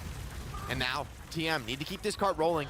But how are they going to evict Jasmine? Once again, it's a TP through the flank. Oh my god. Lucio is ready. Skewered, booped off the TP. Going to disrupt this movement from Twisted Minds. Quartz, though, still finds his way into this flank. Gets a chance, but can't quite. Oh, Jasmine's so caught out. Jasmine, once again, AoE damage swarming over this backline. Here comes Zest, diving in onto Quartz, takes down his opposition, and Proud finishes that kill. Diva. When are you ever caught out on fucking Romatra? Proud and actually hold on, is still in the mech. But it seems like T1 still dominant, still fighting as a unit. This group of 4, indomitable. Yes, it looks like they're just trying to TP out here for Twisted Minds. That's not going to go full on the chase. So 5 ults against 5 ults. Now who's going to make the first move? It's looking like Zest right now, I'm not going to lie. Loses another fight. They are in real big trouble here of even getting this first checkpoint. straight to the back line. TP. Oh my god. Holy shit. Position, and this is actually a classical Twisted Minds fight. Dancing away with the teleport. High Noon in a power position. Clean up onto Jasmine with that High Noon shot. TP as well. That's rating some. Just be wherever he wants to, and that with the extra cart roll they got in the mid fight, that could just be a first point cap. I don't know that T1 are going to be back in time. They're going to go fast heroes, but I think like this is a lost cause, and they are going to go back to the honestly, it could be a reverse sweep from Twisted Minds. In fairness, this is a matchup that Twisted Minds understand better than just about any other team in the world. Let's go to a listen and see how they approach this second. All right, let's hear it. Okay. I'm getting to be behind the ready, guys. Take it. Go. Take back. Inside. Nice, go inside. Bro, you should not be able to take Sim TP back.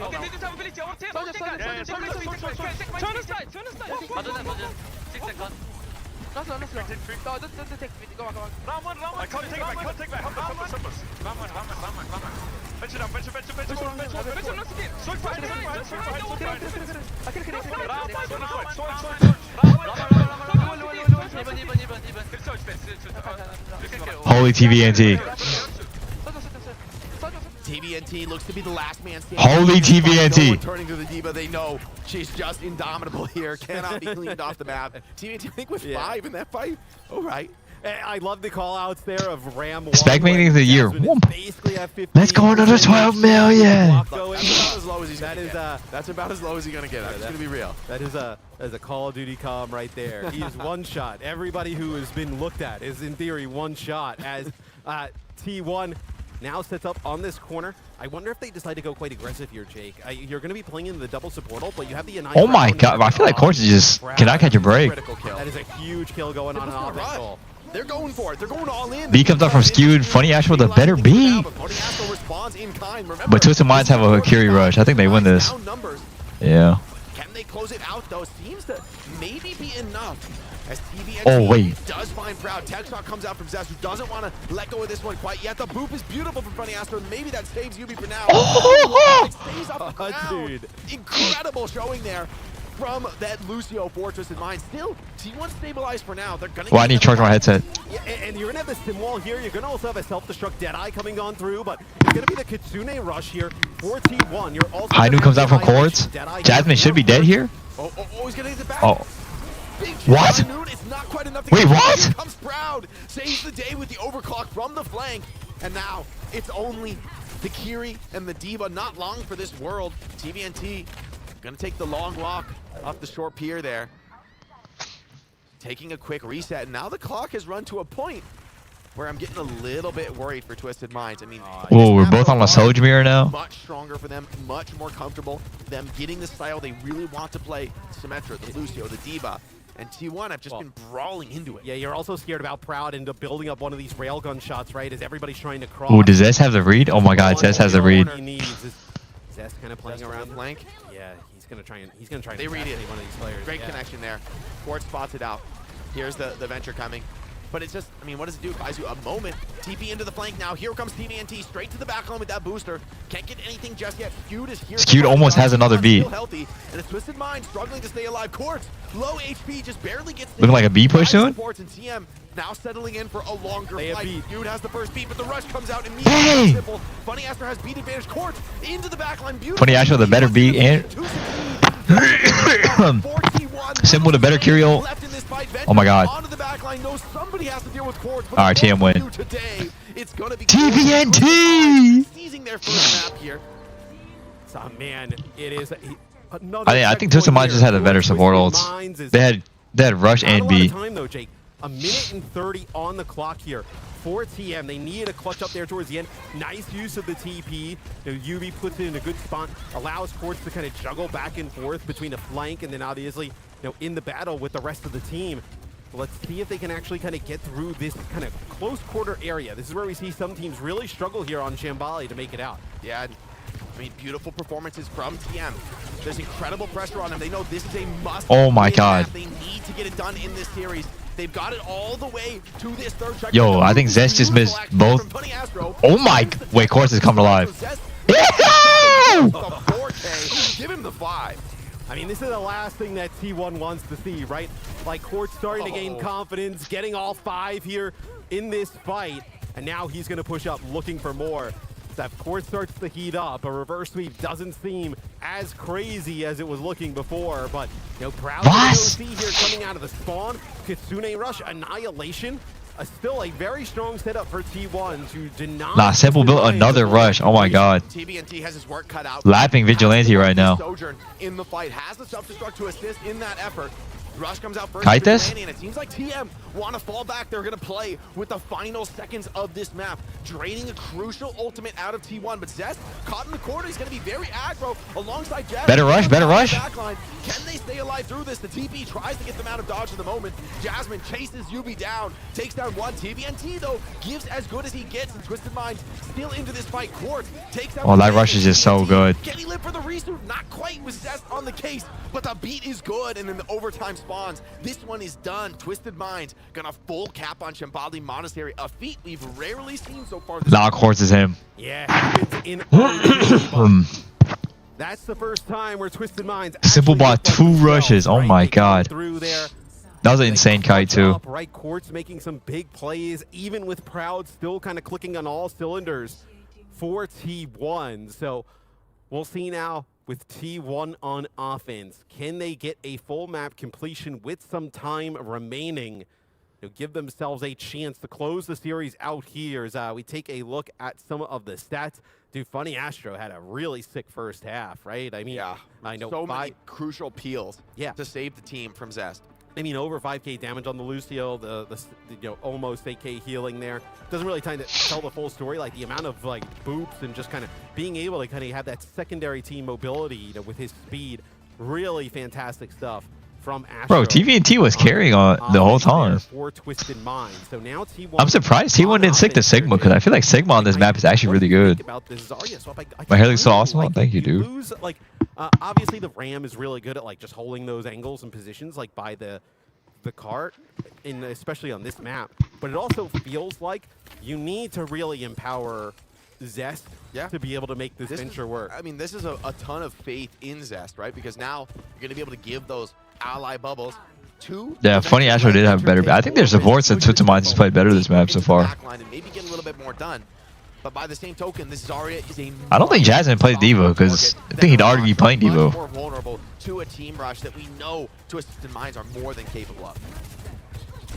Twisted Minds kind of holding the high ground here. It's TVNT just kind of juggling down onto the payload to try and, I know, obviously stop the progress. Oh my god. Barrel down right on top of the Zarya. No bubbles are going to save you from that. I mean, you press one bubble, and that's just a go sign for TM. We have seen these attacking split pushes, though, so often just turn into a trade-out scenario. And as long as you do decent trades, as long as you get like 1 or 2 kills, it feels like the cart is going to roll.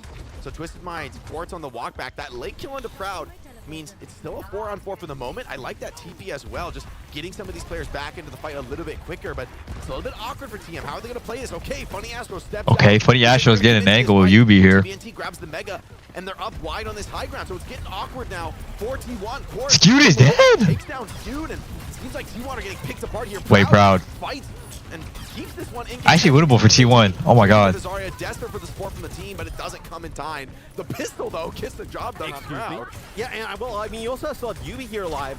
I believe the support's here as well. As Simple also has the rush, you don't really need to use it. And because Yubi is so charged up, I don't think Jasmine's gonna have grab soon. And it's gonna be allow TVNT to kind of get with that 1 kill on the Proud, get his mech back. Yeah, still fighting. Both rushes come out. Up the gut here. Yubi gonna drop that sim wall, making it more difficult. I think Simple's rush is better. Shots there from Funny Astro and Simple to take down Zest. Quartz with another, and Jasmine just has no purchase, no business in this fight. In the sim wall, so potent in these big ult trades. Now, they're going to the spawn doors. It's the spawn door challenge, and it's been passed by TVNT. And now, I mean, for T1, right? You're going to have your grab, you're going to have your sound barrier, your tectonic shock, and overclock. it feels like you kind of need to leave this fight with something, as you may need another fight after this to be able to get that checkpoint. But even winning this fight, far from guaranteed. Twisted Minds have powerful tools of their own. When Quartz opens up with this OC, you don't really have a way to mitigate. I mean, you can rip the beat defensively, but then Funny Astro has the better beat. So this is a fight that T1 need to earn. This is not just going to be done on strategy. Yeah, it's the typical, like, you know, we have seen the sound barrier kind of Oh my. for the OC in the past. Going to be Quartz using the OC. Sound barrier now dropped by Funny Astro with a better beat. T1. Where Grab comes out from Jasmine, though. Thrown out. It connects on the wall. Nice grab from Jasmine. Funny Astro and TVNT, so a nice grab there by Jasmine as he uses some of those walls there to make sure that it's not going to get eaten up by the defense matrix of the D.Va. And that's a nice use of the grab. It allows Twisted Minds, though, possibility here, Jake. Because it looks like Can they TM's get the pushed retouch? up, but can they get a retouch? They're going to want it. They have self-destruct. Maybe a retouch. They have bomb and Stay alive TP. for a few more seconds onto the cart. Stall out as long as he can. Here comes that self-destruct on point. Pushes Proud back from the angle. He's not able to. Oh, Jasmine's gonna die. No care for Jasmine. Jasmine has no care. Find one, it's traded right back, but that's Jasmine down. That's your staying power on the cart. Here comes TVNT on the D.Va. He's gonna hold the cart for a moment now, but soon he's gonna get the go sign to go for more kills. Proud trying to get some finishing blows before that happens, but here comes the rush from Simple, and that's gonna Oh no. to send T1 pack. Proud is dead. Quartz finishes off Proud in the flank. Zest Okay, Jasmine has now unlocked D.Va. Yubi died! Zest is doing everything. For T1 and Jasmine comes over to the mirror D.Va, but it might be too little. It might be too late. It might be too late. It's going to be down to a last second regroup. I mean, dude, Astro has said such a great map using those boops to kind of protect Quartz from the pressure that Zest is putting on down. Kitsune Rush, though, here for T1. Let's see, it'll be a touch here for Jasmine as now the Kitsune Rush comes down. And for now, Twisted Minds waiting this one out. Skew almost has beat. If they get beat, they win. This discretion, beat almost online. Skew doing what he can to charge it up as quickly as possible. Zest in the back line takes a bit of attention. The beat They win. is good onto 5. Everybody gets it, but can T1 secure the kills? Yubi with that sim wall buying space and time for the moment. TVT also has that self-destruct. Here comes the tech shock, but there's no targets where he's just trying to live, just trying to make space. Oh my god! Gonna be good enough. T1 It's all on Zest. set packing Quartz with the OC, cleaning Nah. and securing this map. with Potato thing this up. will not be knocked out in 3-0 fashion. T1, you still have to earn this. Yeah, a much different looking Twisted Minds there. They finally start to get things clicking on all cylinders. You see Quartz and Yubi there on your screen. Quartz knows there is a lot more still left to be Nah, this done. pay. Oh my god. You're going to have to go, if you want to win this series, to 2 straight T1 maps with their first ban. I will say, though, Jake, you get the escorts and the hybrids out of the way, right? So now you're looking at what? Like a Runa Stoppy and like a Surabasa or New Jung City where you feel pretty comfortable on, maybe if you're TM. So maybe but we'll see if those first bans, though, from T1 can really swing it. What's left to ban, Matt? You kind of used your powerful bans, and we're at a point in the series where, yes, it's going to have to be 2 maps back-to-back against map pick and hero ban advantage, but you've used the sim ban, you've used the Lucio ban. Yeah, who does T1 ban actually? Probably D.Va, right? I would. I think TNT is actually central to this. I think Proud would be having a much more dominant. Low-key ban D.Va and then put in Dong Hack? TNT isn't absolutely running it down onto this Sojourn. Yeah. I mean, it's so much pressure that a D.Va can put on with sim TPs and Lucio speeds. Here, we're on board with some of the highlights from the series. Quartz also a thorn in the side for Zest. I mean, it's kind of incredible how well Zest is doing in this series, considering he's playing against Funny Astro and Quartz on like Lucio and Sojourn or Lucio and Cassidy. And I mean, that's some of the hardest matches They're losing some. here on the venture. And you see kind of throughout these highlights, right? T1, it doesn't really seem like they want to go to the D.Va, right? Like the T1 would rather play the Ramatra. They would rather play the Zarya, even the Sigma, right? So like maybe you do get the D.Va out of the way and try and play something or force at least TM. Like, what would you do in that case if you're TM, right? You would have to just kind of commit to either playing like a Zarya base comp, or they would most likely will just play Brad losing 3 months. 24/7, right?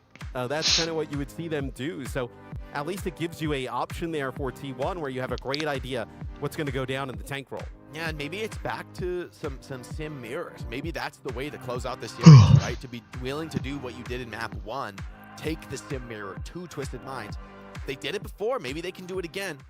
I think TM, though, have finally sunk their teeth into the series, right? Started to find a bit of purchase, a bit of momentum, something to work with. Yes, it's nice to be the top seed. You get to skip that. Yeah, first Donghak round is and, coming in. Donghak is step coming on in. You know, staying in that, starting already deeper into that upper bracket.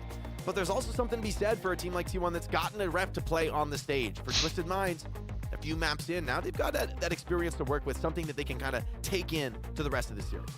Yeah, and it looks like, some player movement potentially on the stage. So I wonder if we're going to end up seeing Donghak come in here for T1. That would be something that we saw yesterday in a map 2 against Team CC. So that Cleavage Clown against and then obviously with our first match here, with T1, we haven't seen Psycho come into play yet. So that is also an opportunity where maybe we see Psycho come in. Psycho could end up playing some of the, maybe they want to go with something that's like Tracer based. L9's everything so. Some options there as well for TM that we have not seen just yet. And I'm very curious to see what look T1 wants to go with. I feel like this is kind of a pivotal map in the series.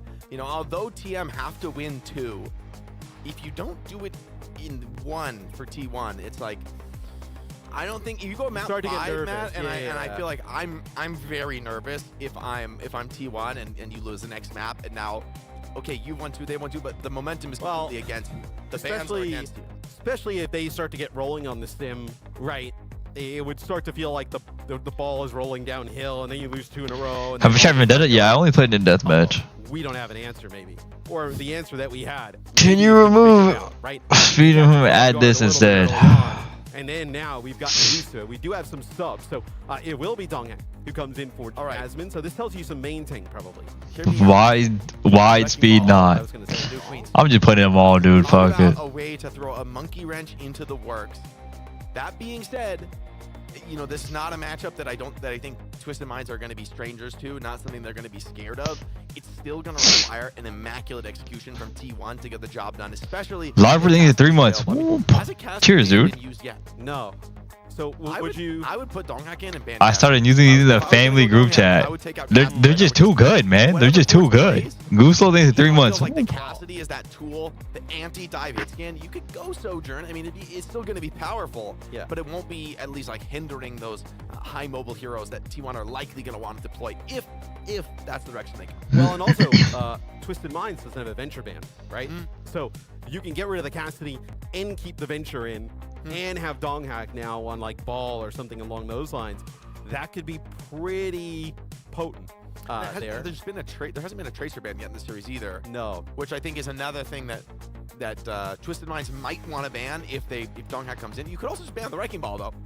However, little Donghak Doomfist. You pick it up when I started to think, I was like, well, could they play Doom? I mean, all right. Yo, bro, add this a mo. What? I think it's kind of okay.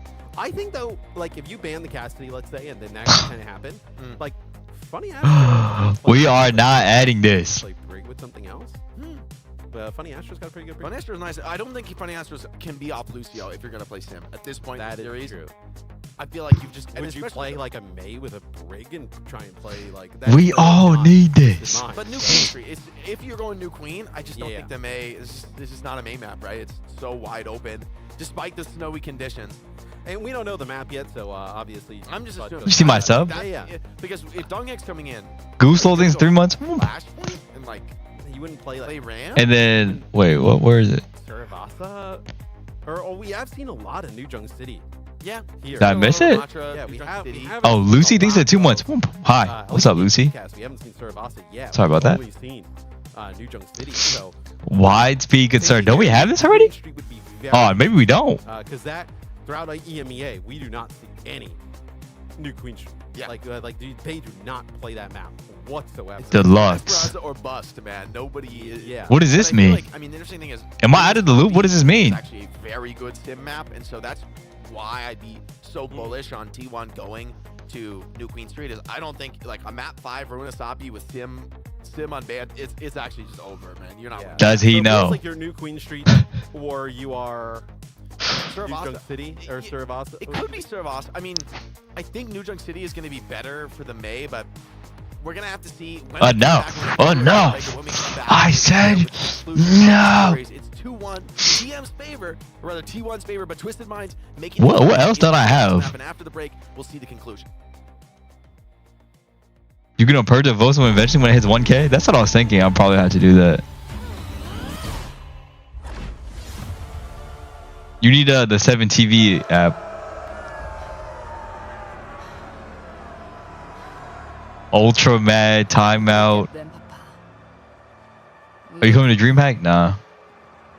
I wish you were here to see their faces. This is fine. Oh my god. The lights. The spectacle. I've become quite the celebrity in the Colosseum. They have chosen me. They call me La Lupa. What's this one? La Lupa. You got too many useless ones? I know, dude. That's what I'm saying. Like I'm adding too many useless ones. I hated it. Their cheers and jeers reminded me of the sycophants you surrounded yourself with. Weak men who leeched off of your greatness, picking the bones of everything you built, leaving me with nothing, surrounded by my enemies, alone.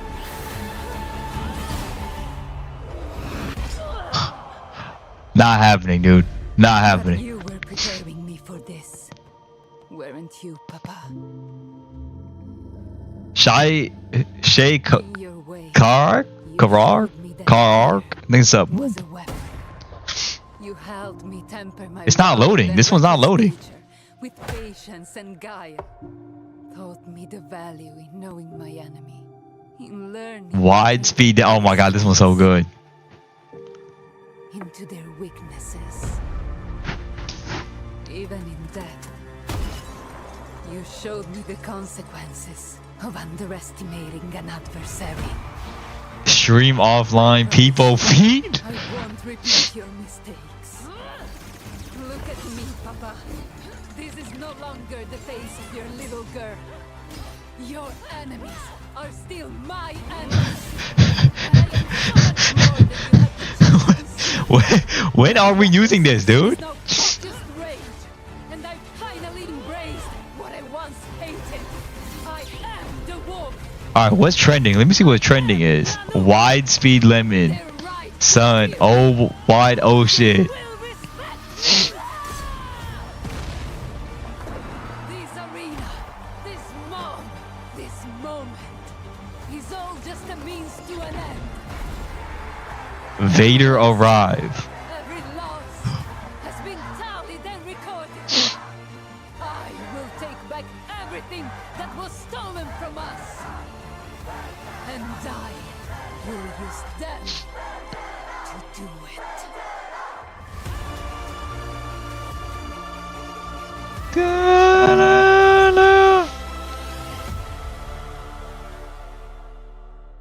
Walk his butt fast.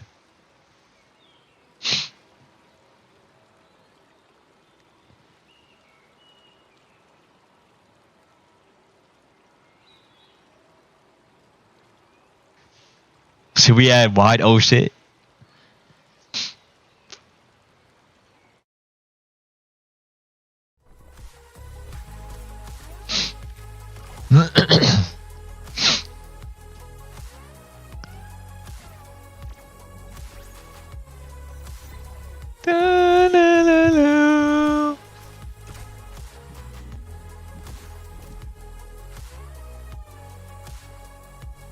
Eminem, Immensia, Ass Sombras. I think the 2 months. Yeah, no, SG got owned.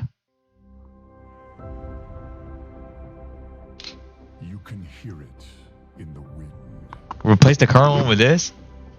Alright, hold on. A whisper.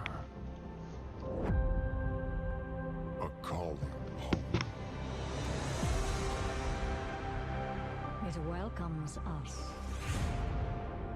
Not as wanderers, but as We already had the desert one?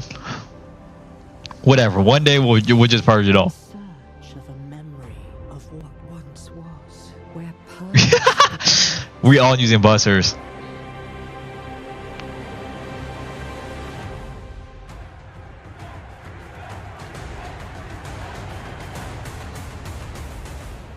People, Pepe lost. Santa, please. Should we get some Santa, please? The warriors can lay down their weapons and join forces with one another. Happy birthday. Thank you. You can feel the power as countless worlds collide. A new future with endless The festive dancing one? I think that's normal dancing, is it not? Parasocial moment. Should we add that one? Imagine. To belong. I don't know. You can you do that? Are you ready, BlizzCon? It's about time. How do I do that?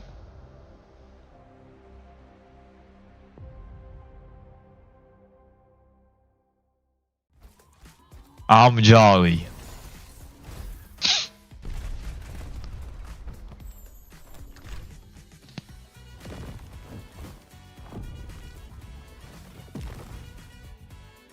Can you tell production to start the damn game? Oh, it's just not starting for like 40 minutes. I'm in.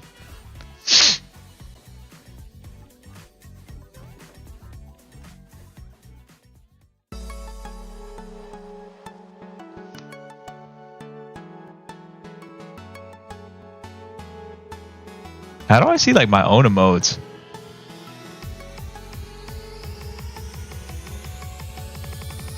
Last one. I'm out. Don't.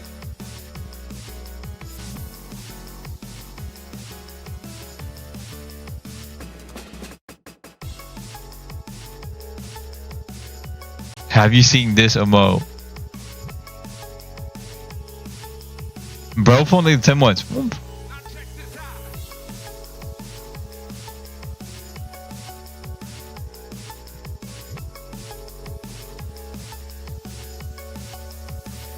I'm kind of terrified.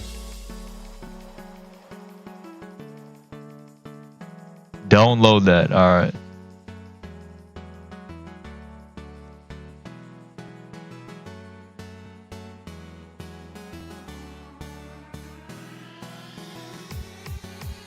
What's trending this month?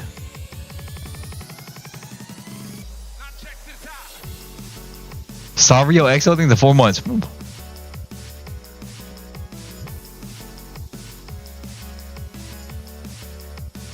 Sun, the work, call, wide speed call.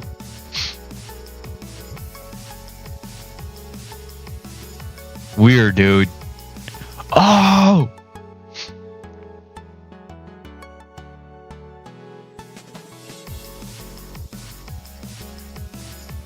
Dun, dun, dun, dun, dun, dun, dun, dun, dun.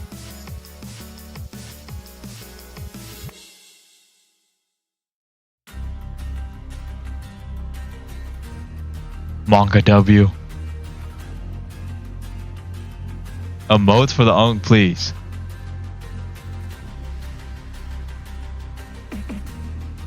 Add hee. Where's hee?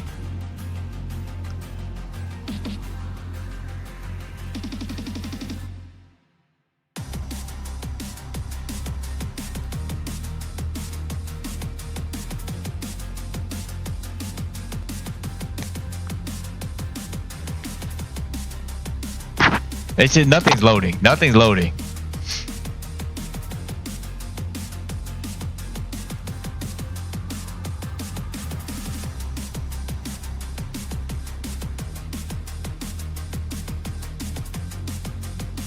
It's not my Wi-Fi, bro. It's the site. If it was my Wi-Fi, the stream wouldn't be working.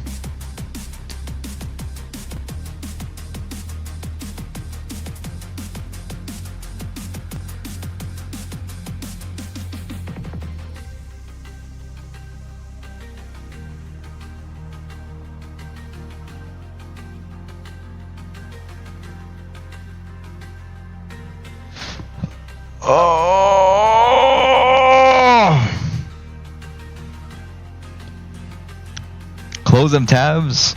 All right, dude.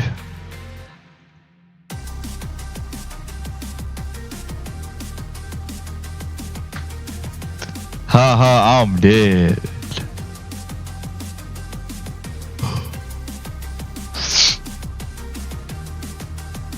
How come if you search Super TF it's just feet? Okay. Why is it actually just feet?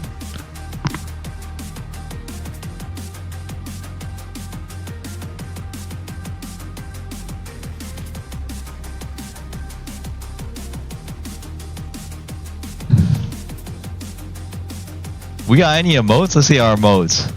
Me on Tracer, me on Cast, Despair, me on Kiri, my team's Tracer, PG Hair. What is this emote from Scissors? What?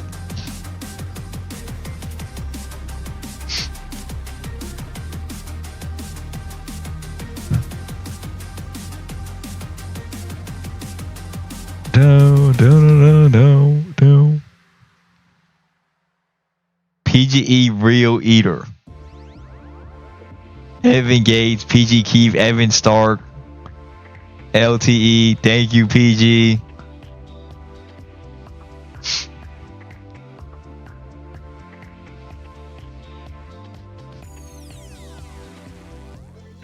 I don't even think I've seen half of these.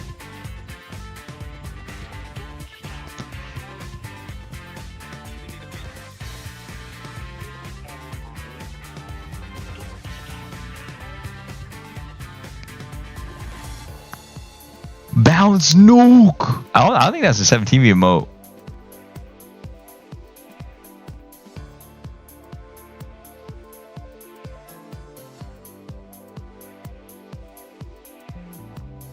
Watch the fucking game. Listen here, Nimrod. It's not even started yet.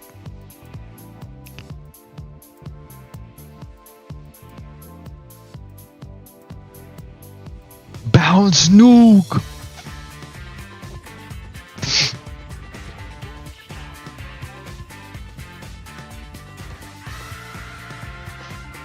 Oh.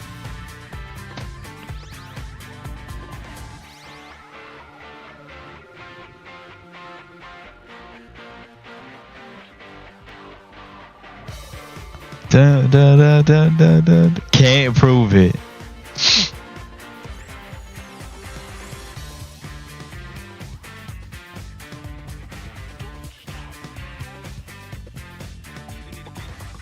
Speed crash. I think we already have this, don't we?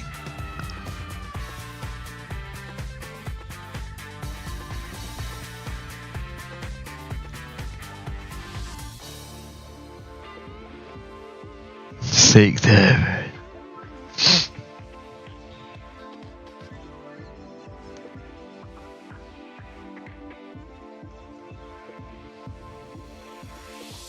Rage bait. Do we have hold? I think we have hold, right?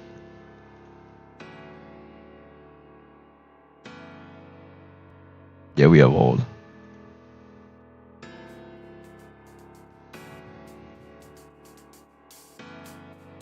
Pause him.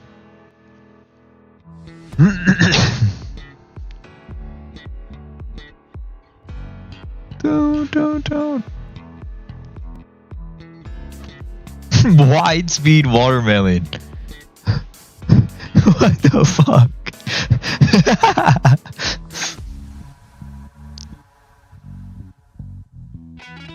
I'm adding it. Fuck it.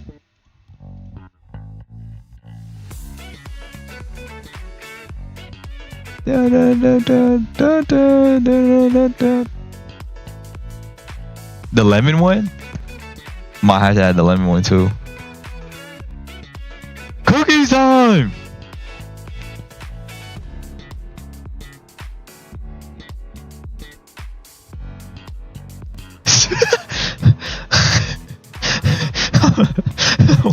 Okay.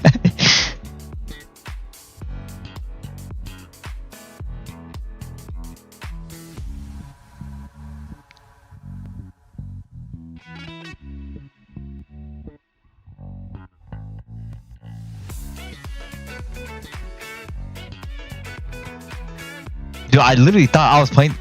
God, how long is this?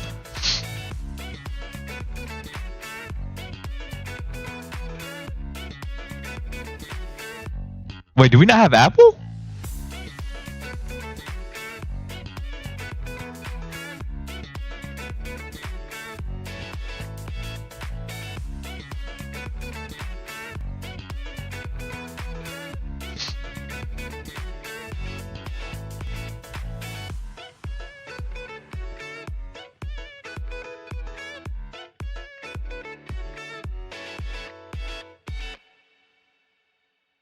Add Tiny Low. You really want Tiny Low? Da, da, da, da. LeBron!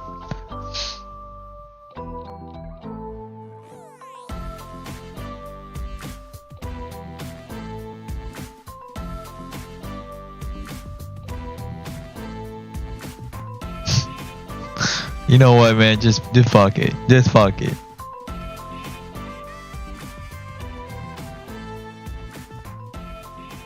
You good, Mud?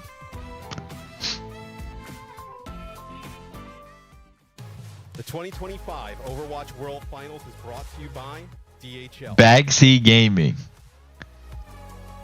Welcome back, everybody, to the Overwatch Champions Series There's a star man waiting. of an epic battle between Twisted Minds, the EU #1 seed, and T1, the upstart #3 seed from Korea, but who've been making a splash in this match too far, up 2-1 in the series. Yeah, but TM What the not going fuck? away with ease, right? They Not take quiet. that third map, they force us to a fourth game, and you know, obviously, TM we see a few times them come back with these reverse sweeps against like OWCS, for instance. Let's take a look at the map pool to catch you guys up on where we've been in the series and where we potentially are going to go. So we just saw Shambali Monastery. That goes in favor of TM. New Queen Street. Like we were talking about before the break, New Queen Street. Low-key So thought we this were is a watch talking party. about, What is there to watch party? Hack coming in here for T1. That would tell you a little bit more main tank. We both think probably potentially some wrecking ball action coming into play. GG's. Here. And they select New Queen Street. Yeah, bans are going to be crucial on this map. Alright, we're done. We're done. We're done. You know what? Fine. We'll lock into the match. With TVNT We're done. amazing on this hero, right? Teleporting your diva around, just allowing her to get all the way into the back line. But taking away that tracer LeBron! challenge for T1 at the same time. I wonder how much they even wanted to play the tracer. Right? Even if you wanted to play a wrecking ball look here, I remember, I mean, Crazy Raccoons, historically, I remember them, I think it might have been last year in Stockholm, playing a Sojourn, a Venture, a Wrecking Ball on, on this map, New Queen Street. Yeah, I mean, it is most certainly an option that you can do here on this map. What's up, PG? I just watched a Stadium video you made 6 months ago. Why don't you make any more videos on it? I might have not played Stadium in 6 months. To play Wrecking Ball at all. Like, no one is really doing it. It's taken some nerfs. It was very strong for a while, but it's fallen out of favor among the top teams. However, How did Weibo perform? They got shit on really bad. It was like SG and Weibo. Well, it wasn't good for them, dude. On what could be the decisive map where T1 can seal their placement in the upper bracket. Yeah, he's not coming in for fun, right? I know they're obviously bringing him in for a reason where the ball, at least to us, seems like the most likely answer at the moment. So I also was talking a little bit about it before we went to the break where this is a map that we did not see really at all throughout EMEA. We see a lot of Runesapi, no, Esperanza here in EMEA on push. So we will see T1. They will most likely end up playing some. Do you think SG dropping a map to Peps was SG's mistake or Peps leveling up? I think it was SG's mistake. I mean, I think Peps are a really good team. Very comfortable with this style. It's going to be the But I feel like SSG, like, to have a diva here in this I think, but lacking that option. I think they didn't play around the May well enough. On the ball is going to have Alright, I'm closing Preds. to maneuver. I do wonder though, Jake, if they were planning on trying to play a Tracer to get the Sombra in the mid now, right? Feels weird. It's kind of No way. No fucking way. I've seen enough. Dong Hack's the best. Dong Hack opens this map up with strength for T1. So that's a brutal loss, right? That's all that mobility out of the way for Twisted Minds. I'm in. Dong Hack off to a fantastic start there on the ball. The bot will get active now. It will be T1 in control, pushing it into TM territory. Best ball map in the game, from my perspective. TP in, immediate. Twisted Minds wasting no time, getting aggressive. There's Proud already dropping. Simple gets that kickoff in this fight, but Oh my god. Dude, UB just cannot live. Very well in lower numbers. The supports working together can be immense damage threats of their own. Yes, Quartz just hunting there, looking for Zest, trying to get a mag grenade on him, finish off the Sombra. Wait, when did Zest get on Sombra? Does anyone know when Zest got on Sombra? What? TBNT power block in there, just trying to hold that position. This is awkward. This is so awkward. I'm out. I'm out. But Zest, I mean, in the meantime, they're looking at Donghak, and that creates an opportunity for the rest of the team to take down TBNT. He loses that form and gets cleaned up. T1, Shroud, pretty impressive damage so far. Donghak swarming forward, wants to get some cleanup kills, but Funny Astro is out of this one. Arctic is going to make its first meaningful progress of the game. Yeah, and Zest also gets control of that health pack. No one wants to play Tracer right now. She's banned. She's banned. To be able to kind of control, especially for Wrecking Ball. Yeah, it'll really be curious. relies on it. Yeah, it'll be curious if we see if they're able to get control of the top, a health pack as well. Kitsune rush here for Twisted Minds off of the high ground. 7-0 with 8 months. Wait, Product's so caught out. Oh my god. Caught by the TP rotation. The rush is good, but TBNT is incredibly low on this Sumatra. Do they have to finish?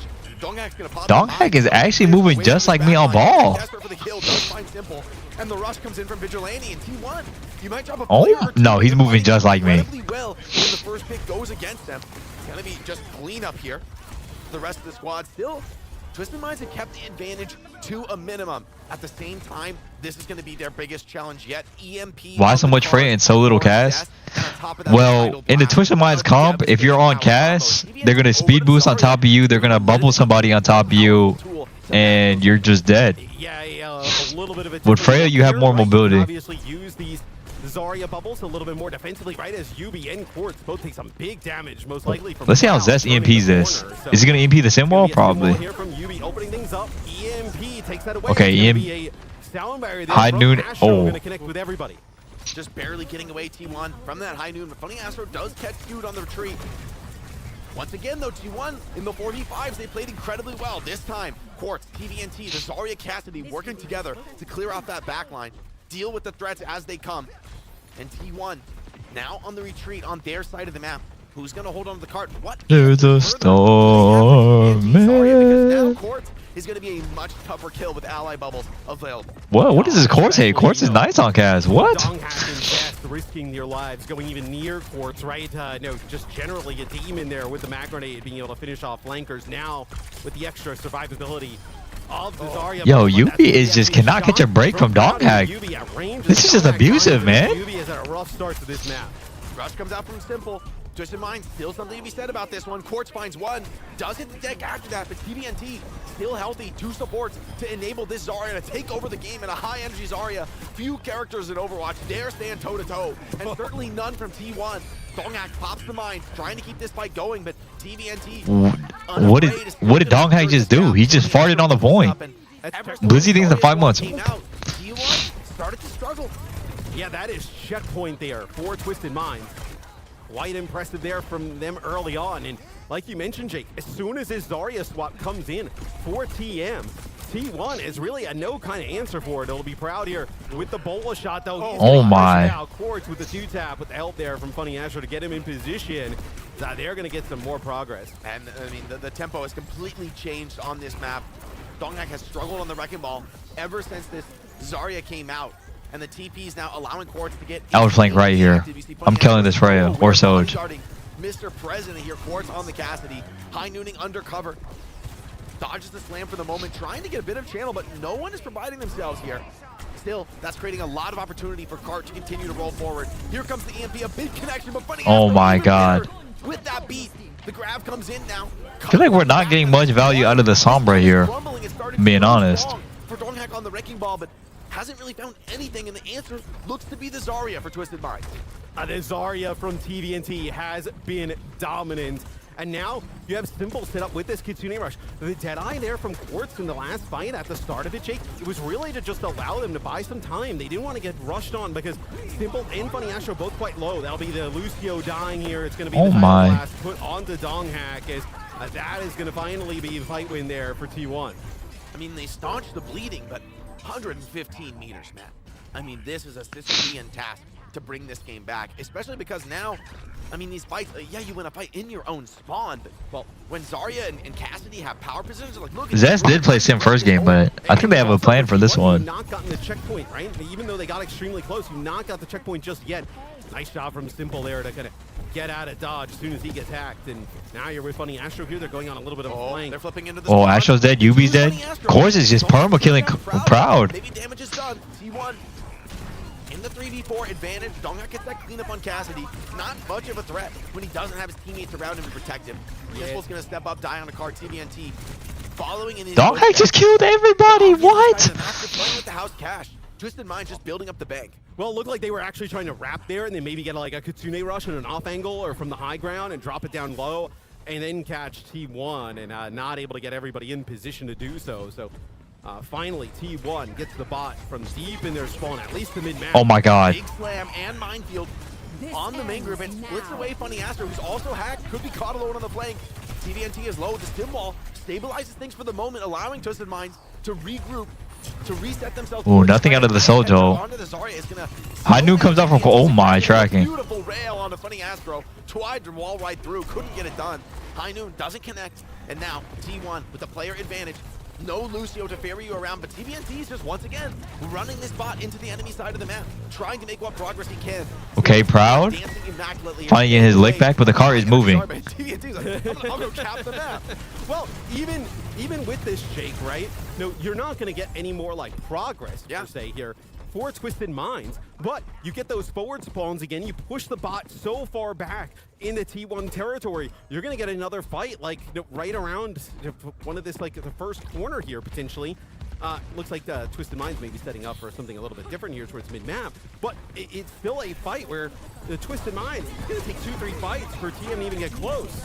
EMP oh my. Down, but the bubble was already there still. Enough damage. Vigilante does the job of 10 men here, cleaning up. 2 ults from T1 though. The Zest actually swap. The EMP is good enough to keep this cart rolling. And chills. The bencher recognizes he can't rely on too many more EMPs. Especially with well, what Twisted Mind's gonna have 3 game-changing ults here though. They're gonna have Grav, Suzu, Kiri, and B.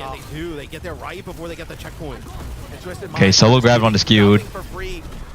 But it's not worth it. That's just not worth it. It does get a kill, but it takes way too long. And now Quartz in the sights here, Possessed, who gets that cleanup kill. Wait, Simple the gap on a Vigilante. Wait, they just both killed each other. What? Getting these extra trade kills. Just now getting the butt scratch as well. So T1 have a couple more fights to win if they want to bring it back. But they have started to turn the momentum of this match.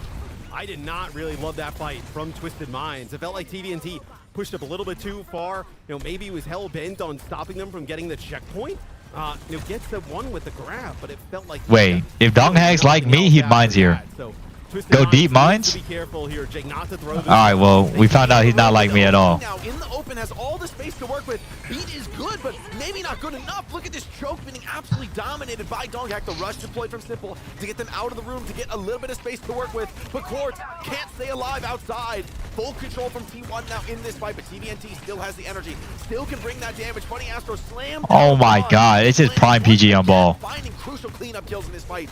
TVNT feels like just a matter of time before this Zarya drops, but Zubi finds 1, Yubi finds 2. Out of nowhere, the Sim clutches up. I didn't have that on my bingo card, Matt. No, and you still have Simple here who looks like he actually kind of TPs on out. Simple does a Map 5 banger? Keeping TVNT alive for long enough, and that is a fight there, Jake, which is quite massive, right? TM doesn't really gain any progress out of it, but they just burn so much clock, and now they give themselves a great opportunity. They have Sim Wall, High Noon, and upcoming Grav. There's no way TM would win this. Literally no way they win this. Yeah, and this would be huge for Twisted Minds. The band's proving to be a bit ineffectual now. TP wide. T1, it's do or die. They got to stay alive in this fight. The High Noon from Quartz has beautiful vision of the map. T1 have to wait this one out. Go deep. The Tidal Blast. That's game. That's game. That's game. That's game. That's game. Excellent in these stall scenarios, but you've got to be so careful. That overtime wick is don't even make this rush, Vigilante. Don't even make it. Has a grab of his own. Game. Opens up on the Proud. Grab and this available. one could be going the distance, Matt. Grab could be devastating now. The rush comes in from Vigilante, but the grab defends. Zest cannot survive. Blocked from using those movement skills. Vigilante. That's game. Rush on a point. That's game. Break the back of T1. We are going game 5. Matt, Twisted Minds hanging on. Wistoria thinks it's tier 2. Phenomenal with that Zarya-based composition. The Tracer ban may That's have paid game. off. We'll have to get a Map clear 5. T1 after what their kind of initial plan was, but they come out early on with that Sombra. As soon as they switched to the Zarya, they looked like pretty defeatable there on the Ram, but as soon as the Zarya swap comes through, absolutely, that is when Twisted Minds look at their best. So we get a game 5, a potential reverse sweep on the cards here for Twisted Minds. Battling Shari now needs to get this up. I was getting worried. Oh! But it seems like TM might be solidifying this one. If there's another 70-minute pause, I might actually start crying. Favorites, but T1 Vince Twitch ditch thing to 7 months. challenge after challenge at Twisted Minds, and finally it feels like TM are starting to get that edge. And honestly, as we go How did they lose this? Yo, how did they lose? What? Look, game 5, and we're going to Flashpoint against the Sim Lucio team. You don't want to be here on T1. No, and look, Quartz starting to heat up, right? 11k damage there. No, we were talking about that head-to-head earlier, a lot like how we talked about at EWC, where Quartz got the better of Proud. Proud was nasty the first 2 maps. It feels like the tides are shifting, though, towards Quartz.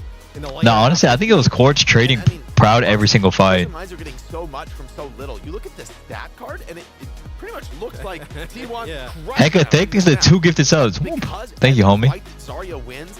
She's rolling the objective constantly. Wrecking Ball cannot keep up in that front. Has to win fight after fight. Has to be incredible. Quick last 17 Vimbo, I promise. I said no more. And Zarya rolls the card for 50, 100 meters. And TVNT, he's feeling it, man. The Zarya swap was beautiful, played to perfection. Not easy to find those perfect ally bubbles on exactly the right teammate at exactly the right time, especially against players like T1. All right, so T1, they obviously get their final map pick here in the series. Saravasa or New Junk. I don't think Twisted Minds are going to ban Ball. It depends on who in. If Donghack is still in. We're going to still see Donghack. Yeah. For this Or it depends on map too. No. Because I mean, no more. The Wrecking Ball, I get it on New Queen Street. I'm locked into this.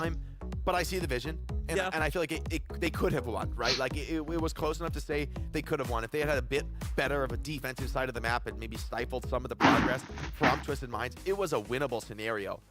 But as we go into Flashpoint, I'm like, can you really play that? Can you? Really I need more water.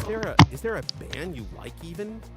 I mean, I'm back. I mean, this is the thing about Game 5. It's like both teams. You've used your bans. I mean, there's bans. All right, so it looks like that's crucial here. It looks like maybe Donghack getting up there, so maybe we do get Jasmine. I would be surprised if Jasmine didn't come in. I mean, considering the totality of the series so far, I'd love to see more Sim Mirror. I mean, I know that's a little bit crazy, but I don't know that without any bans, I'm not so sure you're going to be able to avoid it. Would you ban? Okay, so New Junk City is the map selection. Interesting.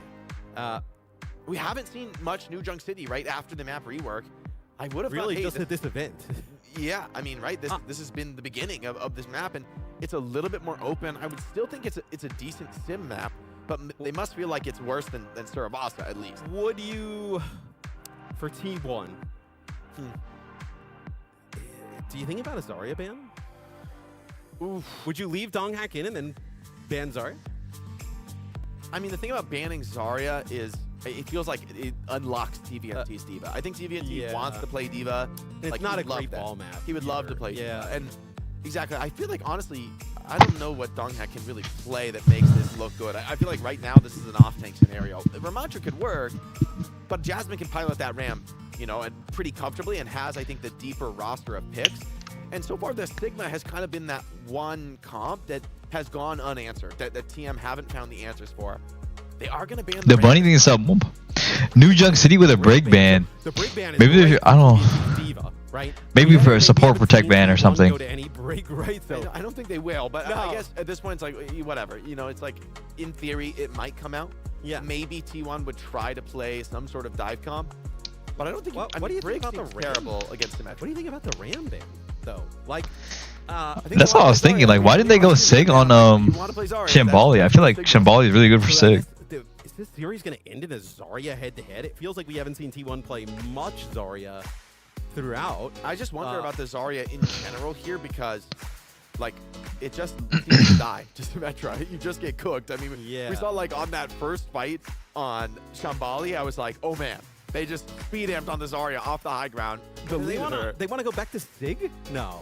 There's no way, right? Maybe taking the Ram away is also benefit Sigma. Yeah, it Ram does. has good matchups in both of those regards. So yeah, and I can see that. I can see the vision. Like, are you going to try and maybe play Sim Sig? If I were coaching, I would be playing Sim Sig. That would be my call here. I would go Sim Sig, and I would play the Sim Mirror. I would play at a distance. I would play the ult fight. I would play slow. Okay, Jasmine is coming back in. To optimize in their So aggression. with Jasmine coming in, maybe we do see the Sim with the Sig. We did see Jasmine early on in the series. Really, most of the series, it was just that map we saw Donghack playing some Sig, playing some Ram, even though you get rid of the Ram It is here. weird too, because we're talking New Junk City. I mean, this isn't exactly your textbook Sigma map. No. I mean, it's Flashpoint. I think, I guess it could work, right? You know, it's one of those heroes that Johnny floated out a Mog. How you doing? I'm doing good. I don't know about the Mog. There's no way. Big Mog, I'm not sure about it. I don't Not even sure know. about it. I don't think we really want that. I mean, No, let's be honest. Let's be honest. No, let's be honest. Well, let Morga stay at home. We don't need Morga in Stockholm. It's fine. It's way too cold here. What kind of IEMs does he have? What the heck? Maybe dude, it is a weird, like, Suravasa is probably a better Sig map. I mean, it's honestly kind of close because Suravasa, the first point is pretty good for Sig, but New Junk City, I could see some of the other later points, you know, having a bit of that wider, more open I mean, characteristic. I don't think you would want to take a Diva head-to-head, would you? I mean... And also, yeah, because, I mean, Sig is pretty nice against Diva because you can just, like, pummel her with rock. Yeah. She just has nothing for it. She flies in, gets rocked, and kind of gets sent packing. Yeah, maybe they were a little bit like, okay, maybe they feel like a little bit for TM, like, okay, the Ram with the Sim is actually pretty good in It all falls. Alright, no. discovered that yet, and maybe that's what. And also, remember, map 1, Lucio was banned. So there was the Ram, but the Ram couldn't close the distance on this big, couldn't really get across those gaps. So now maybe... What's going on at the camera? Oh, you be saying he's getting the W. You be saying he's getting the W. You know what? I can understand that. Hey, I mean, look at the scoreline the last two maps. 3-0, 1-0. I mean, yeah, the tide is turning. And this is... We talk about T1 in terms of the bigger picture for this team, right? The story that's been told about them time and time again is that maybe the lights get a little bright. You know, maybe they're struggling Not down like the stretch. this, though. Some of these I mean, dude. But, I mean, Matt, I just got to be real with you. Like this. Yeah, I mean, what? That last map was like 40 meters, probably decided it. Meterage, but it was around there. And then obviously TM gets a full map completion on Chambali, and then full hold.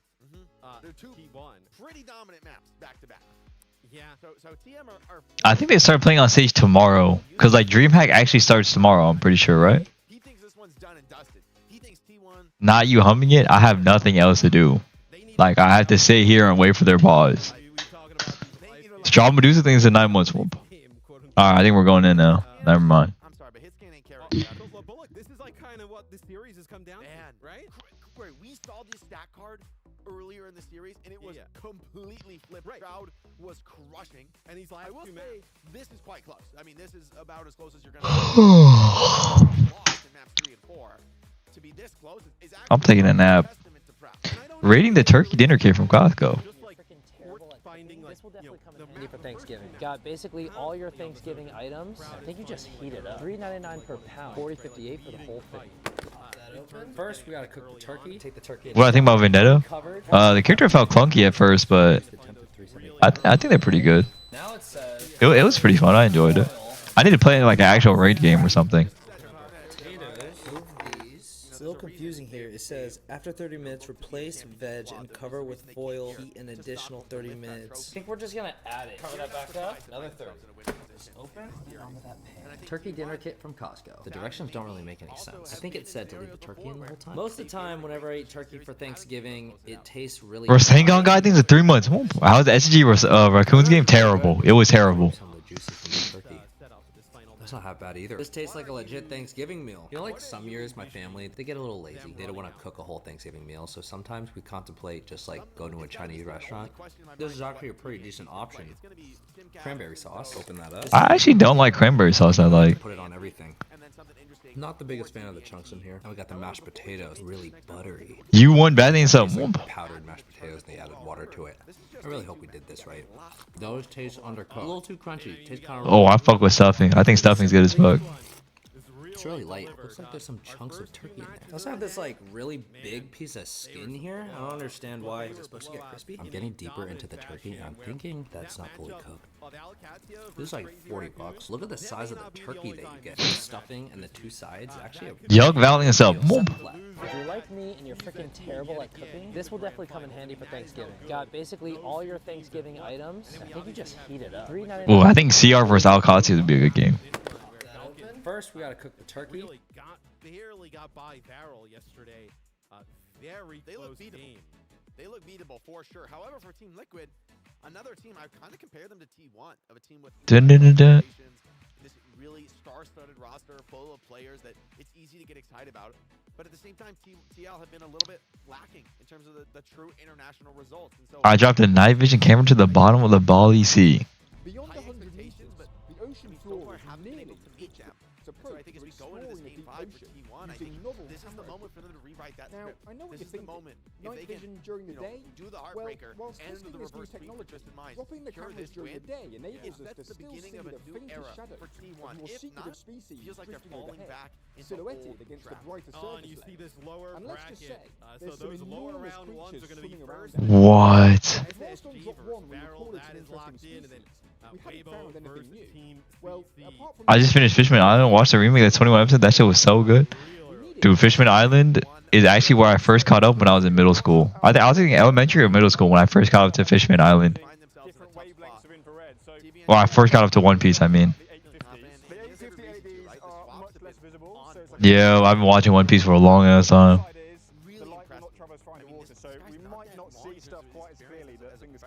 Double audio super. I just had the W audio on so I could know when the game's on. So this will stop it skiing on the sand.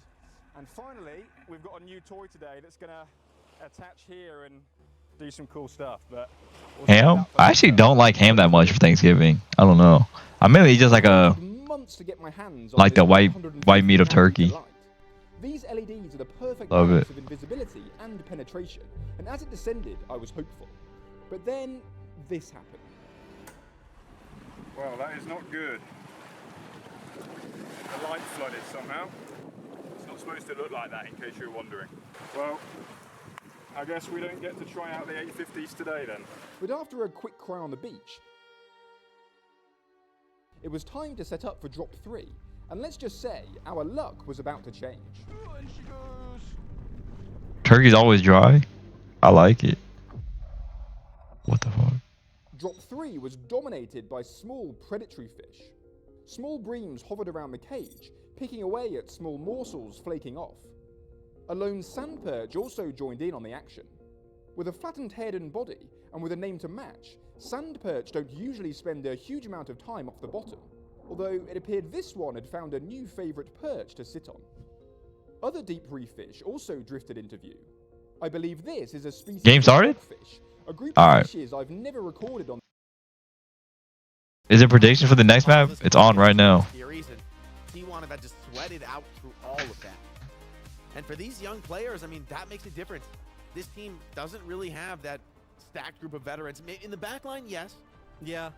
It's just you don't have that, like, I mean, they You don't see obviously it. have, you know, Vigilante and Skewed. Like, Yeah. Fantastic players, right? But, like, it's hard when the, you know, not every team is, like, a carry per se, right? But, like, you know, if you're a Crazy Raccoon and you're in a series like this, right, you always know, like, you have Lip, who has, like, and Shoot, who have crazy championship pedigree, have been in crazy moments before, who feel like you can kind of, like, bail you out, so to speak. I don't think T1 kind of... All right, let's get it going. I'm ending Preds. At least here, it looks like T1 actually wants to play the Zarya with the Venture. They're not going to take this sim mirror here. And Matt, I'm a little bit worried for them. Zest has Sim Zarya versus Diva and Sim. I mean, Adventure Zarya versus Diva and Sim. Fuck my fat ass to think about food right now. backpedaling, trying to stay alive, but Venture... No, Proud came to this map with a vengeance. Oh my god. All the momentum in the series. Proud doing what needed doing. Keeping this game alive. Cleaning up the flankers as well. Oh, what a clean moves from Proud there. Kenzie Poo things in 10 months. Sup, go. Sup, go to you too. early on. T1. Mr. Dozier in 9 months. I don't think we're going to see any changes with Twisted Minds. I'm real. Would you see Cassidy? Yo, background don't look like Sweden. It's interesting. I don't Wait, Lenny. What's going on, man? Kind of a predator to Can't really deal with it, yeah. Yeah, I mean, you know, typically that matchup goes the other way, but you add a Zarya bump into the mix, and suddenly Cassidy's just this immobile hero, an easy kill. Other teams not as sim-pilled, potentially even thinking about May. Eclipsing the 4 months. Like this, but that is not the type of game that Twisted Minds wants to play. They are going to go all out with this. Swear you said you're booking the ticket. Nah, I just, you know when you smell that Thanksgiving cooking? Like you smell that turkey, mac and cheese, green beans, sweet potatoes with marshmallows. Yeah, I mean, yeah, I was like, you know what? You are Vietnamese. Yeah, okay, I'll be honest. We had pho. I had pho yesterday and a beer. None of your family cooks that. I think they can. Oh, yeah, he's going for the low. He was going to get a touch, but kind of maybe meet the Diva with a TP from the high ground. TBNT is going to run the puck. He wants to bring Zarya back to the Wait, why is TBNT moving like me on Diva right now? It's contesting the point, dragging all the aggro. Let's get my team moving here. Kirio comes out from Simple. Nah, Funny Ash was not even close to be. It's not even close. It's not even close. Down, gonna deny that final charge. And T1 are gonna be capping your first checkpoint here on New Junk City. Starting what could be a beautiful moment for this team if they can end this reverse sweep, break the hearts of Twisted Minds. Yeah, so TM, they actually go back in, try and recontest. They go from the low ground and try and set something up where they kind of TP some players from that high ground behind, and doesn't exactly work out. A sound barrier from Skew that allows us to get extremely aggressive when the Kitsune rush comes down from Twisted. They only use 1-0 and won that. Probably start this round off with Rush here. Crowd has the first overclock. It's gonna be probably an Just wait till point unlocks. On this high ground, so crucial to be the team dominating high ground. You kind of don't want to be the team to step to point first. Neither team wants to make that error. This second checkpoint on Flashpoint could be crucial. Are they gonna flip? What are they doing? Drop lower. Crowd thinking about whether he wants to get active first. Zarya trying to cap. Can I just kite that? Can he find an angle? T1 bunkering so nicely in this room. The rush from Vigilante is going to make attacking in a fraught prospect. Alright, Twisted Minds are committing a lot to this. T1 are kiting this perfectly. Zest might get cut out here though. That's good. Very nice. Creates an opportunity for Crowd to step up. Funny Astro forced into a very defensive beat, and there's still a fight to be had here. T1, high ground control. The points against them, but they can still fight this one out. Here comes Crowd, diving in right on top of the Lucio. Funny Astro trying to dance out of that one, but it's not meant to be. The heals are beautiful, keeping Crowd alive, and he's right back to the checkpoint, wanting to re-secure this cap. Masterful performance from TM. Yeah, T1. They're playing off Zest so well. Walk them down. Bully out Twisted Minds from the high ground. They end up using the overclock and the tectonic shock at the same time. Gets Twisted Minds to end up investing their sound barrier. And then, you know, TM, they get an early pick off, but just forced off of that high. It might be over, honestly. Able to get back in and try and it all depends on this fight. I'm telling you, this fight is the game-deciding fight. Plus their sound barrier to work with, Jake. So in a really nice. Never mind. Never mind. We have a map 5 banger. On to Proud at that same moment, and Yubi gets the cleanup with a spam kill. Rush deployed from Symbol, a big grab out of Jasmine, but can he force any further resources out of this? Twisted Minds just too. Map 5 banger. Map 5 banger. Point with the backup from Yubi Symmetra, and they absolutely wiped T1 off the face of the earth here. Just took a rush from Simple. And TM now want to secure their first flashpoint, but they've got 50% to go. There's another chance for T1 to get back into this. I mean, the kill onto Proud is enormous there at the start. Railgun from Quartz. Yeah. It's literally whatever his can dies first. Him off, and then Jasmine tries to use a grab, saves them, the point up on the high ground. It's a nice Zuzu that comes in from Simple, and then defense matrix there from TBNT to keep those players up. And Zest, oh, super aggro needs the beat, but had to drill that defensively. Here he comes, dancing. No TP. They flipped the map. They bounced away for the moment. Now it comes to that brawl on high ground, and the rush advantage does favor T1 here. So Twisted Minds gonna have to respect it for the moment. Here it comes. They're chasing really hard with Rush. Just money. It's just money. It's just money. It's just money. Guys are not gonna stagger this baby diva. They want more blood in the water as T1 chase to the Twisted Minds spawn. This is the opportunity to break the back of Twisted Minds, secure this checkpoint. However, you come too far, you can find yourself in trouble. Here comes the tech shot from Zest. He refuses to wait, refuses to back. I might swerve in that corner. Whoa. Despite the wall from Yubi. Oh, that is such a huge play there from Zest. That is going to give the second flashpoint over to T1. Bro, Zest's venture is actually so good. He just digging in them, bro. Stop digging in them. T1 kick off here on New Jung City, winning the 2 first flashpoints, giving themselves an opportunity to close it out with the next one. Beautiful aggression from Zest, just being willing to take the risk. That's been this Achilles heel for T1 in the past. They've struggled in these high pressure moments against top teams. But today, maybe the beginning of a new era, beginning of a new moment still. A lot of ultimates to fight through. T1 have their work cut out for them here on this take. I'm in. Fight this first one here. And guess what? Proud versus Quartz. Both OCs Whoa, available. whoa, whoa. Quartz has to win this. The beat comes down. Funny Astro not taking any risks, not taking any gambles. Zarya in the sight. Quartz cuts him down. Oh my, Proud no. gives it right back. Has to slide forward into that though. And TVNT is going to make sure that's his last mistake. T1 sent packing to the spawn. In a relatively inexpensive fight for Twisted Mind. 2 ults to 1. Just about stock standard.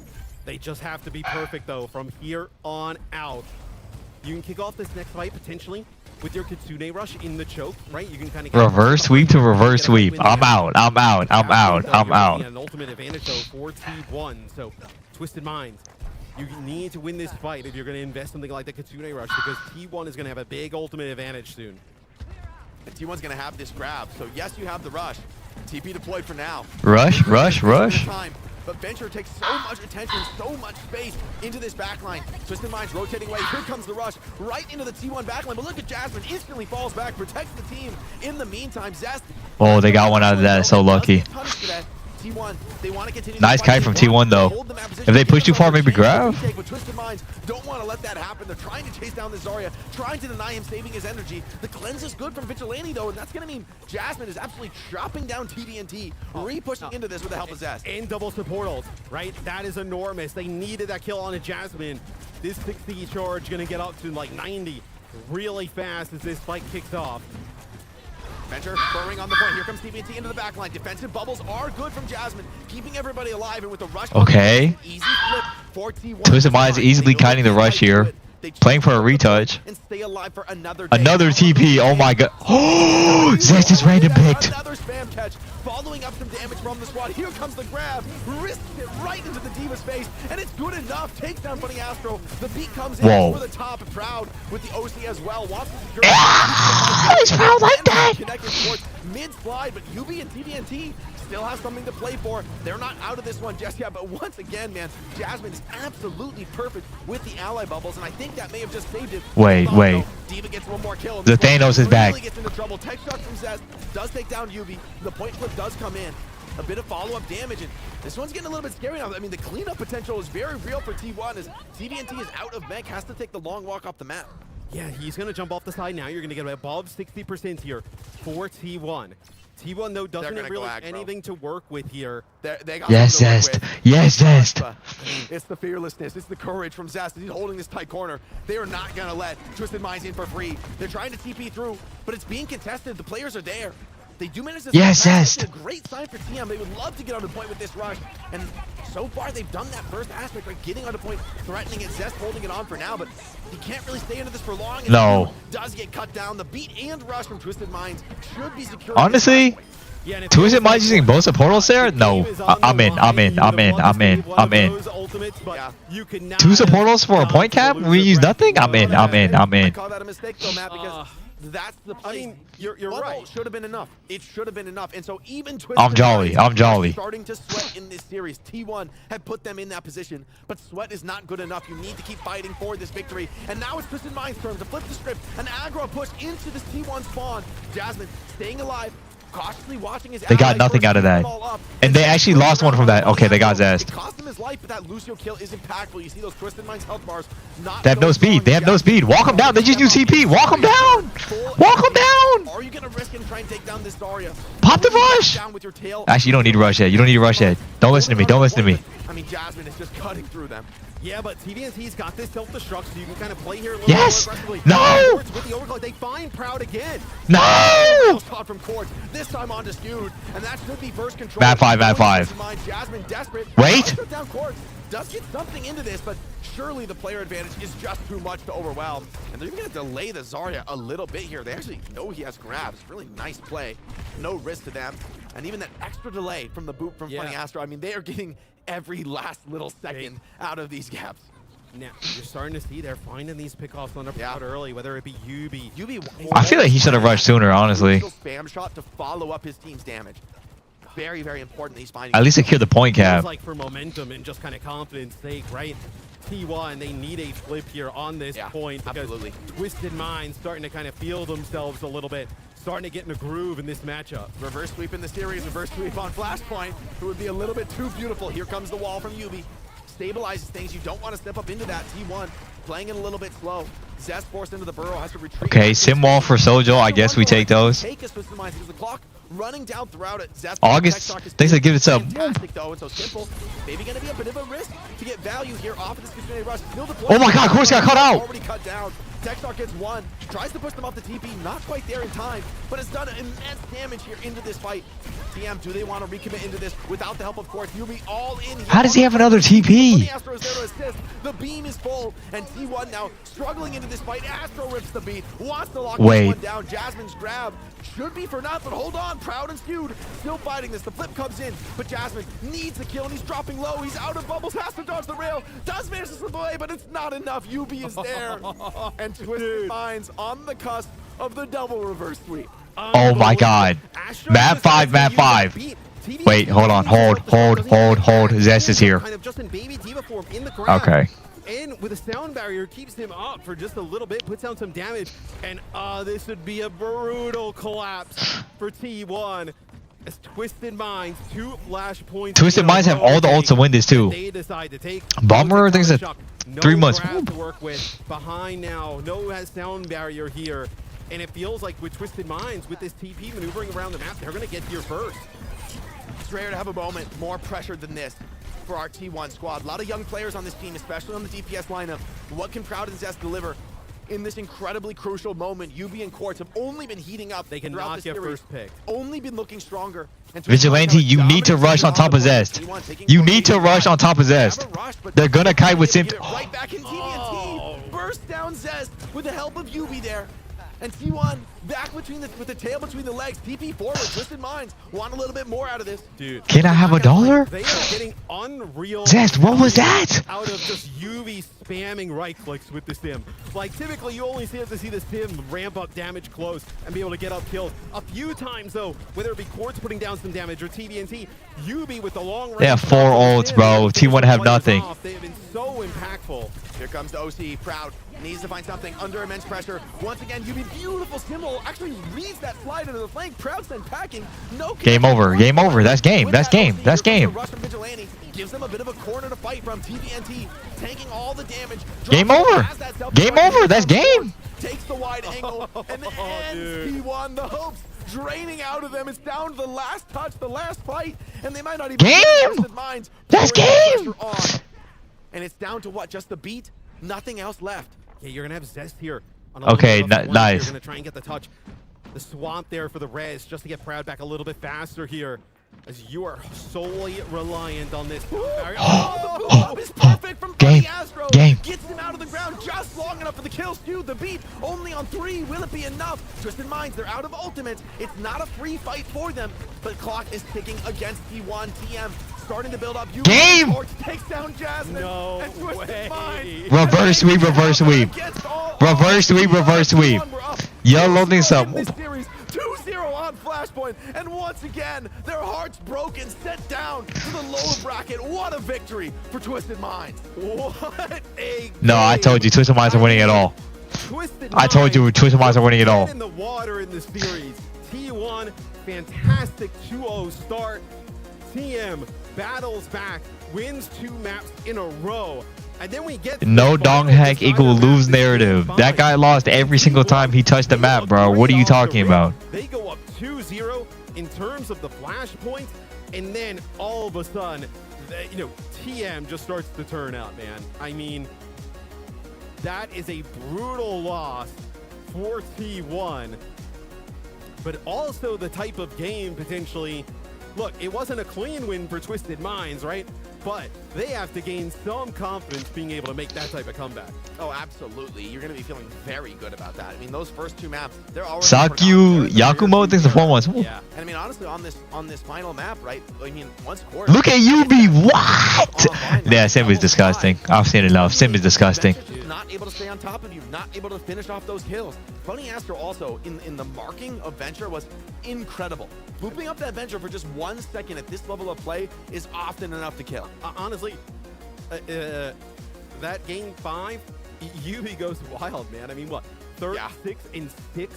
Obviously bringing some of the sim mobility to the table. Some really sick uses of the sim wall, like you kind of noted towards the end, kind of predicting like that crowd kind of slide couldn't get anything done on the OC. Every time he's walled off, they're just iced out. And then time and time again, UB finding these first picks. Obviously, it's not just sim damage at range, but finding those right clicks, being able to spam these chokes and putting down enough damage, a railgun shot, some damage from Funny Astro, you're able to actually kind of finish these players off, and that's tremendous. And we got Danny with Funny Astro to hear his thoughts on that wild game. That is absolutely correct, Matt. I am here joined by Funny Astro for a quick post-match interview. I mean, I'm pretty sure you're very excited. That was a very close call, and I think that was the first reverse sweep that we had here. Very exciting stuff, and big congratulations on getting the win, Funny Astro. I mean, we were just talking, and you said right before the interview, you were like, "Oh, yeah, that shouldn't have been this close. It should have ended a lot faster." Why do you say that? I think we just played really sloppy on the first 2 maps, to be honest. It wasn't playing like we usually do. We were playing really scared, and after map 3, we sort of turned up the aggression, started playing how we usually do, and it felt a lot easier. So we should have just done that from map 1.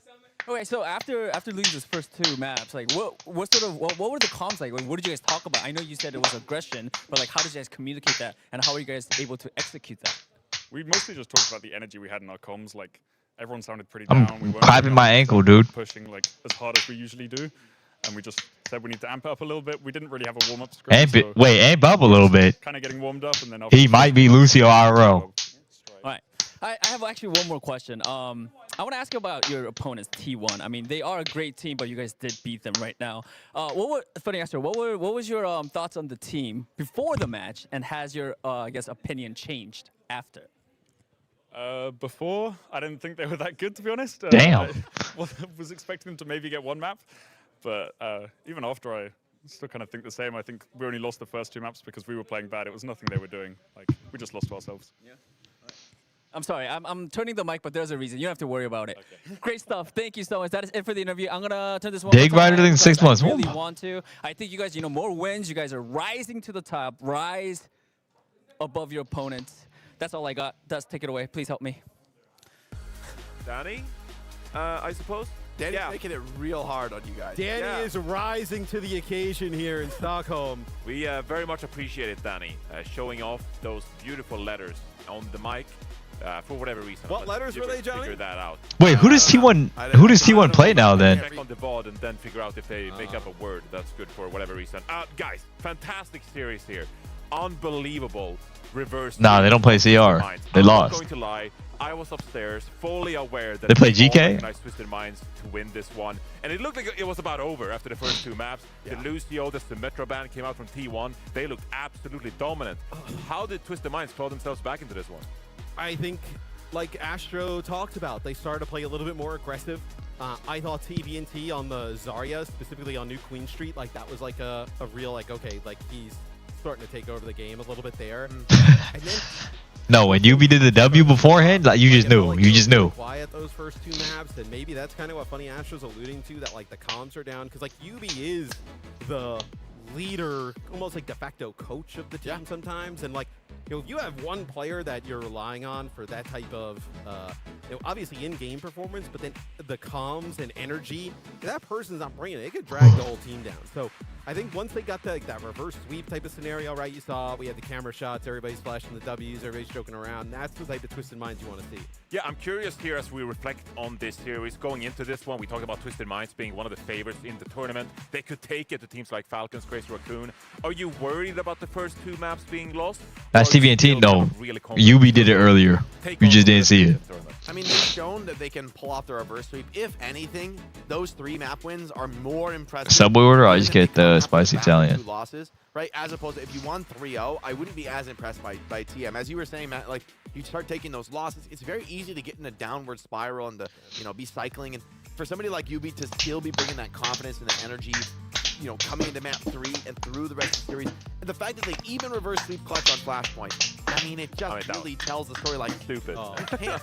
You can never think TM are out until they're really Dude, what? out, right? Like you can never think the series is over. And so anybody playing, you're up 2-0 against TM, you're sweating. You don't feel that good about it. Man, if you're T1, that one sucks. I mean, you'd rather just gone 3-0. Well, let's talk about it. Let's talk about it because honestly, no disrespect to the T1 fans here as we take a look at the bracket. What I miss? Honestly, before this match, today was a pretty boring day of Overwatch. As they're going to play the victor of our next series, Team Liquid. But this match was a banger. This match was a banger. On the upper bracket here. They had me in the first half. They had me in the first half. T1 fans at home, I know there are plenty of you, and I love you. But I feel like this is a fan base that is kind of in despair at times. Because we see these amazing couple of maps and we're like, oh my god, Cest, what a god, the Venture is just unstoppable. Yeah. And they just can't cross the finish we were line. drinking They the can't Kool-Aid close after it the out. first 2 maps. I was all in. Yeah. Flashpoint. T1 lost? Yeah, they got reverse swept twice. Give me the opportunity to invest all my channel points in T1 after the first 2 maps. I would have taken it. But I would have taken it. Thank God they got us away from Twitch. That's a wild one. T1 GK. Yeah. That one's going to be spicy, actually. That's going to good be the match to watch of the lowers here. I hope T1 can pull this one out because the more I think about them, as a player, as a team, they've kind of always the bridesmaid, never the bride, right? They've never been the team to really reach the top, and Korea has been so competitive. They've just never been there, and I want to see them have a Is it wafting sub? Really turn the page on this year here in Stockholm. Yeah, T1, a team we're closely here at the OWCS. I think Team Liquid are going to be Falcons, actually. Out of 4 matches done here today. We're going to take a quick break, and when we come back, we got our last matchup of the day. It's going to be Team Liquid taking on the reigning world champs, Team Falcons.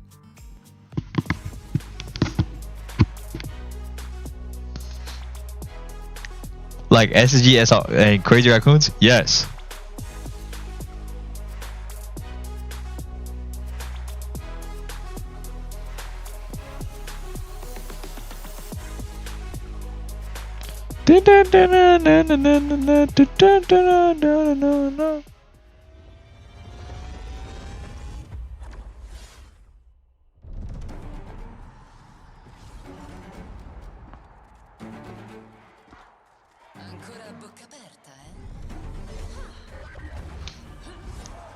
Burbsy thinks up. Does he ever look at chat? Are you stupid? Pathetic. Leave no survivors. You're finished. Disgraceful. Not good enough. Happy Turkey Day. I actually can't wait to eat.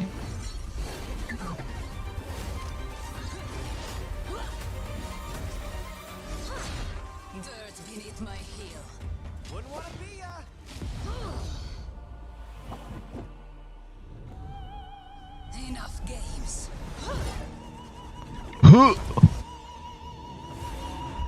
We believe you, dude. Okay. Okay. What'd you think of La Lupo? I played him a little bit. Honestly, at first the character felt clunky, but after I played the character a little bit, it felt pretty good. Me thinks it's up. I need to play the character in like ranked or like it's like a different setting to actually see the character.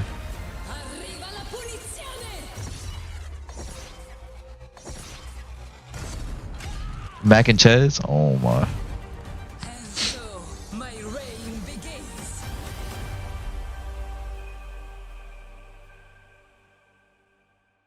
Name G thinks up.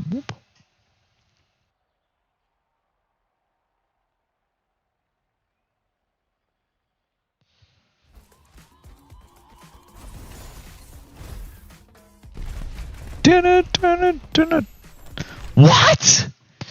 Wapsies to 10 gifted. Whoop. Thank you, homie. What the hell?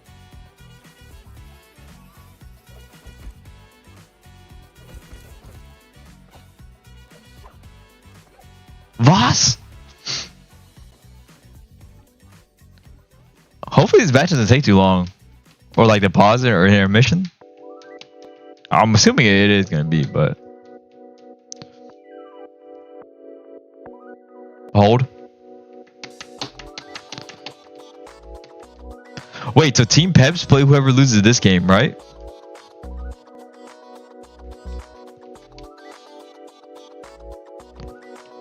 Okay.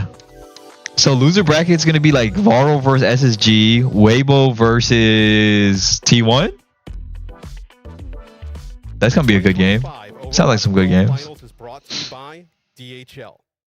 Oh no, Team CC. It's GK versus T1. Fuck, my bad, yeah. OWCS Finals live here from Solar X and 3-1. Peps is going to get shit on, bro. Peps might be sleeper broken. It's going to be awesome, but as I mentioned, before we get there, a banger of a match that is going to have ramifications across the whole weekend. Matt, Mistrix, Necra, Johnny, here. Imagine Liquid sends Falcons out. I think they actually will. After what was just a wild one, Rose. Oh my goodness. I was sitting backstage and I could not believe my eyes. Watching T1 start to snowball that series with a 2-0 lead, I was like, this might be over. Especially because those first two maps didn't look particularly close, and then Twisted Minds comes back, and I can't. The reverse sweep cinema. Yeah, so I mean, cool. I was standing right in front of the monitor, and I couldn't believe my eyes. That one was wild. Let's take a look at where we are in the day. And we've had some pretty good games. Bursey is a 5 gifted. They take care of business early on against SSG. Alcatia, they set Weibo up with a match against Team CC, so one of the teams from China was out early. And then Johnny, what? TM, Thank you, homie. Takes care of business barely against T1, almost kind of blew it. And that is how we are at our final match of the night. Team Liquid versus Falcons. Johnny, you had a thought there on that Alcatia match. Weibo Gaming, man. That's all. That's my thought. Thank you. Thank you. I'll build on that overnight, but for now it's just Weibo Gaming. Yeah, a lot of people out there with those thoughts about Weibo Gaming and what once was and what may be right now. But we got to talk about Team Liquid versus Falcons. Team Liquid, our #1 seed out of North America, Rose. I feel like it's their time at an international. You see, obviously, ramping I'm like zoning out. Oh my god. Gotta get it done at this stage. Sure feels like this is supposed to be one of their tournaments, especially given the recent success that they had getting that undefeated season for OWCS Stage 3, and then come into this. Whoa, what the hell? What is that? Has changed, and that's where we need to see the flexibility. What pose was he doing? Flexibility out of this roster. We always say they can play everything, but now is the time to do the job you're being paid for. All right, nah. When you're facing off against all of these teams, and maybe Dive just isn't it for this stage. Yeah, and I would also say this is a team that I think has to prove it on an international stage at a major land, because they started off this year really rough. Trees cut, bro. For the Champions Clash in the first place, but it's a really young. I don't know. Is that like a middle part? Over time, and now obviously they won over in North America. They overcame the curse of always losing in map 5s and never being able to finish off series. And so this is a team that has constantly been improving, but they haven't had a deep playoff run. What infected grabbing? He's literally Sigma. He's literally Sigma. Big moments. And so now I'm looking at this as a really young, super talented roster, but now you're going up against Team Falcons. This is when you have to play your best Overwatch. Yeah, and I have a concern for Team Liquid that we can talk about in a little bit. And obviously one of the concerns they have is Team Falcons sitting on the other side. Yeah, that's a pretty big concern. They barely get by Varel yesterday. Yeah, you heard that correct. If you get a correct prediction of this game, I'll give 25. Dude, you know that's going to be too easy for me, right? I find it hard to believe that's going to be the one we're going to see in this match. I mean, come on, that must just be a glitch in the system for a team like. Map 1 is going to be Ilios. Hanbit, no, it's going to be someone. Someone's going to play Winston. Infected's going to play Winston. It's going to probably be, I think. Probably have scouring the VODs. Nah, actually, I don't know. I really don't know. Shambali Monastery, so they can come in and get a big match win, a big. We'll see. We'll see. I need to see what map they're on, and I can say what column. Like they always play down to their opponent. You're like, you're one of the best teams in the world. All right, if okay, Hanbit's in first. But then you go back and you look at a match like that. it's sloppy mistakes like Just the score, not even maps and shit. I think it's gonna be 3-1. Someone on the Shambali Monastery just diving in. I think it's gonna be 3-1. Either Falcons or Team Liquid. One of the teams will go 3-1, but I'm gonna say Liquid. Well, you gotta come out in a series like this and actually give it your all. Perform to the highest of your ability, because otherwise you risk being demoted to the lower bracket way too early. Well, we have Hanbin here in the starting lineup today, right? We saw a lot of someone the other day against Varel. Here's my concern. All right. And my concern is for Team Liquid. I am worried as we get to predictions that you see that game against Varel the other day and you get a little bit too excited. You're like, oh man, we might be able to do this. We might be able to take down Falcons. I went with Falcons. I think Falcons is going to bounce back in a big way. And for me, it's just mainly He's linking this up. Right, rising up to the occasion. Team Liquid, it's a really rough draw, and then maybe a little bit too excited what they saw in that Varel game yesterday comes back to bite them. What about you, Rose? I also went with Team Falcons. This was another one of those matchups that I look at it and I'm like, Da -da -da kind of like a headliner match. I think I Yep. can flip a coin. Just given Sectors, things are 2 months. Thank you so much, yo. Team Liquid has had. But then it's like, but Team Falcons, you know, you look at them and they're like, but you should win, right? Gap's closing, Johnny. Oh, come on, Matt. Gap's closing between Japan and Korea. Yeah. No, I think this is one of those things where it's really easy to fix a performance like that overnight. It's just like, oh, we don't need to VOD review. Like, we know the mistakes we performed, and now we just have to go into a match. Yeah, you just got to be locked in, you know, chug some caffeine. So I'm going with Falcons. Jake is going with Team Liquid. I don't know what he's thinking. He's not here to defend himself. So let's just make the point clear that really pushing with this one. No, me and Jake are aligned. My original, I was like, I'm going to put Team Liquid. And then the more I thought about it. Man, why would you do that? Because I think, like, you see the value pred. That recommended look kind of interesting. I might have to search it. What is it? But just the fact that I think Team Liquid's very talented. Eventually, they're going to. 4 months ago, I was at Taco Bell. Now I make 6 figures. This is the game to do it.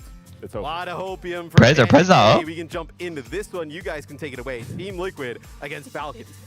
Thank you so much, Matt. That's right. We've got our final match of the day here for day 2 of the Overwatch World Finals.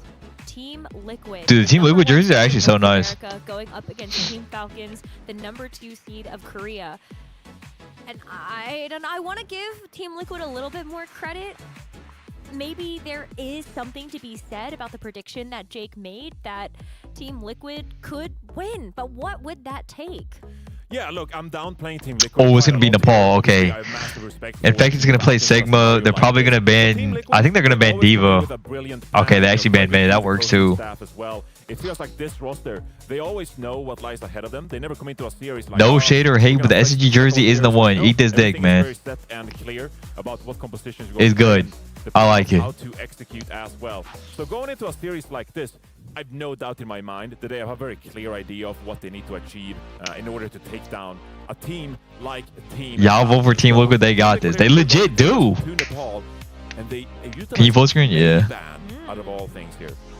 You know, it's funny because I'm actually not sure that the May ban is all Eat that ugly ass jersey instead. Okay. The flexibility of this particular roster, we have seen Proper in OWCS Stage 3 in the Korea region actually utilize May, among other flex CPS picks, but the May was in the wheelhouse. And I think when you look at a map like Nepal, I feel like very classically we have seen May try to create smaller kill boxes on maps like Village or even like Sanctum, just being able to wall off a small room.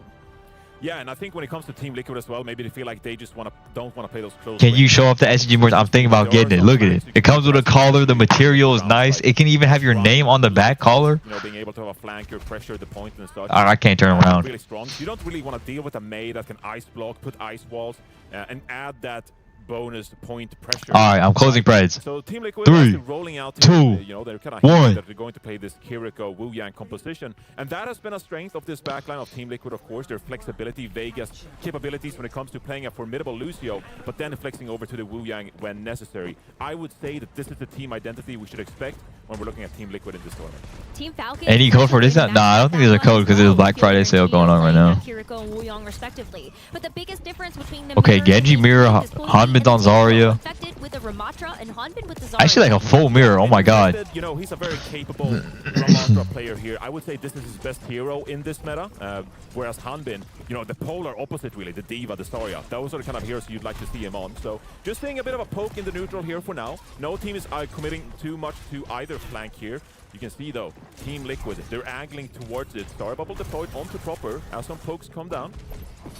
Gonna go ahead and play a little more far forward. Try to activate this point. Make Team Liquid come to them, but Team Liquid doesn't take the bait. Ooh, Vegas won. Allow Team Falcons to get first control of the point, and now it's about Muted thinks it's 3 months. objective. That's going to be actually winning out these duels. Zera and Proper, both in the neutral, trying to take out their counterpart, and then Tree and Merit hoping that they can find the first pick on the Ashe. Yeah, and actually pressure is on Team Liquid now because you gave up that cap to Falcons. Now you have to make something happen. You can see Infected trying to stage on the right-hand side. Oh my god, Hanbin's dead. Actually, as Hanbin goes down to the poke of Vega. Now, if you just play patient here, another pick from Zero as well, Liquid. Bro, we were getting the worst POVs ever. Oh my god.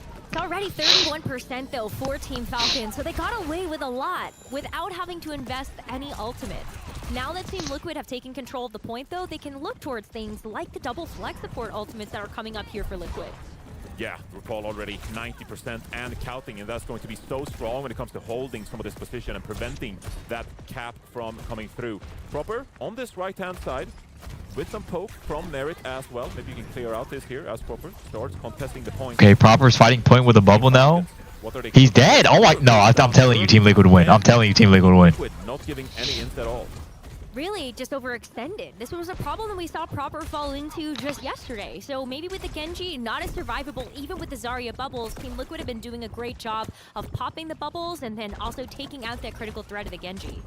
Yeah, I think both teams here are playing very patient as well, waiting for these ultimates to come online. Just so happened that Proper died too soon, so Falcons weren't able to deploy those. They're looking for a pretty passive staging here, where they're taking a lot of time to actually build towards this fight. Now, Wuyangles are going to be committed here from either team. Close, narrow corridors here. It's a massive tidal blast actually, as Proper takes down Vega and Zero goes down as well. This should be Falcons now, just closing things out. Hopefully they cannot commit any more than this. And Ken's double coming in 14 months. We actually do see Infected sell out the point for just a Okay, I don't. Falcons won that fight only using Wu Yang. That's actually quite insane. But they get Liquid only use the Wu Yang as well. Have to cycle through. Team Liquid though, they can match that. Yeah, they can match that, but Falcons now with map control, and they have a Graviton Surge as well. They can opt to play pretty close here, try to get someone in the doorway. We'll have to see how Liquid are going to break through here, as Zero goes on the widest flank possible. Both Wojang and Genji's contesting each other, as Liquid is gaining some crucial ground here. It's going to open up the point. Bob comes out to contest the point even further, but it's match from Falcons. Bob's looking at each other saying, well, I would be the bigger one, except they're both dead now. And now it's time for the Genjis to let loose their blades. Proper goes in with a huge one. RuPaul and Tree both taken out with a single Okay, Proper might be him. And now you've got Team Falcons continuing their control of the point. But it's going to be this tank brawl now, with both tanks still holding onto their ults. Yeah, Liquid has to fall back here. They has to regenerate their troops here, but Infected... Batman, bad dog and sub. Quite far forward here as Zero goes down pretty late in the round as well. 80% for Falcons. Wait, Infected... Going to be poked from Suffer. Falcons out of the map. Oh my goodness. That was just not a good ultimate there.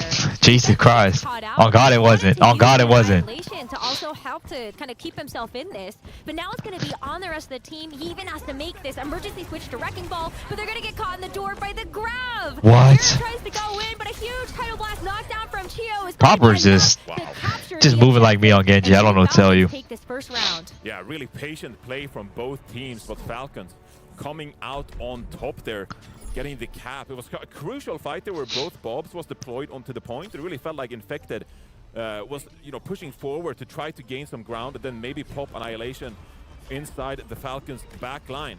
But instead he's caught in the Falcons side of the spawn. Feels like he's forced to pop the Annihilation on that side of the map just so he can survive for a final contest of the point. but instead Dice Late, Wrecking Ball, Swap, and Liquid, they just didn't have any positioning to try to go for a recontest. I actually think I really think the Dynamite perk is better than the Coach Gun perk, because I feel like the Coach Gun you really rarely need it. Sometimes you might be doing something wrong, or the fight is just going not your way. But we're gonna see both teams as we enter into Village now utilize basically. Is that Mauga? I know they ain't Mauga. I see. Yeah, the Mauga comes out. Yeah, I mean it can be really powerful on a round like this. That is very short corridors. You know, you don't have to push so much for space forward. You can utilize the overrun to mitigate quite a lot of damage, and you can threaten by just stomping opponents essentially with that overrun, right? You can see now Proper, he's going to contest this point on the Symmetra actually. Placing some of these turrets is going to be really difficult for someone like oh my Mary. This and actually gets caught by Merit. So Liquid not really ready for this Mauga play at all, as Hanbin just goes crazy in this very small room. Hanbin just gets the overrun charge right into the room. Another finals where Mauga is played. Get those critical headshots. And that is a very easy cleanup. Zera goes over to the Widowmaker for a quick second, just in case Team Falcons overextend, but there's no one to punish. So now Zera goes back over to the Echo, and maybe that will be a different look. But you can see Team Liquid, they know they've got to do something, and so it's also going to be a switch to the Freya and Sigma. Yeah, they're actually going to pay a bit of a slower approach here because they recognize that a Mauga will be depleted. Okay, in fact, it's finally on Sigma. Quite quickly here. I'm liking this. Honestly, I'm really liking this. And then you should be able to deal with the Mauga quite easily. So, Infected, he's going to look to start contesting this point. Zero drops quite low. You can't lose a member early on here for Liquid. But that's exactly why Hanbin was playing on the high ground. He was waiting to see if anyone would be staggering behind from Team Liquid. Can you get the overrun? Oh my. There? It's going to be Chio the first to fall, but Merit still has great sight lines with the Mauga blocking his way to play that bodyguard so he can just get those kills. And as Team Falcons pick up a couple more, Vega's going to go in with the Tidal Blast onto Zera. Maybe that was the difference maker in this fight. Actually turn the tides. Whoa, he's living. Does get away with a pick onto Fielder, but with more ultimates coming up here for Team Falcons, in fact, they still have control with the Mauga on the point. They can deploy something here. Yeah, they can't really displace this Mauga. Tio is winning this, by the way. They legit are. First map is just getting the nerves out. Like I said, it's just getting the nerves out. But Liquid, they're clawing themselves back into this round with a couple of picks, but not until Falcons secure crucial percentage already above 90%. I mean, that is just final fight territory. Team Falcons have already gotten away with basically a full point capture, and Team Liquid finally decide to make their stand. Kitsune Rush on the table, as well as both DPS ultimates for Liquid. Yeah, Falcons are still in a really good spot here. I mean, you got double support ultimate in a Juno break kind of. Are they going early? I think it comes down to with a Ram comp and Freya? To duplicate a Mauga here and try to get a Cage online. You see early push here from Liquid. They want Falcons to waste. Who'd he go? He went Mauga. Zero, not quite able to build this cage just yet. It's tough because he had to use the overrun to actually get away. What the And now with this standing tall to Hanbin. Oh. Used the trigger to be able to pull the cage. Oh, brother. With the Symmetra Photon Barrier in tow and just the Orbital Ray on top. There is just everything Team Falcons could throw at this fight. Team Liquid, they throw a bullet shot out as a last-ditch effort, but that is not going to be enough. RuPaul can come back in with the Kitsune Rush, but you still have full control here from Team Falcons, as the Annihilation from Infected is also hoping to be enough. But it's winnable. RuPaul killed Mary. Win. And with Team Falcons taking back control in the overtime winnable. Hang on a second. Oh my god. Oh my god. He's back. He's helping out Infected, and this will maybe get this team fight for Team Liquid. Yeah, because Falcons had to use all those ultimates early. By the time Falcons actually get to contest the point, the Annihilation is popped from Infected. I think Hanbin goes Diva now? No way, he doesn't go Diva into that comp. What? If you don't go Diva in that comp, he's trolling. To get in a state of play like that. Now, Styro, over on this Pharah, Merit on the Sojourn, still going to have a relatively tough time to actually deal with this. But Hanbin swaps over to the Diva, and we've seen this time and time again from Hanbin. So good at dealing with a Pharah when he's on his signature Diva hero. And now, Falcons, they're going to set up the next fight here, wrapping around Gist, Fielder, and Hanbin. And they're already going to be on top of Zero on that Pharah. Yeah, I mean, look, Hanbin has two great choices to go after. Not just the Pharah, but also this Freya from Tree. And if you can bully them off the high ground, they're going to have a harder time actually finding and getting the setup for the Pharah. Team Liquid are all stacked. They're all stacked. They somehow killed Fielder. The chaos is able to find Fueler, so that's one support out of the way here from Team Falcons. But Chio, you cannot underestimate the Juno in this matchup. If you allow this Juno to actually get the orbital right, or What is Juno doing to do? that could be the way that you deal with it. He's dead.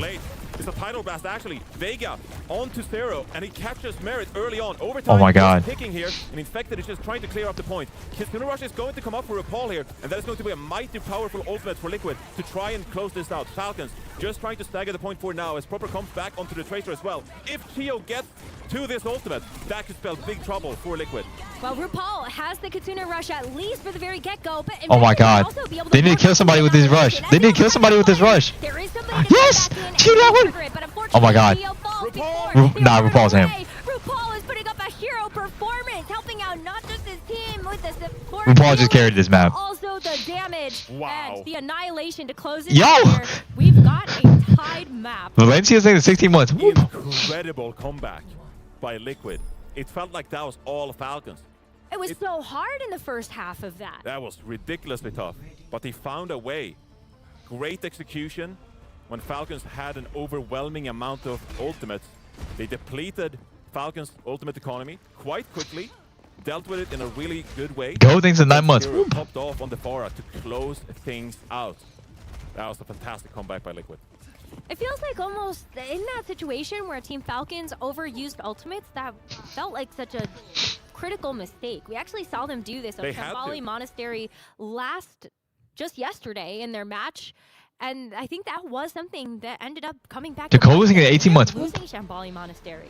But What's up, Jackson? Happy Thanksgiving, dude. Maybe that's something that they're going to have to keep in mind. It's going to be Haman coming out on the Diva just to start for now. Yeah, it's a really strong here on Shrine as well. It's a greedy backline from Falcons because they actually swap away from the Brig and over to that. I think Kiri's better than Brig here. You can see Falcons trying to position them quite safely here, escorting their backline through, trying to get them some solid positioning where Zero on the Genji can't punish them. Now, Tree has quite open sightlines here onto this Ash, dealing a ton of damage. Falcons have to be wary. Oh my God, Merit's insta-picked. And Zero secures the first pick onto Merit. Yeah, Darius is able to get in the back line, take out the Ash, and now what? But Proper all the while is going to be able to even his score. It's a 3v3. How is Proper killing 2 here? Still alive, and that means that 3! we're going to just kind of see this get dragged out. The longer this goes, the more time Proper has to actually keep picking up the pieces. As Tree now wants the credit. What? As Soldier Power Slide. Team Falcons, they are able to clean up, and they do take back control from Team Liquid. Yeah, that's mildly impressive after the start from Liquid. Falcons find a way to get the cap back and Proper on this Tracer, looking to have a big impact. Pulse Bomb in hand, but RuPaul should be able to shut that down with an eventual Susu. Now, how does Liquid decide to pass here? Left-hand side here through the tunnels would be quite optimal. But Proper's waiting. He's waiting for them. He's in the rafters, hoping that he can just throw this pulse bomb down, kind of like a slam dunk. Yo, Infected taking 1 million damage. Infected. Look at the healing resources that needs to come out in order to keep Infected alive. No, Suzu already. Actually push them. What? What? Huge kill from Proper with the pulse bomb, and that was a setup that Team Falcons were waiting for. I mean, that's just incredible damage, forcing the Suzu early. Oh, the stagger. And then the pulse bomb on top. Liquid struggling with these slow approaches and Falcons just picking them apart. That's what happens when you play some of these best teams in the world. They capitalize on every single... Bro, Proper is not here to lose. From Liquid. Now, we're going to see... I'm out, bro. I'm out. Double support ultimate. RuPaul has the Kitsune Rush in hand, but it's difficult because even if you drop the Kitsune Rush, it's an expensive ultimate. You need to guarantee some kind of value here for Liquid. And Vega just switched over to the Brig. As a countermeasure, maybe, to just Proper wreaking havoc on that Wuyong. No, late Suzu. At it again with the setup. It's Vega to first to fall as RuPaul does answer this Kitsune Rush to layer it on top. Merit has unleashed the bomb, but there's still a lot of fight left in this Team Falcons roster. Despite the fact that Infected was able to pick up one. This is oh my God! There's still stuff for Team Falcons to work with. This is so difficult. Infected, he's going to die very late again. He knows he's just out of the mix here. Yes, he popped Nemesis for him, but yeah, it's a fantastic stagger by Falcons here. Oh, and now you can just push aggressive. There's not even a touch from Liquid. Why did I say anything about Team Liquid winning? We doubted them yesterday after Varel's close performance. But that looked clean as a whistle. God damn. We definitely didn't doubt them in our predictions, though, for this match, and they delivered so far in this map number 1. Whether or not they can keep this up through the rest of this series, It's always your fault. Here we go. Make some adjustments, come in with a strategic map pick and ban, and maybe that will help to give them a map in this series. But for now, yeah, outside of just like using everything in the bank on Village, I felt like good stuff, clean, very clinical. Yeah, Falcons, the way they just like react to whatever the opponent is doing there on that final round, I just think it's massively impressive because Liquid, they say, yeah, we're gonna pass throughout this house, we're gonna try to gain some space towards the point, and you just have Proper just like, okay, well, I'm just going to force Nemesis form early, and that's going to lead to Azusa being forced early, and then I'm going to put my pulse bomb. And meanwhile, you're just Merit, just sitting in the backline like, okay, I'm just going to deal out a bunch of damage here. It's so difficult to deal with a team. My God, bro. Worthy is, of course, that Liquid were the #1 seed going into this match, so they had the choice of Nepal. They had the first ban in this case, and still. Why aren't there no team running Vendetta? That spells There's the hero just came out for a trial. No, no. Loser of that first one. Yeah, I wonder where you take this now. If you are Team Liquid, like what is... Do you want to play a dive matchup? Do you want to go to Dorado, see if you can actually maybe like force a Winston duel between Infected and someone? Or are Team Falcons very comfortable just keeping one in on the D.Va to make that duel? You know, I think that's a good point because Liquid obviously has felt most comfortable when they are playing those dive compositions, or, you know, when Infected is playing the Wrecking Ball. We saw the way they closed out the North American Grand Finals was on Gibraltar. Because Infected is allowed to play those dive. Who's the mic game? It was a good ass game, dude. Tournament like this. Finally some action today instead of 3-0 Overwatch. On the Ramatra, I think you really need to play the Ramatra comps at a high level if you want a chance to win this tournament. But an opportunity to play your comfort with RuPaul, maybe playing something like an Ana, Vega on the Brig, that has been their iconic composition when they play Ilios over in North America. Hope your birthday was great, champ. It was amazing, dude. Thank you. Play a mirror against Chio, Fielder, and some. Don't crack your neck like that at your age. Your shit might get stuck. That's just asking for trouble. So there's no right map pick here against Falcons. I don't think realistically you can cap. I'm not even that old, man. I think you just gotta play your own game. Play whatever you feel most comfortable with, and with that confidence, you can try to outplay. GOB thinks a year. Happy 1 year, dude. I want to see the Tracer duel between Proper and Zera. Do you remember thinking back to the Champions Clash? Zera popped off on the international stage. I really feel like that was his rise to stardom. And then we got those words from Proper where he's like, yeah, Zera's the Pub Limp thinks 10 months. And so it's cool to see them play against each other. Gerbils thinks up. The way that Zero that time on the Nightmare roster took down a team like Crazy Raccoon. I know. It was just an amazing moment, really. 22 is too old. You probably alive when Fortnite came out. You know, Zero, he joined the Team Liquid after that. What? Another Shambali! Holy snooze fest. Towards that. Now, Shambali Monastery is going to be the pick for Liquid. It's been the pick of a lot of teams here. Deagle thinks up. World Finals tournament. And again, you are allowed to play the Ramatra at a really high level here if Infected wants to bring that out. And Zero as well, he kind of flex around quite a bit here. The Zarya ban actually from Team Liquid in this case. Zarya banned from Team Liquid and Venture banned from Falcons. Does Zera even play Venture like that? Right, because that is another thing that what? We saw yesterday. Someone came into the team. Talkie thinks at 3 months. Happy Thanksgiving. Thank you, bro. Happy Thanksgiving. Now that we've seen the hero bans come through, I actually wonder if we're going to see a sub. I don't think so. It doesn't look like it at all. And now Venture being banned from Falcons as well. I think you can determine from the first few matches here this tournament, Venture is really strong. You trying Vendetta yet? Yeah, I played Vendetta in like a death match. That's it. Some of these brawl compositions, which we're expecting out of a team like Liquid here. Cest in the previous series, just an absolute beast on that hero. And so I understand Falcons maybe wanting to get rid of that hero. Also maybe force a more mechanical matchup instead, because Venture is really good. Seiji V thinks a year, homie. Easy to get value, easy relatively speaking. Easy to get value from an ability cycle here. Whereas if you force something like a Tracer matchup, like you talked about, Rose, I think Proper feels very confident in that. I think so as well. Proper has just had a lot of experience, especially during his time in the Overwatch League. Remember, he came out right as a rookie, gets Alarm Rookie of the Year, gets MVP. Like, he just got all of the titles in his very first season being in the Overwatch League. And he's locked in, man. He's fucking locked in. Legacy for himself as one of the best Tracer players in the world. Yeah, absolutely. I think Proper is arguably the most impactful player in the entire tournament. If Falcons are to win this tournament, they will be on the back of amazing performances from someone like Proper, who has been, you know, top of the world when it comes to damage players for several years running now. But paired alongside Merit, I miss Merit being in NA, dude. I miss that guy. What he's been able to accomplish on rosters like Houston Outlaws in the past, Toronto Defiant, obviously, just able to take over games. So there's no single. You don't know. He don't like. He don't know you. He literally liked my birthday video tweet. Yeah, he knows let's me. not forget a lot of this roster's time on the Dallas Fuel.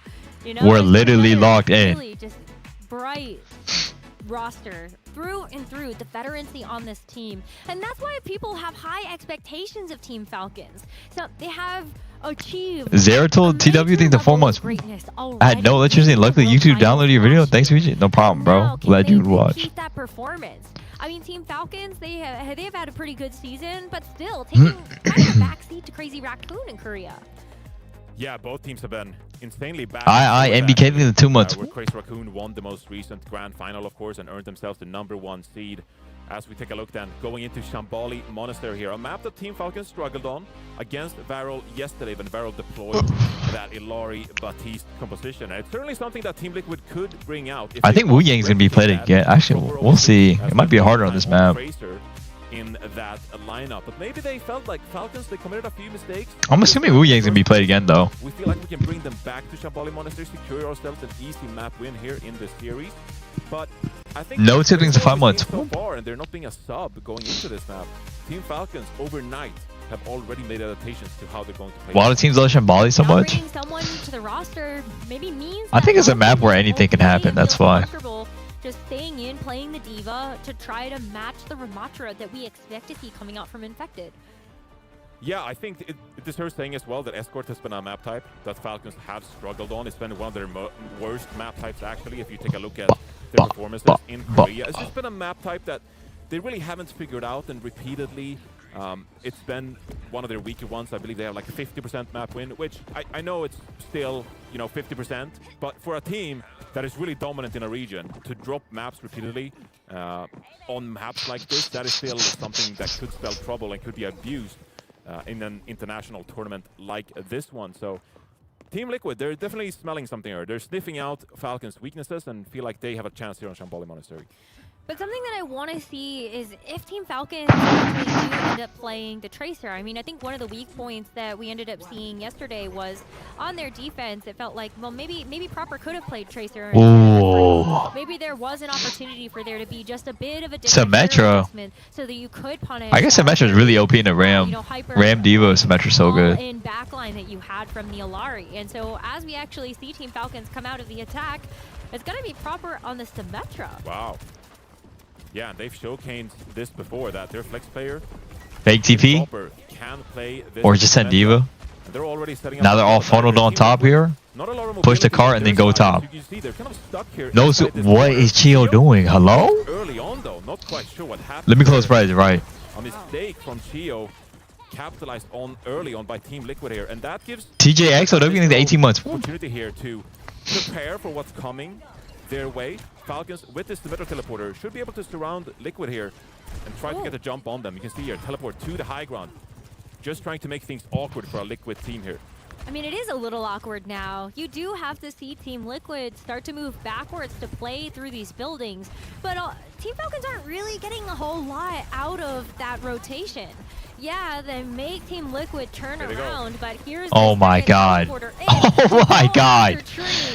Oh my god. Decisive kill onto that DPS, but Infected is gonna go ahead and do the right thing back. I mean, this was a Team Liquid win already, but nice now Infected. Team Falcons are kind of stuck. Hanbin is just with the only issue is the what the fuck? Get Team Liquid to turn around, and Chio is very stuck. He's cooking.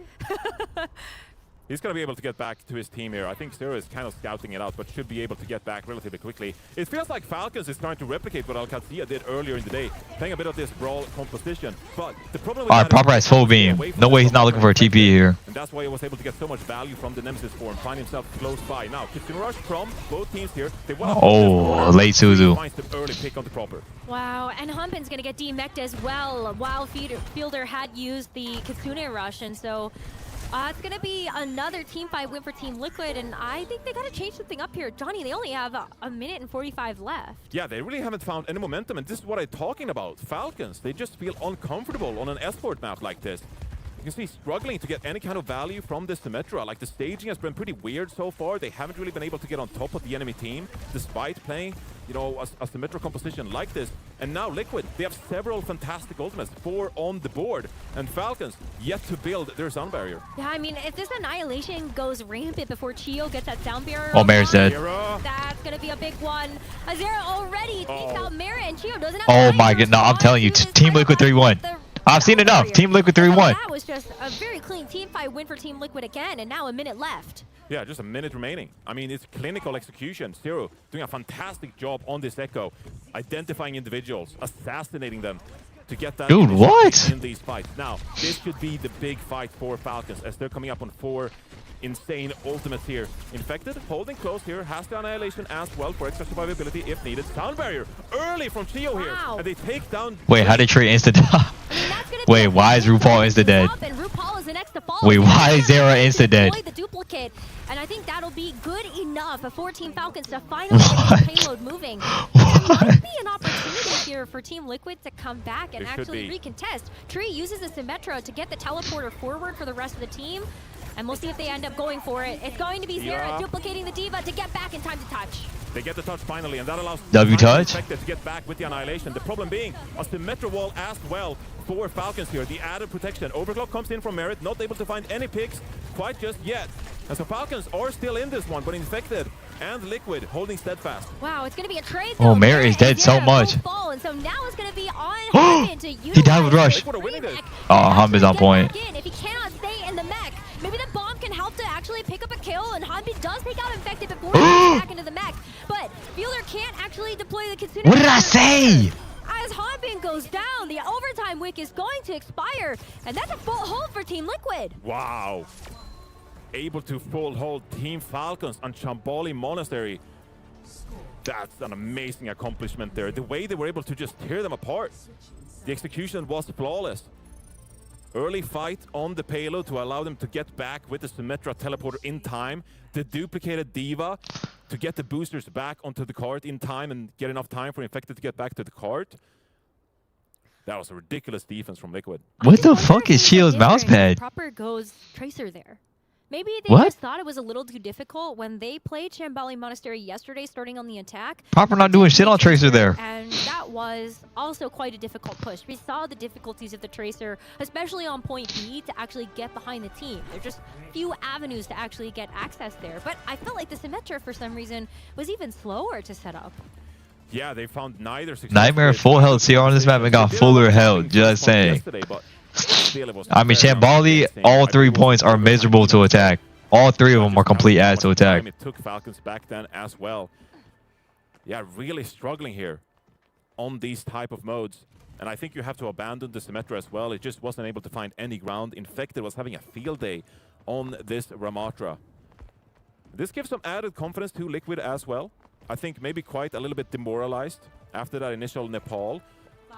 But able to win this second map pick would be a great boon for Liquid as they look to tie up the series.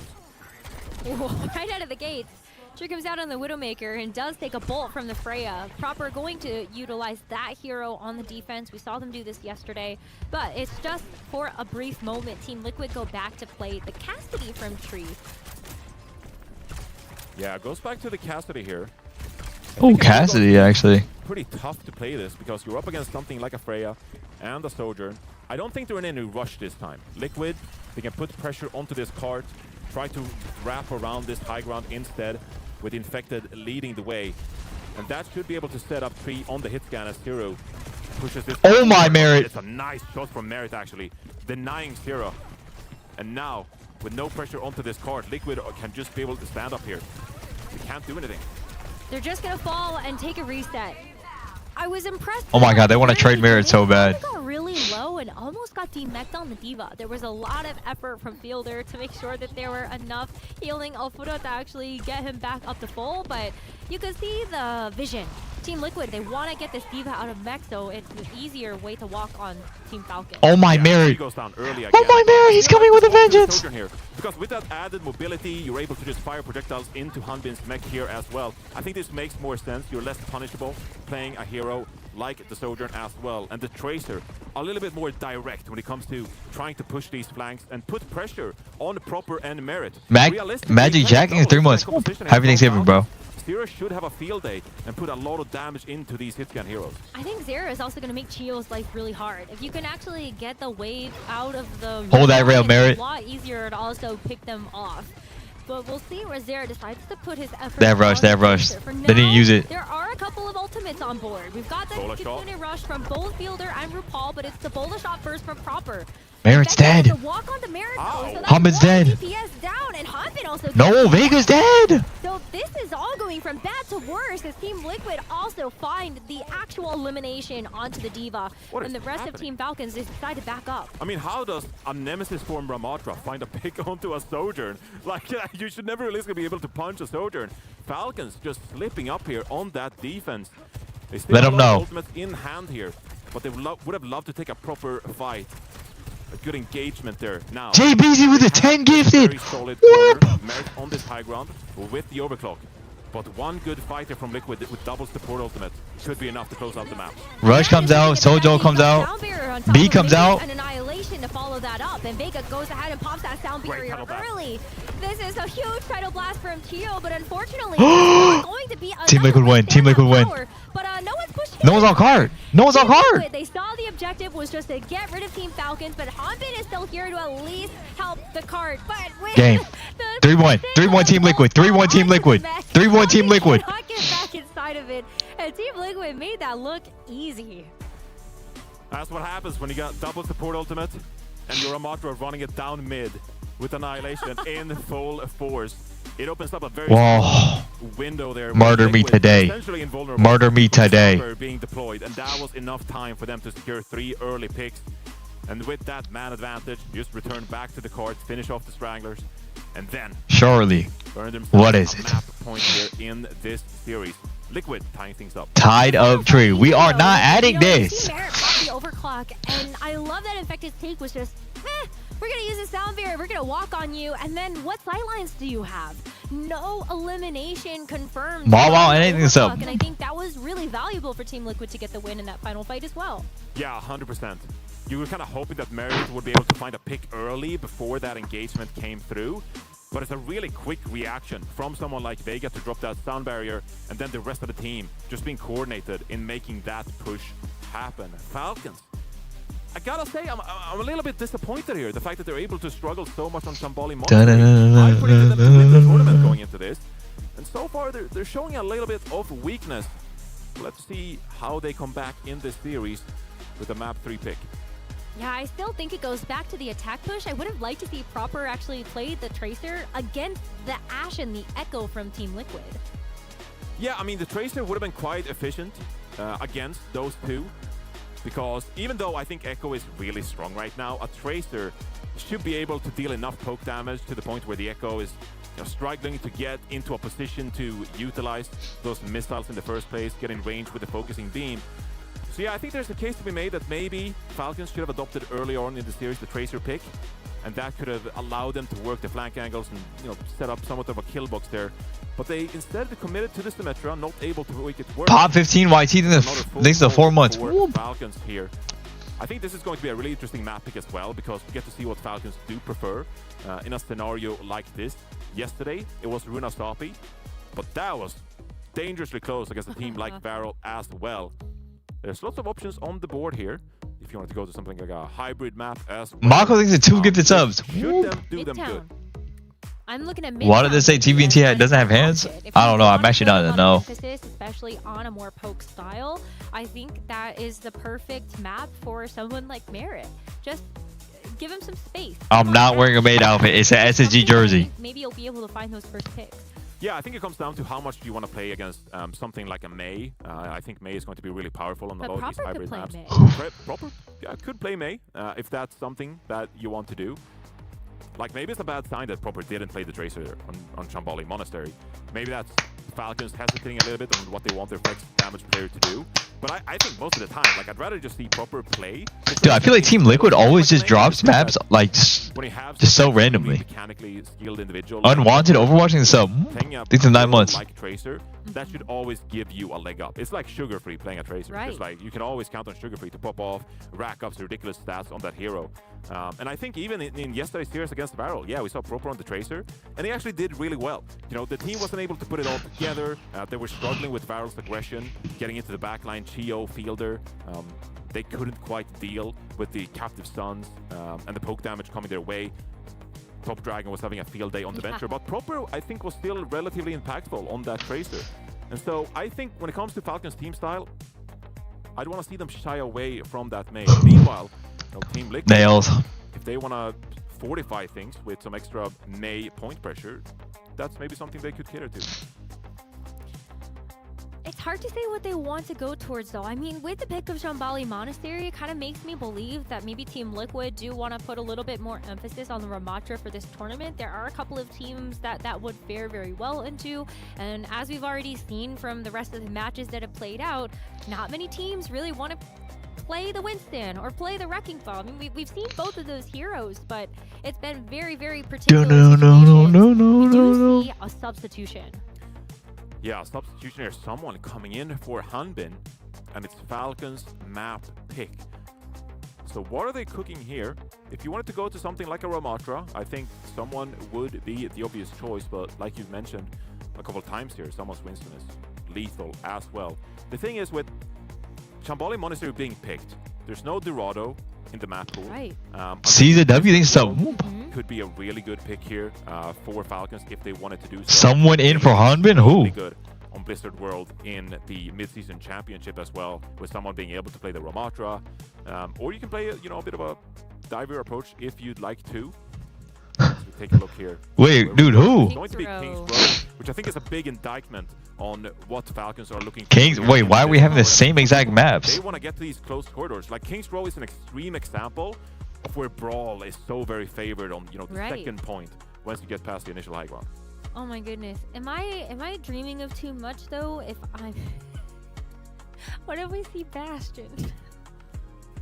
I don't think we're going to see the Bastion. Are you sure? Yeah, I'm pretty sure we're not going to see the Bastion. Teams play Bastion on Kings Row in this third stage. Hey, if you talk to Jake loves to sim Bastion or something like a leading tower. Kings Row, a little bit too punishable. I've seen it. I'm just saying, go back and watch the VODs. It has happened, but... Team CC?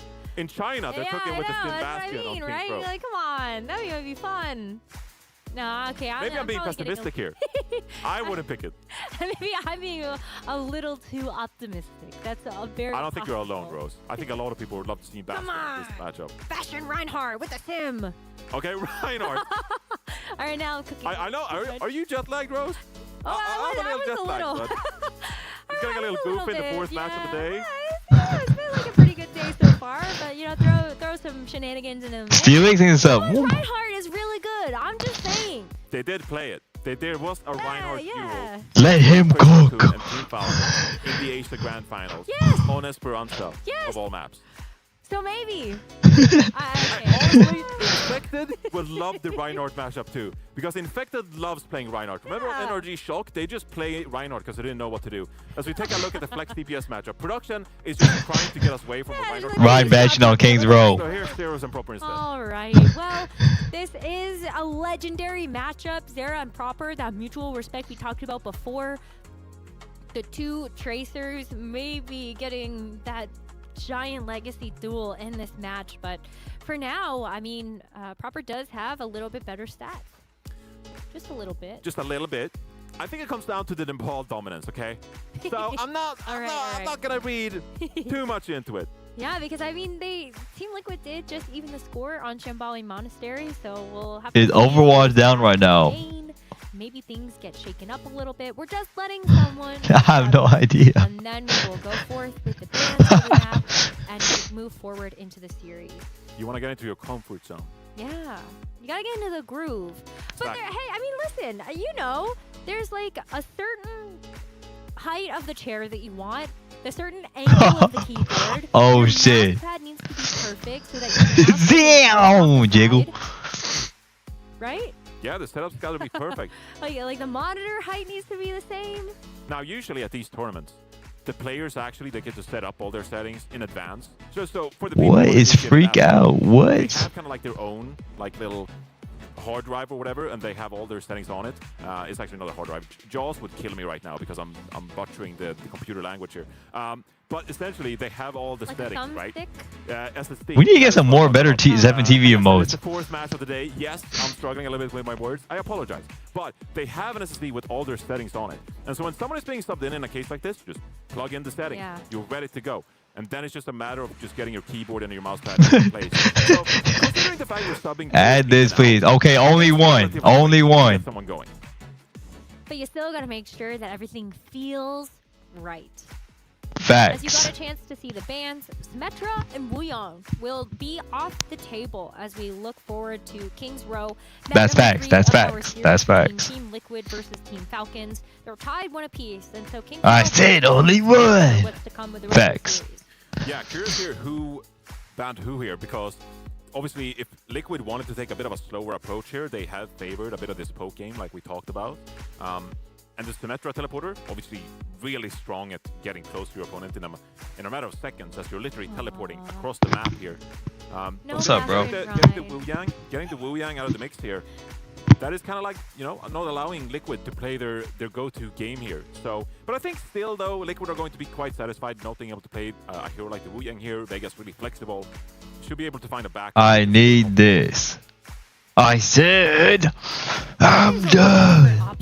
We'll get some more 7 TV emotes after this. Especially when it comes down to Falcons, like they have liked Chio on the Wuyong, but if they want, they could also play like kind of a Kiri Brick. I think the You Lucio, don't get especially it. If you are bringing someone I in, need really it. gonna make sure that he's got the speed in order to actually maneuver around the map. Space time is 5 months. I think Lucio feels like a good pick in this matchup for either team.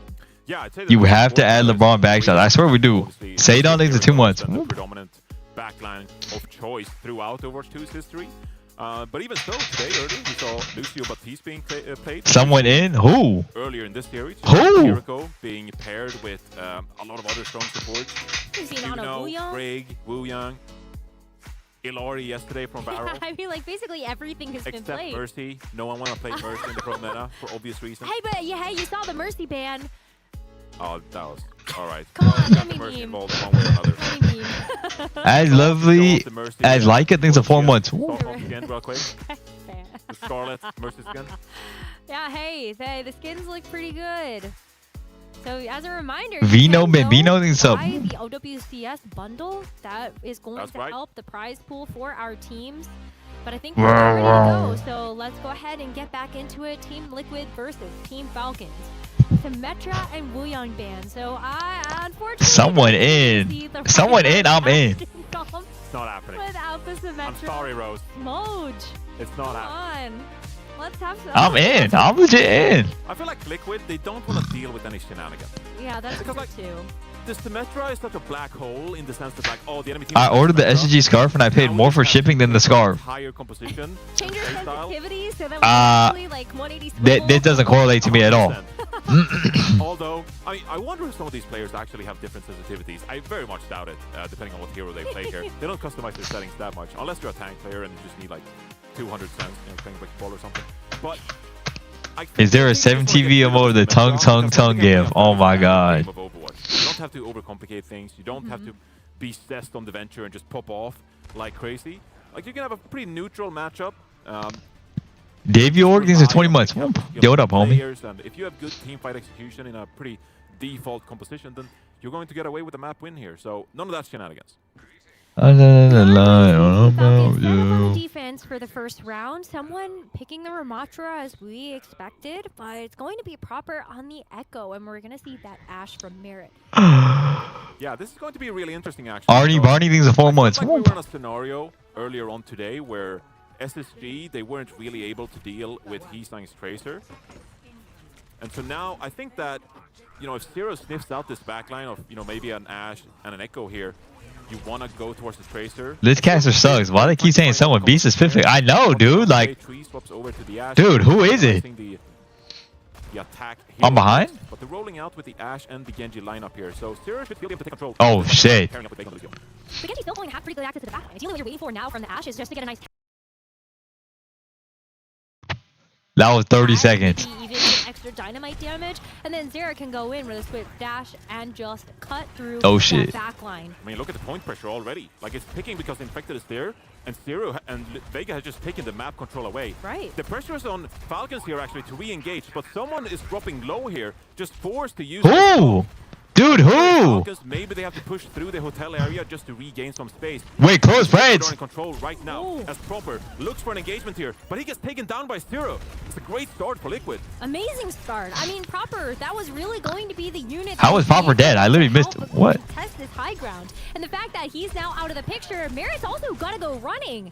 There's no DPS presence here on this point as Team Liquid just plants Infected on the point and starts to take up that progress. 2/3 already gained, and now it's going to be on Team Liquid with this hotel control to see if they can continue to finish the job. We've got Proper coming back now, so you do have the ability to deal with Oh my god, Proper's killing everybody. He's going to be able to get 2 picks. So all this progress that Team Liquid made, you kidding me? Hey, at least he gets 2/3, but wow. I'm out. I'm out. I'm out. I'm out. I'm out. I'm out. I'm out. That's an insane play by I'm Proper jolly.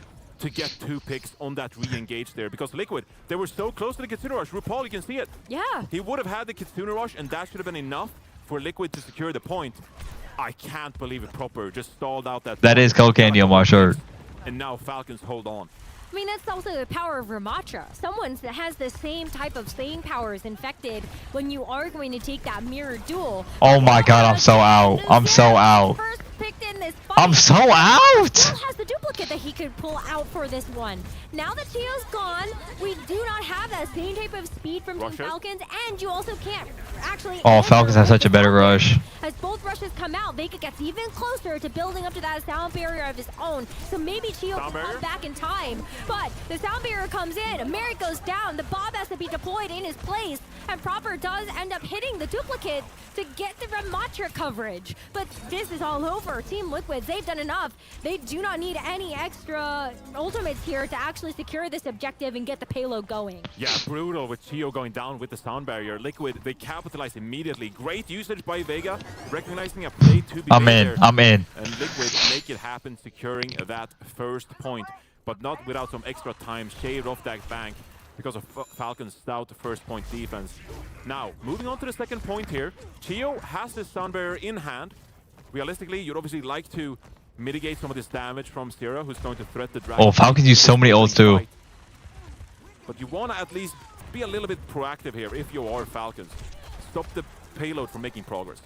Mary's got to be really careful because you see Tree set up in that window and actually full send the Bob. With the early beat from Chio, they are able Oh to my god, how is Vega dead? Oh my god, bro. backline as someone just continues to wreak havoc. Zera is not able to utilize the blade in this fight, and Tree hopes that maybe the Bob of his own is also going to be able to even things out so that Team Liquid can keep this progress moving.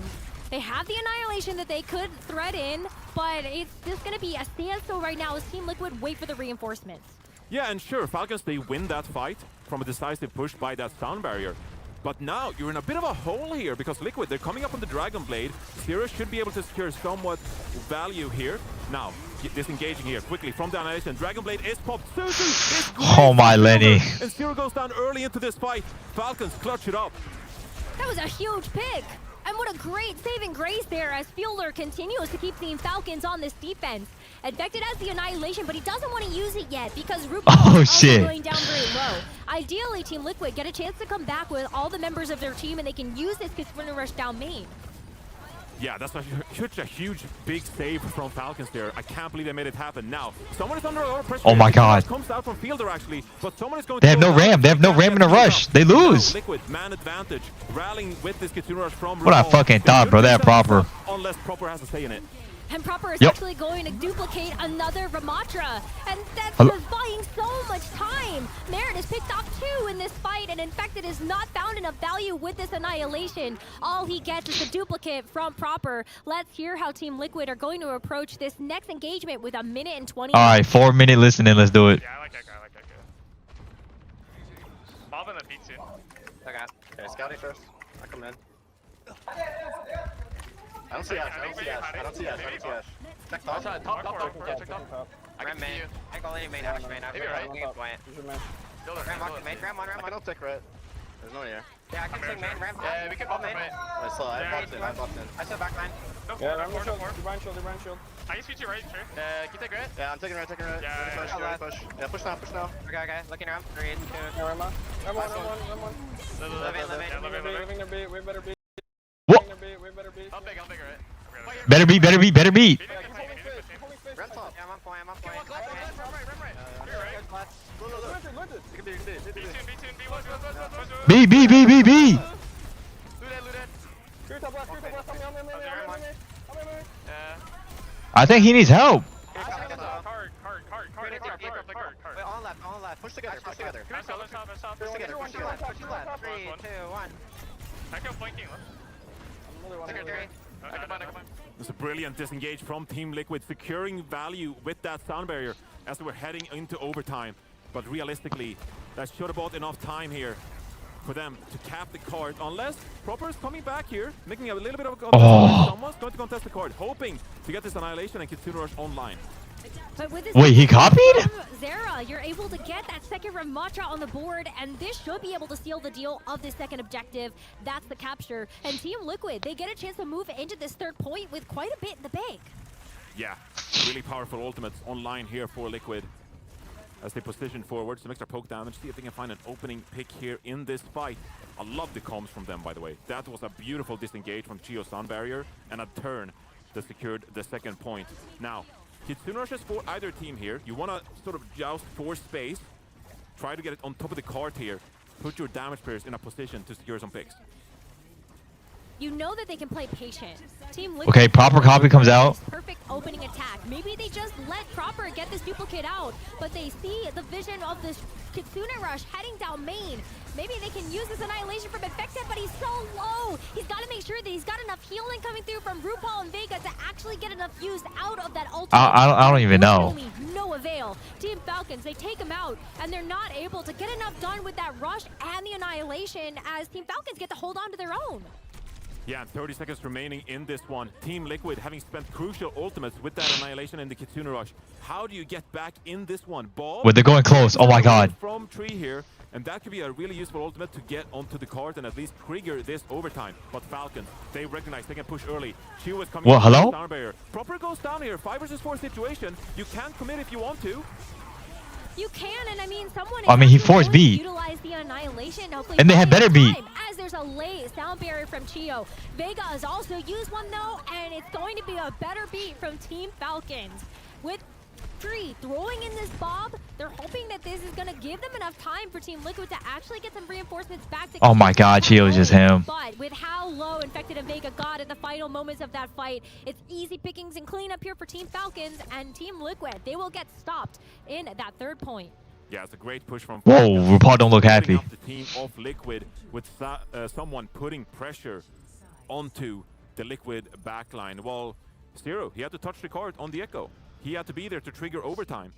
And by the time the overtime was triggered, Liquid just fell like pieces. So great job by Falcons there. Hold steadfast onto that 3rd point. But Liquid though, I like the communication from them. I think they're putting up a really good showing here. So, first or 2nd point hold, it's not out of the question. There was that one comm that I want to call back to, which What was comm? better beat. You know, they just keep saying better beat, better beat. They were really confident that they would have the better beat later on, and they were right. Well, yeah, they don't have beat. And with that kite back, they could go in and re-engage when Vega sound barrier.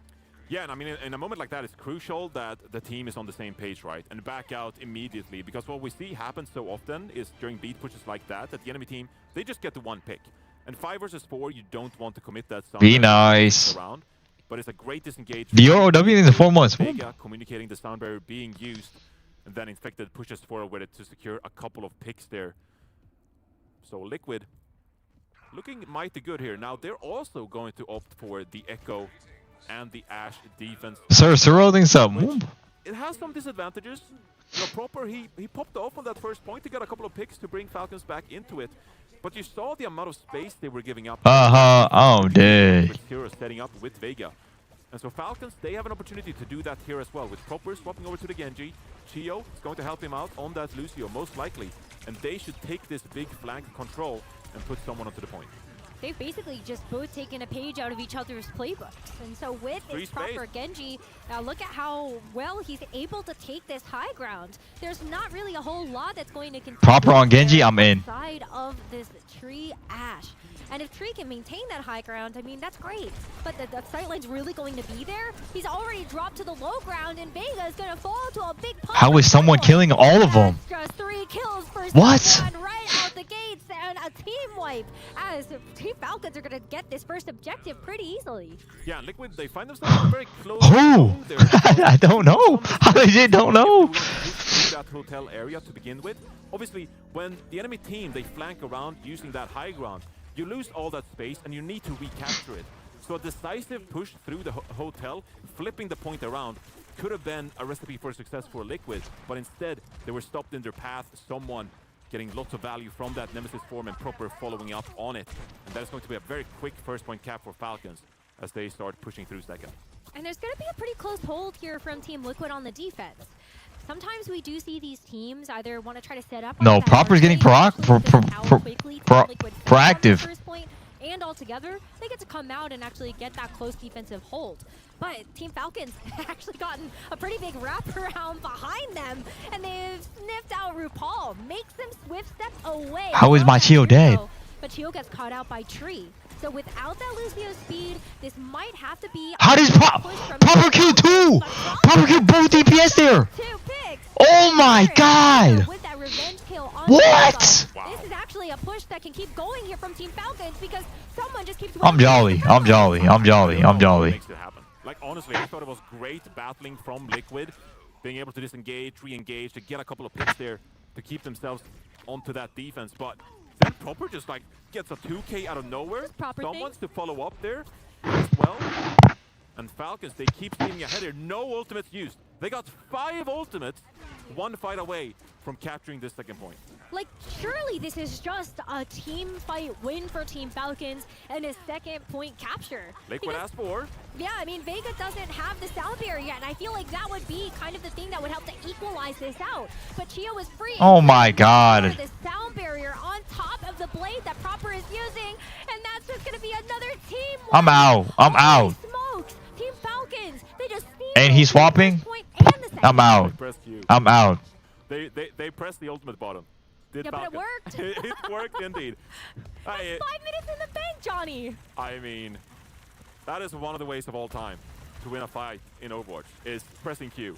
And like you say, 5 minutes on the board here. I don't think Falcons are in a big rush to immediately win out this map. Obviously, they can if they want to. Liquid, desperate for Vega to get this sound barrier online. Annihilation is going to be popped here. No. Unethical hoops. This is unethical. Yeah, but that was just complete unethical hoops. By Proper understands the geometry of the map. They what? Can actually go underneath that point and try to get a flank onto Team Liquid's backline. And while Infected used the Annihilation, I think that's something that you would have. No, unethical. Vega's forced to use it now. Unethical hoops. Proper just goes after him in the back, and now he gets to play body blocker at the spawn doors. Makes this an easy. So unethical. Just so unethical. Tree goes back to help him out. So now that Proper is out of the picture, we can see Zera come back into this fight with the Genji, but we have this immortality field that's already been blown to pieces by this Team Falcons roster. Japping is a 5 months. Power here for Infected in the front lines, and so it's just going to be a domino effect. I'm out. Falcons, they've done it. This is going to be a map finish. I'm out. And they go ahead up in this series 2-1. Wow, what a brutal attack. How is Ham getting a fist bump, bro? If I'm Sparkle, I'm lifting Proper up and carrying him to the throne. What? Wow, this is a scary team to deal with. I mean, the 1v1 was just insane. Proper just says, "Okay, I win these." And with the Genji gone, it was just so much easier for Team Falcons to focus on the front to back. With just the Ramatra versus Ramatra, that was a great duel to watch, but someone ends up winning it at the end of the day. Dude, who? Yeah, it's tough for Liquid because they obviously Oz invested 4. ultimates in that gigantic, like, 10-fight ultimate. I mean, you essentially. win. Ozlu, I think it's 18 months. Falcons should win that because they put 5 ultimates. Realistically, after that, especially with that stun barrier, like you mentioned, they just have way higher of a fight win percentage in a scenario like that. But Liquid, they invested so many ultimates that by the time, you know, it was time for the 3rd-point defense, they were kind of drained out of resources already. And I think there's a point to be made that you kind of feel like you have resources in a scenario like that, because if you let it go to 5 minutes... Zewaf with 10 gifted! Whoop! At that point, like, you've essentially already lost. Thank you, homie. You might as well try to make a stand on 2nd point and then try to hold firm there, at least with some notion of map. L Preds, I literally told you that this game would go 3-1 in someone's favor. 5 ultimates. It was easy picking Ooh! Yeah, the Vega was just behind in the sound barrier generation, and I think that if you like you're staring at the 5-minute time bank, but then you would even hope to have something like the Annihilation and the sound barrier to pair together to actually make that 5 minutes just a little bit easier to chew through, and it just wasn't there. Same one joke. Great stuff from attack push. But you saw, even on the 2nd point, it was an overtime finish for them to capture the 2nd objective, and they had very little time to... I just copped my food. Too funny. Thank you, homie. By enemies, you know, obviously they're playing a really tough opponent in Falcons here. I think they just fell apart on that defense to begin with. You know, one hesitation on 1st point, and then you get picked up. Aiden loves holding this up. Ahead to 2nd point.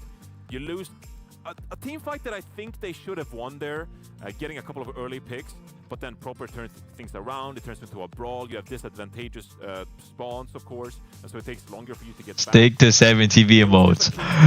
No! If Falcons win, I'm slamming yo ass out. Thing though that we saw on Nepal, where Happy birthday! Wow, thank you very much.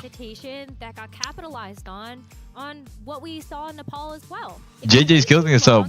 Proper takes those every single time. You give him that space, he's gonna go in and he's gonna find your weak spot. And are you coming to Stockholm? And that's again on King's Row with just that indecisive. Unfortunately, I will not be in Stockholm. Yeah, it's a tough thing for Liquid here as they find themselves in a 2-1 hole. This is going to be their map pick. See what they have in store.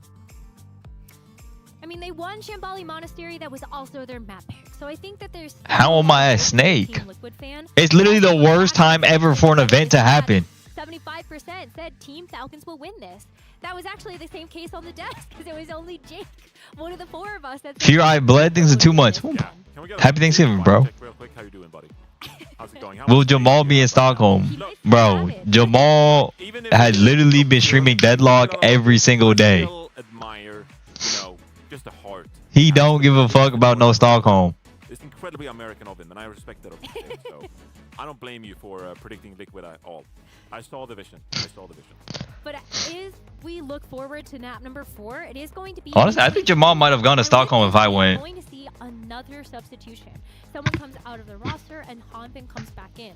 Kind of seems to me like go to New Queen Street. Maybe we just see the Diva again.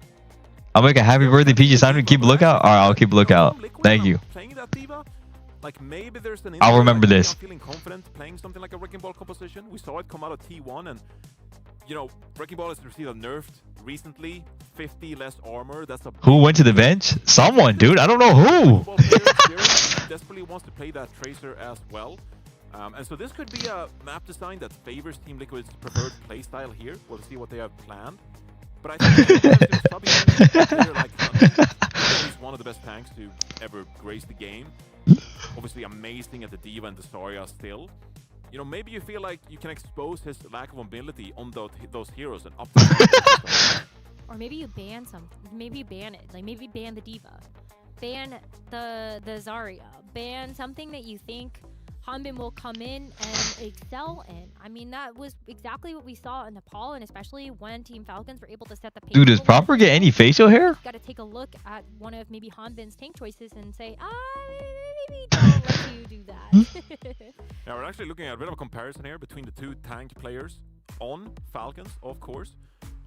And obviously, Hanbin, 35 Alliance, he's edging out his fellow teammate. Oh, come on. Hanbin's played 2 maps so far, and someone's only played 1. Oh, dude! On top of it. But it is a great sign for Team Falcons that they've been able to have both of these teams find success. Thank you, y'all. Thank you for laughing. Thank you. Thank you. Thank you. Thank you. Having to switch in someone in Hanbin depending on the composition that you want to play. Well, I think they have to, because realistically, if you want to be a championship team, I don't think you can default into necessarily like one of these 2 looks. We have the same exact map picks as every other game. Winston kind of compositions with a player like someone, but you can also go towards the D.Va, the Zarya, who are really powerful in a meta like this with Hanbin. So I think D.Va banned from Team Liquid? Holy aura chills. That's just a big boost. Hanbin ball, I've seen enough. It's going to come through from Team Liquid, which is severely going to limit Falcons' capabilities in a series like this. And I actually kind of like that they saved this ban for now. I think with Danny as their assistant coach. Bro, have you ever met someone? Who? Facts. Deploy these bans, how valuable these bans. Can you show the shirt? To flow. And so even though, you know, you could have deployed this, you know, after the first map loss, you could have deployed this, you know, on the initial map even, because you had first map pick. But they know that we can actually save the D.Va ban because it's really valuable until we actually are on the brink, when we are 2 maps down. And so I think in a scenario like this, they're recognizing, okay, this is like... Watermelon! This is up. Stop saying priest. But Team Falcons responding with a Kiriko ban, and I actually think this will also put quite a bit of a stopper into maybe some of the strategies that Team Liquid will want to kind of execute here. If you look at how Team Liquid's gonna play Echo Wu Yang again. Echo makes so much sense. I think they're definitely playing. I think they're definitely playing Wu Yang, but I think they're gonna play Tracer instead of Echo. This map is too light. I feel like you can see Echo flanking from a mile away on this map. Hey, that's been a really powerful spot there for Team Liquid. Yeah, I think they're feeling really comfortable. 6-1. No, I need to stop.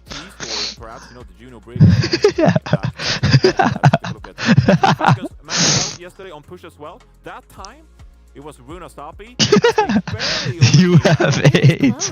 Alright. That I felt like Falcons should have lost that one, but they clutched it up in the very end in overtime and secured the win. Viral was off to such a great start. They had over 80 meters of lead on Team Falcons as they took first control of that push bot. And it was a clawback scenario. Team Falcons had to work really hard to actually get that lead back and keep it. So I'm a bitch. I love back to the overtime finish. Is there hope left for North America? Yes. And that's in the SSG backline. But unfortunately, Viral just didn't. Lep and CJ hold the torch that Moth passed down to him. You didn't have the Zarya to even capitalize on that big grab, and no DPS players in sight. Yeah, the top 10 worst feelings.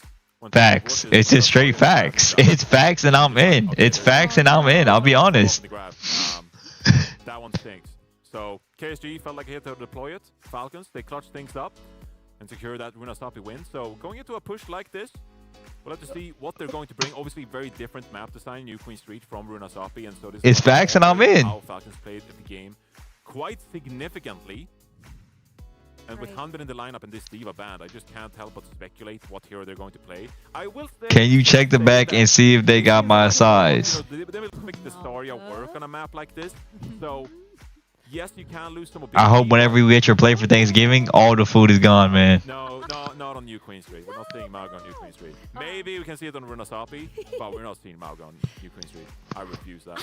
That's not. I'm just saying that if there was anybody that was going to pull it out of the tournament, it's definitely Hanbin.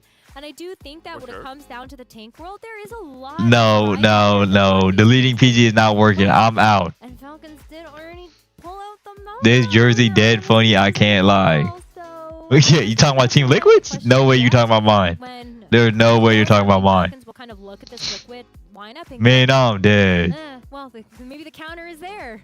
Look, anything is possible, Rose, but at the same time, nothing ever happens. So I don't know how you combine those two to reach the conclusion that Mauga is probably not going to be played here, but I'm betting against it. Yeah, I think there's a couple steps I missed there. In the Stay good in 3 months. Hey. Bang! It's just math. Gotta show the homework. Math can be wrong as well, so you know, maybe it will come out. Just waiting to see here if maybe Hunbin is having a bit of a technical issue here, trying to get his settings back in place, as we're still waiting to get into new Queen Street here. And the winner of this one is obviously going to play Twisted Minds in a series. That's Infected ball, I'm in. That one goes after Twisted Minds reverse swept. Hunbin back on top. Hunbin ball, I'm in. That was a Twisted Minds that we looked at and we all said, oh, that should be a Twisted Minds win. Like, no question about it. But when you see them, yeah, we were right. But after the battle that T1 put up against Twisted Minds, and it had to be a reverse sweep to begin with, I think you gotta look at that and one man span. What face? Place up against that, you're like, this giant can bleed, and that is definitely something we can exploit in our series. Yeah, well, I think what was most interesting in that series was the fact that they were playing Yubi the entire See, things in 2 months. Psycho getting so much playtime in stage 3, but they felt like Symmetra was the best hero of choice in that series, and it was enough to bring the series back after some early bans being deployed from T1 that earned them a 2-0 lead. But that is the opponent that is waiting for either of these teams, whoever comes out, the winner in this one, as we head into new Queen Street, Liquid's map pick, facing defeat. Loser of this match is going to play Team Peps in the lower bracket. So Look at jiggling, dude. That you're going to have to think about, and I think Team Peps is not going to be super happy going against either of these teams. That's brutal. Yeah, so it might be a really tough one down there for Team Peps, whoever actually ends up down there with them. But for now, wait, what is it? It's going to be a bit of I think saving grace here for Team Falcons, that they do have a map up in this series. They do want to give their tournament life a little bit more longevity, and the longer that you can stay in the upper bracket, the better your chances are of making it further. Oh, 100%. And even so, if you make it far in the winner's bracket, of course, you earn yourself still the first map pick if you eventually drop to lowers. And first map pick is so strong in this tournament when you face a control map pool of Ilios, where you can deploy more dive-oriented compositions or get forced into the closed corridors of something like a Nepal, right? And so that is going to be a great, fantastic boon for either of these teams who are able to make a prolonged run in the upper bracket. I'm about to close prize. I'm about to close prize. Here, and Infected is teasing the Winston. And we might just keep it. There is the Symmetra teleporter to Infected Winston, I'm in. And now Zera is going to consider what comes next. Proper Genji, I'm so fucking scared. But for Team Falcons, I mean, you got an Ashe and a Genji to look at. I think Zera's going to actually be pretty happy with this matchup. Yeah, Liquid here taking a page out of GK's book, I feel like, banning the Diva, almost predicting that the enemy team is going to play the Staria, earns you a really advantageous tank matchup here, to the point where Hunbin, you know, probably thinking about the potential swap after this first fight. We'll see what they do. They're trying to wrap around on this left-hand side now, trying to set up their Ashe in Merit. Maybe they can utilize this high ground to their advantage as Hunbin goes to contest the card. There is going to be a bubble on the point, and that's going to at least keep the point presence from Team Liquid. Vega killing Chio? Look at RuPaul. I'm in. Vega dying? I'm still in. Infected can get another dive in. In this time frame, we've seen both the Wuyongs fall from Team Falcons and Team Liquid, as now it's going to be Falcons that take back control of the bot.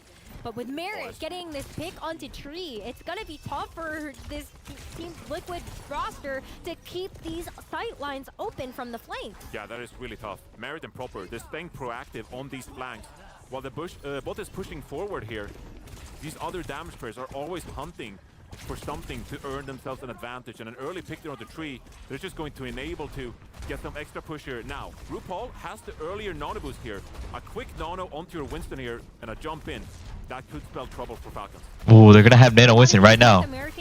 After Hunbin uses one bubble, they're going. They're going. 200%. That when Tree isn't playing the Freya, so that's the asterisk that I will put there. As the nano boost gets deployed, it is going to be onto the Winston, and Infected just hunting for somebody in the back line. They can't get anything out of it. They can't get anything. Know that that's the case. And they're actually going to answer with a nano boost of their own onto Merit. But Merit also not able to actually capitalize and find any picks in the process. So as we reset our ground, Team Falcons get closer to this first checkpoint with the push bot, and it's going to be the Tidal Blast onto Chio himself. A defensive Tidal Blast, as this Facts. is not going to be the best defensive hold here for Falcons. This Merit also gets very low, but it's a big push of healing into both of these DPS players as Team Falcons. They do actually get the checkpoint. Yeah, Falcons always looking for something. Proper got slept actually, but narrowly gets away from that one. Bob gets deployed onto the point here. That's going to mean that the bot keeps pushing as RuPaul goes down. Infected as well. And Liquid not able to find an in this one. The defensive Tidal Blast on Shio actually shut down the dive from Liquid. And then with the additional court presence, with that Soria, with that Bob, Falcons keep pushing this payload. Liquid need to stop this momentum now with this ball. Oh my god, I'm out. I'm out. Huge flank shutting down Vega again. That's not good. Dragon Blade. We would have loved to have the Tidal Blast there to deploy onto Zera, but What? Pulse Bomb, We're losing to this. that you're gonna get with the Tidal Blast will be very slim. With the advantage continuing to go in Team Falcon's favor, I mean, Proper doesn't get I'm very in. much I'm in. I'm in. But now you gotta worry about the fact that Team Liquid get a chance to clap back. That is a huge pick onto Merit and Fielder. Zera coming up really big to stop this push bot from getting a full cap. But Proper still finds RuPaul in this scenario. Team Falcons, though, they know, like, even though you get that one pick, they got to get out of there. They were hoping for a bit more, though, because Team Liquid do have 4 ultimates that they would have loved to get out of their hands. Yeah, 4 ultimates in hand here for Liquid, but Averil Theory spells trouble here. 104 meter advantage. That is absolutely brutal. And so even though Liquid, they have Greetings. one Graviton Surge from Hanbin could be absolutely Proper on Tracer? Oh my god, I'm in. Liquid plays this one. They have a very greedy backline in the Ana and the Wu Yang here, and so Proper should be able to set up here, and a Astoria bubble on top of them should be enough for the Tracer to do some real damage to this Liquid backline. Bob deployed relatively early, but here's a devastating Graviton Surge. Yeah, I mean, the Graviton Surge is going to be big to at least get those a couple of members of Team Liquid, but the sleep onto the Primal Rage is going to neutralize it entirely. Zera does help to pick up that pick onto Fielder, but it's just Proper Wu Yang ulted? Who's he killing? Situation where Team Falcons actually steal the bot back. Team Liquid, though, I think they've done enough to actually keep this progression moving, especially now that Zera has taken out Hanbin. There's no tank here for Team Falcons to play around. It's up to Proper to kind of stop this bot from reaching the checkpoint, but it feels like an inevitability here for Team Liquid. Wait, Team Liquid are gonna win. Back and forth here, but actually the bot gets captured by Liquid, and they should be able to push forward here. Hanbin swaps over. No. To the No, Vega, no. This is not something we've seen in a few months here, actually. And obviously, it's really powerful with this Nano in hand, but it's Liquid going first, actually, with No. crucial headshot onto Zero, shutting down any momentum from Liquid here. And the Hanbin stun goes to work. Yeah, I mean, like, Nano on Merit is like that.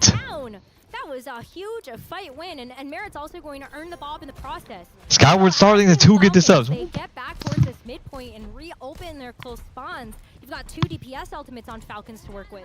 Yeah, obviously so comfortable in this. XG thinks to give this up, or thinks to sub. These ultimates, but Merit with that massive pick there, I just can't believe it. That would have been Liquid's time, really, to regain so much of that lead.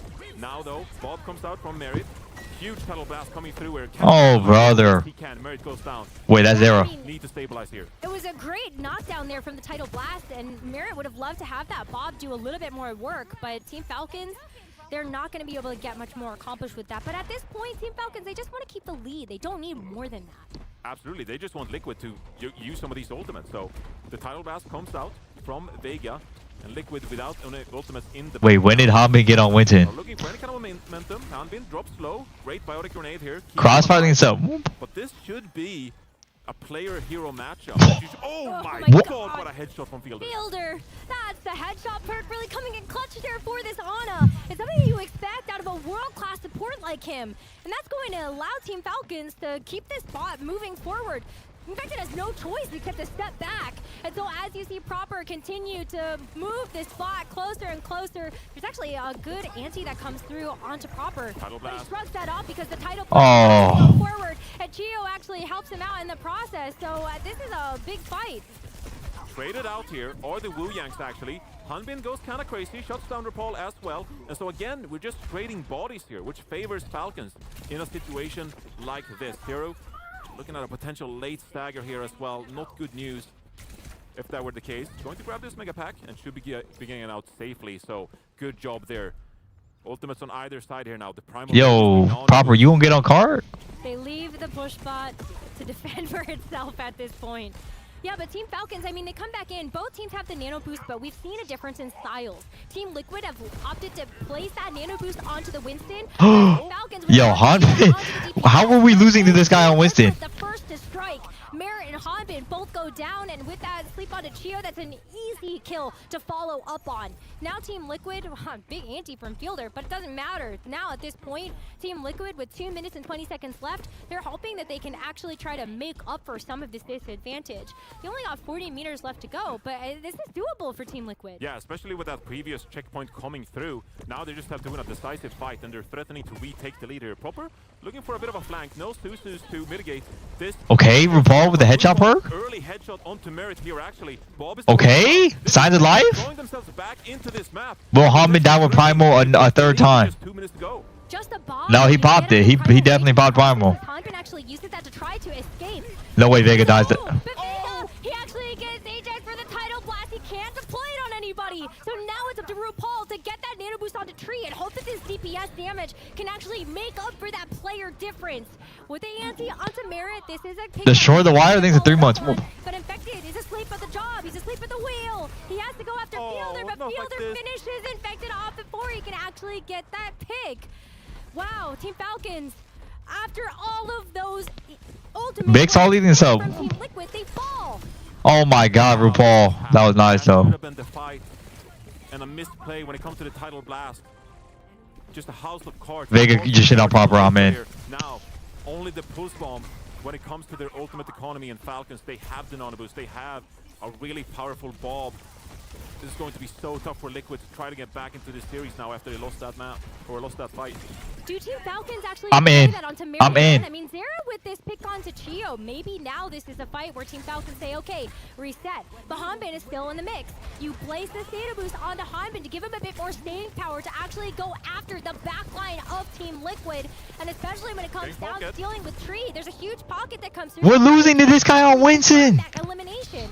And now with the push bot, it's been snuck away from Team Falcons. They're back into Team Liquid territory, and they only have 5 meters to work for. I mean, this is just madness back and forth. Title blast activated onto Merritt here. It's going to get value onto RuPaul with the big flank. It's just an insane back and forth, but 10 seconds to go here, and 4 members are dead on the side of Liquid. This is their losing moment. There's no one to touch the ball. It's not looking good. 3 seconds remaining, and it should have been enough there for Zera to get through and actually trigger the overtime. But where is the rest of Team Liquid? Team Falcons with the lead. If they can keep this, we're going to win the series. And as Zera gets taken out by Proper, it's just going to Infected on ball, I'm in. back on the wrecking ball and keep this overtime push alive. Wait, when did Mary get on Soldier? More that Team Liquid have to accomplish here. With the nano boost on the Team Infected, maybe he can actually keep this overtime push going, and Tree releases the bomb. Oh my God, bro. Vega down. Proper I told you 3-1. Team Liquid are able to bring this bot back into their territory and keep this overtime push, but it's been going on for so long, Johnny. Anybody stepping off is going to lose this for Team Liquid. But the spawns are just too good here for Falcons. You're trading bodies, but they're not going to be able to get back to the bot in time. And Falcons, they come out on top in this series as Tree goes for a bit of a last-minute contest on the Sombra, but it's not going to be enough. What a fantastic attempt here by Team Liquid to keep this overtime going. But at the end of the day, Team Falcons stand tall and they soar through this upper bracket.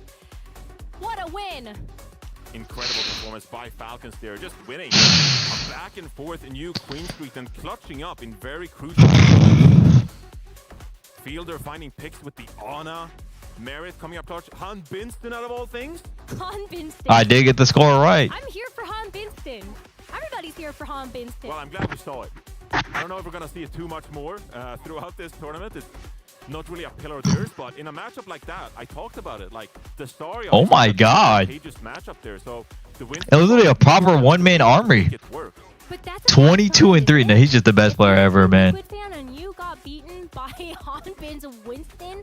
on a counter dive of all things, I think you have to be a little bit concerned about what's going to happen in that lower bracket. I think they have lots to work on here, yeah. Yeah. Lenny went 37-0. Losing a series. Stayed quiet. At the end of the day, it's Team Falcons. Liquid, they're not out of the tournament just yet. They have a chance now to VOD review going into tomorrow's matchup, where they're going to play Team Peps, of all teams in the lower bracket here. That's right. Boom Cat thinks in 4 months. I'm still not too worried about Liquid. They showed some things throughout this series, but obviously the way you lost Nepal, that defense on King's Row, not being able to clutch up that new Queen Street, it's just mistakes you're allowed to see get back on them. Team Falcons weren't fully clinical either, though. I think they still had a couple of chinks in the armor, and so I think that's something that you also need to look at as a Team Falcons roster and say, okay, we have our work cut out for us when it comes to the rest of the... Alright, y'all, I'm not gonna lie. I might have to take a nap and then wake up and then stuff my face and then maybe stream. For Twisted Minds, we cannot let them reverse sweep us. We need to give confidence to the Team Falcons supporters and viewers, and that's going to be with a statement win. Just leave us. Dude, I'm so tired, man. They continue in the upper bracket. I'm cutting into my sleep for these games. Quick winners interview here. Danny, take it away. Viewer games when I get back, I'm potentially down. Alright, y'all. Always be yourself. Appreciate the small things. Try to smile a bit harder than yesterday. Have an amazing Thanksgiving. If you're American. If not, enjoy your day, night, morning, whatever it is.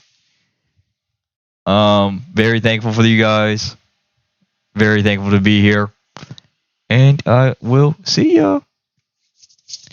Much love, y'all. Well, see ya.